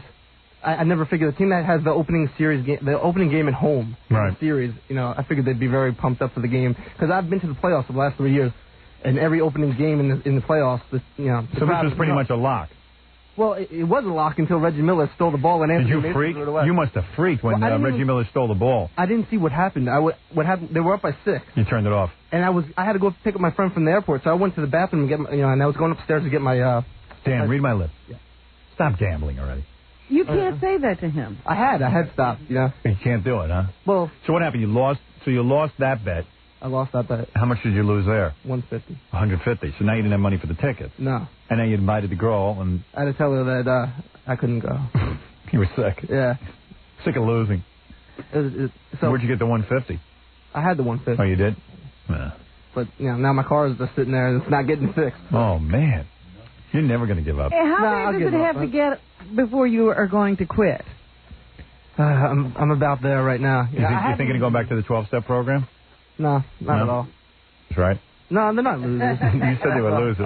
Well, they were losers, but... All right, now they're winners.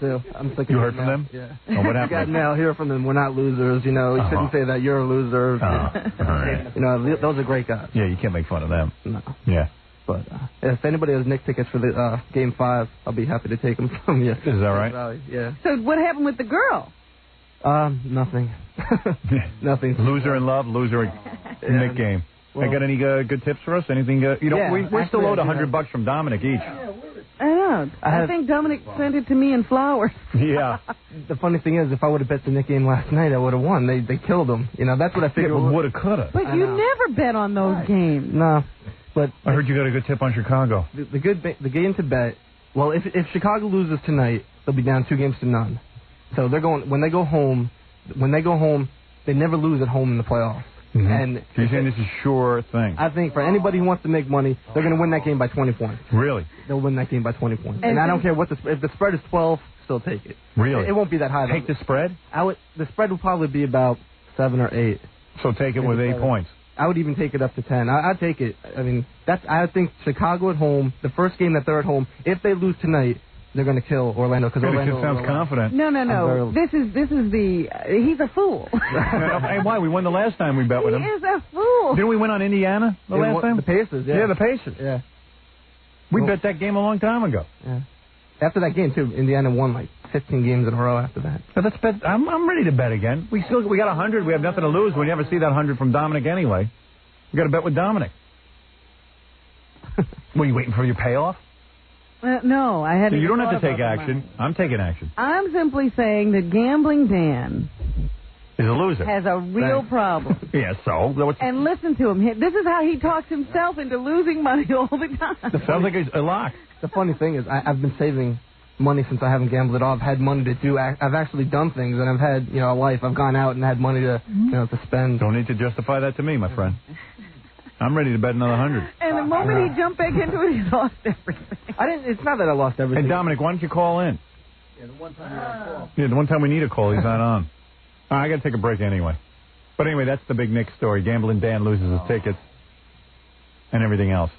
Loses his girl, tickets, everything. she wasn't his car. What a mess you are. Yeah, don't gamble. All right, we'll be... Don't gamble. Don't gamble. Good boy. Don't do it. That's like Ralph's mom saying, don't go to a priest for counseling. A little late. All right, we'll take a break and we'll be back right after this. You're listening to The Howard Stern Show. 97.1, The Eagle. Okay, people, I'd like to get very serious now for a second. It's me, Cindy Skull. And I have $200 for anybody that wants to kick some ass on the way home from work. I could use a good ass kick, and I'll be very honest. Good. I like honesty. Actually, I'm going to be honest about it. I don't really have $200. I actually have some kick-ass tickets that are probably worth $200, all right? You got it now? I get my ass kicked. Yeah? Or, yeah. option B. Yeah? I kick your ass and collect the $200. No, I don't think you have it right. How about if we just say the tunes on 97.1 The Eagle in the afternoon, kick-ass, and I'll give you a winner before you can buy a Queensryche and Ted Nugent tickets that you could probably hock for $200, okay? Is that better? I think you should give it to me. What do you mean by that? What did you say?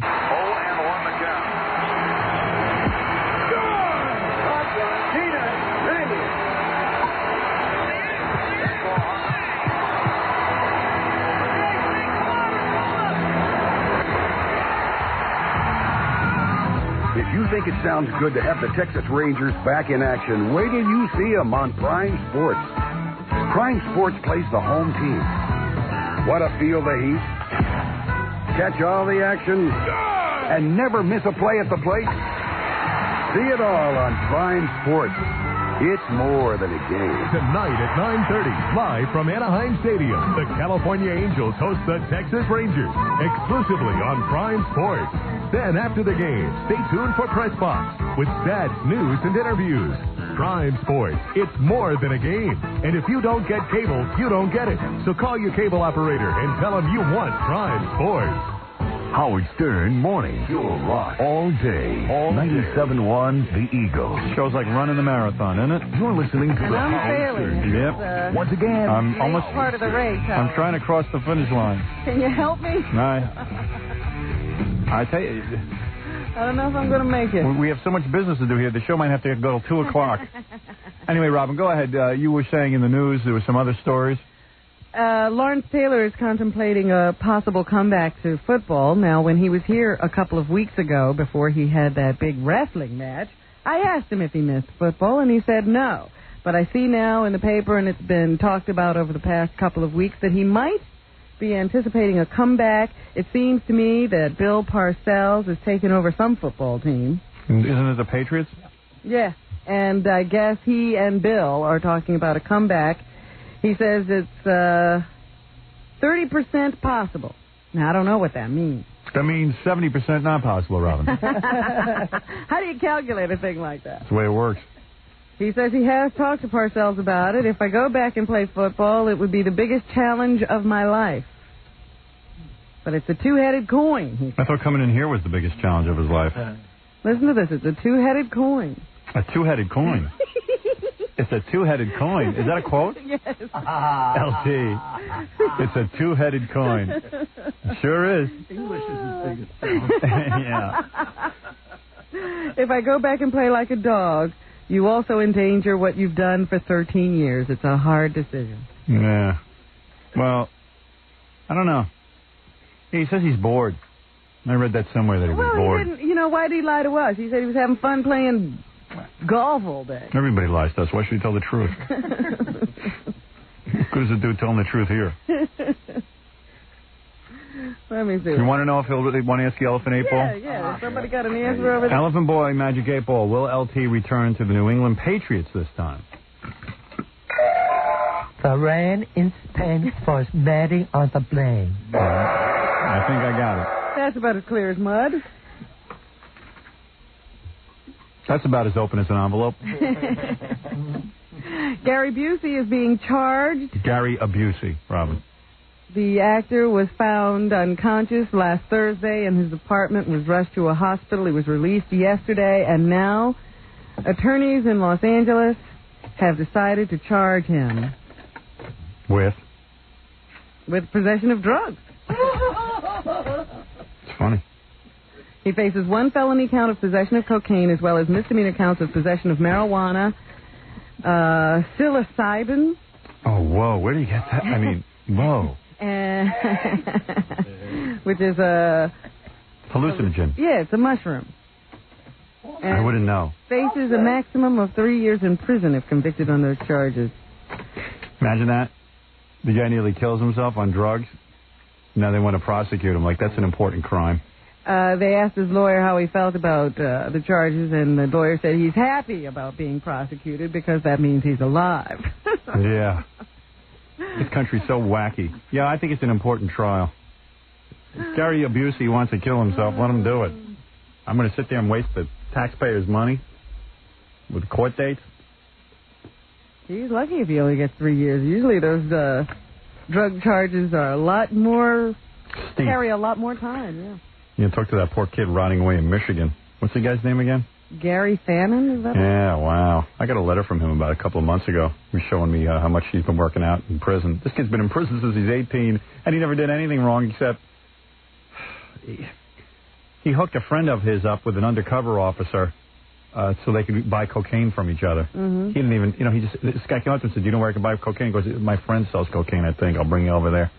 The kid's been in jail for I don't know how many years now. He's like 25 or 30. I don't know what he is. And he's got a lot more time to go. He's got a life sentence because somewhere along the line they decided that, they need life sentences.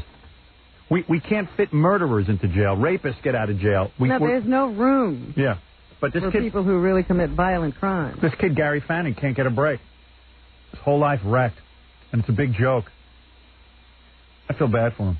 I don't know, man. I've said it about a million times. I figured somebody could have done something for him, but I don't know what to do. I'd do it if I knew what to do. Here's another one of those stories you should pay attention to. Okay. A computer-spurred romance could land a Maryland man in prison for 10 years. Yeah, wasn't he exchanging pictures or something? He pleaded guilty Monday to statutory rape. Oh. He's 28 and admitted he twice had sex with a 12-year-old girl last September. You're kidding. An encounter that occurred after 5 months of computer correspondence. Oh, man. You never know what you're going to get on those lines. Just be careful out there, folks. He could Right. face up to 10 years in prison and a $25,000 fine. Yeah. Of course, the girl told him she was a college student. Yeah, all those 12-year-olds fool you. That's the problem. So they chatted on the computer for about 5 months? 5 months, and she told him she was a college student and a pool shark. I think 5 months when they started the relationship, she was probably 11. You know? Had a birthday. And they say she looks quite young, so... I've always should said... have been able to tell something. Yeah, well, listen, I've always maintained that these computer services are a two-headed coin in the sense that...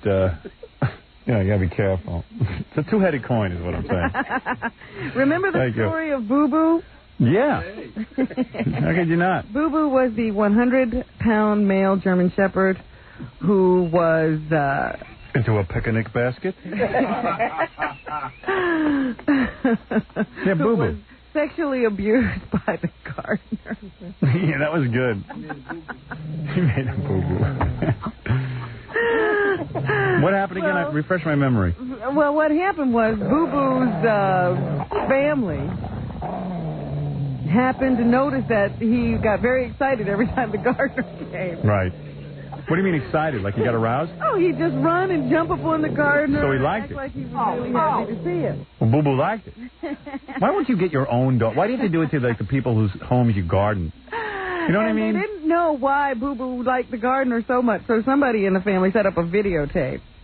Hey, boy, I'm going to bury a bone. And then, on the videotape, they saw this assignation occur. assignation, so I'm pretty sure what happened there. It was a male dog? Yes. All right, go ahead. Boo-boo. So after the owner saw the videotape and what happened between Boo Boo and the gardener, he called police. And who videotaped again? The owner of the dog. Right. And the owner then made a citizen's arrest of the gardener. That must have been comfortable. I arrest ye. So now the gardener has pleaded no contest to the charges of sexually abusing a customer's dog. This should have been in the People's Court Wow. with Judge Wapner. Wouldn't that Oh, have been a great he would have day? yelled. Oh, this would have been a great Imagine Rusty the bailiff handling the evidence. Bring me that videotape. We'll need to review the tape back in my chambers, Rusty. Come on. Wasn't he the same guy who was arrested like 3 years ago for fueling up a parrot? Oh. Robin, will we see the day when man and beast can unite and it won't be against the law? I'm proud to be a dog lover. The guy is going to get 3 years probation, and he has to undergo psychiatric counseling for 2 years. Wow. So, that's in lieu of a 6-month suspended sentence. As long as he isn't caught again, Be more discreet. I mean, if you were into he dogs, won't do any jail time. like if you really had a sexual desire for dogs, wouldn't you just like go to the pound and get yourself your own dog? Like, why would you go to if you're a gardener, why would you go to your customer's dog? And be outside. Yeah. People can Why would you be outside with a dog? Wouldn't you want to be indoors, like where no one could possibly find you? Well, he wasn't ashamed of his love for Boo Boo. Yeah. Boo-boo. Now, remember the other day when you noticed that Phil Donahue had been replaced by Jerry Springer for one afternoon on Channel 4? Yeah, I'm a real eagle eye. It turns out that it was Jerry Springer that had been preempted that day by VE Day ceremonies, and Channel 4 decided to show Jerry at 4 o'clock in the afternoon during Phil Donahue's normal slot, instead of letting Jerry's audience miss him for that day. And they said the result is a slight increase over Donahue's usual rating. Uh-oh. Could be trouble. So that's very interesting. And we'll be back. No, you won't. I don't know what Donahue's up to. He must be feeling the pressure because yesterday he opened his show by saying this is not Ricky Lake. Yeah, and then today he's having like Playboy models or something. Yeah. Yeah, I'm there. Geraldo making some points here. He was down at the Kentucky Derby over the weekend, and Kato Kalin was the guest of honor, and he refused to meet him. Good. Yeah, why should we buy into Kato Kalin being a celebrity? When asked if he wanted to be introduced to the giant houseboy Sponge, they say, in Hot Copy today, Geraldo said, I refuse to be introduced to him and publicly deplore the warm hospitality shown to this squirmy, smarmy, smirky, backstabbing liar. Right. Good for Geraldo. Even though Geraldo had a questionable past. He didn't lie. Yeah. He will be featuring Debbie Tay on his show today. They even mentioned that in Hot Copy today. Yes. Debbie Tay finding in death the fame she never received in life. Don't say that. We gave her plenty of fame. Debbie Tay was our space alien. She OD'd. So she's no longer with us. Yeah. She was cute, though. Nice picture of her in the paper. Yeah. All right. And Shirley MacLaine was honored the other night, but it seems nobody showed up. Why should they? The Film Society of Lincoln Center was holding a tribute to Shirley MacLaine, and they say she was the biggest star there. The names on the tribute committee were quite glittering. It was Mikhail Baryshnikov, Annette Bening, Sally Field, David Geffen, Daryl Hannah, Anthony Hopkins, Jack Lemmon, Mike Nichols, Julia Roberts, Frank Sinatra, Meryl Streep, and Billy Wilder. And none of those people showed. But it turns out that only Richard Benjamin, Carl Bernstein, and Bella Abzug No Joey and Mary Buttafuoco? were of note among those at the ceremony. Where was Shirley, Joey? What? Where was Joey Buttafuoco? I don't know if she asked him to come. He's at every party. But Shirley got up to make some remarks about herself since there was no one else there to honor her, and twice interrupted herself by saying, "Is someone in here snoring?" So that was Shirley's tribute the other day. That's what's happening. Very good. Thank you, Robin. And let's remind people that you'll be making various appearances. Robin Quivers Alive. Robin Quivers Alive. Quivers Alive. Whatever it's called. Quivers Alive is continuing on the book circuit. See Robin Quivers, and when you see her in person, it's a whole different thing. The mythology is gone. That's right. And you will think she's less than perfect. I mean, you will learn that she's just not. What are we learning? Human, just like human, you. right? I'm almost like you little people. See Robin Quivers this Wednesday, May 10th on Conan O'Brien. Wait a minute, I have to stop you and tell you one more story. Yeah. A competency hearing has been ordered for a man convicted of rape. His name is Reginald McFadden. He appeared in court in Rockland County yesterday, smeared with his own feces. Good way to make an appearance in court. I wish OJ would walk in like that. Court officers were forced to disinfect the courtroom after McFadden's hearing. He refused. What's to the shower. big deal? I do that all the time. He refused to shower for a month and spread the feces on his head to discourage prosecutors from taking hair samples. Wow. So there you have it. I would love to. Any corn? Oh. Also join Robin Quivers Alive May 11th at Walden Books on Wall Street at 12:30, which is an up-close and personal experience with Robin. As someone who sits near her every day, I must tell you, it is invigorating. It energizes to sit near Robin. Oh, you. And Robin, very friendly at these book signings, and we'll be wearing low-cut tops. Oh. Yeah. See her cans in 3D. She'll be at Crown Books at DuPont Circle in Washington, D.C., Quivers Alive, Saturday, May 13th, where she'll sign copies of her best-selling book. That would be Quivers Alive. Did you talk about Wall Street? I mentioned it, yes. I gave the location and everything. Because that's tomorrow. Tomorrow at 12:30, rather. I will descend on Wall Street. Anyone who thinks the mythology about Robin is somehow true, I think that will be dispelled. Let's shatter that mythology. Right. And your therapy, not her. Right. It's good for you. She wrote this book for you, not for her. Jackie the Joke Man Martling, to order Jackie's Wild Cut, so get over there. Jackie, speaking of people who created a CD for you. All I can say about my book is it certainly gets people talking, doesn't it? Oh, it sure does. It does. Behind your back, especially. When you leave the room. All I know is there was quite a bit of sharing in the office yesterday about other people's families, wasn't there? That's right. Yeah. Very, very touching meeting we had. Yeah, I learned a lot. I learned more about Jackie's family than I needed to learn. Too much. To order Jackie's Wild Comedy CD or cassette, $10 plus $3 shipping and handling for the CD, Martling of Life. Joke Land Special, buy two, get one free. Call 1-800-323-KING. This Saturday, May 13th at Headliners Comedy Club in Bethesda, Maryland. The Filthy Jokes and Robin excerpts, call 516-9221. Remember, 516-9221 is not a pay service. And by the way, tune in tomorrow. Jackie will be reading from the end of Robin's book, the last couple of pages, where Robin loses her ring and almost destroys a poor Alzheimer's patient. Attention, Manhattan. Be sure to see Fred Nugent this Thursday at Brews. Fred Nugent at Brews between Lexington and 34th. That's our own Fred Norris. Don't miss Boy Gary this Saturday from noon to 2, representing Prodigy at Software Etc. on 83rd Broadway in Manhattan, giving away free Prodigy software. For me, Prodigy is a way of life. To order a signed copy of Stuttering John CD, call 201-942-OUCH. And by the way, this is important. If you're planning a wedding or party and you need a complete downer, what should I do? Call everyone's favorite DJ, Scott the Engineers, Rocket Entertainment at 718-BAG-5040. It's actually quite exciting when Scott enters the room and you realize... The music is for your benefit, not mine. All right. You say it, I play it. Excuse me, I'll need 2 cigarette breaks at least. Can I smoke in this room? Party favors. Before I hand out the party favors, I'll be taking a short break for a smoke. It's in my rider. Hands up, get your hands up. That's right. While you do the hokey pokey, I do the hokey smoky. All right, 718-BAG-5040 for Scott the Engineer. 97.1 The Eagle, the Stone Temple Pilot Station.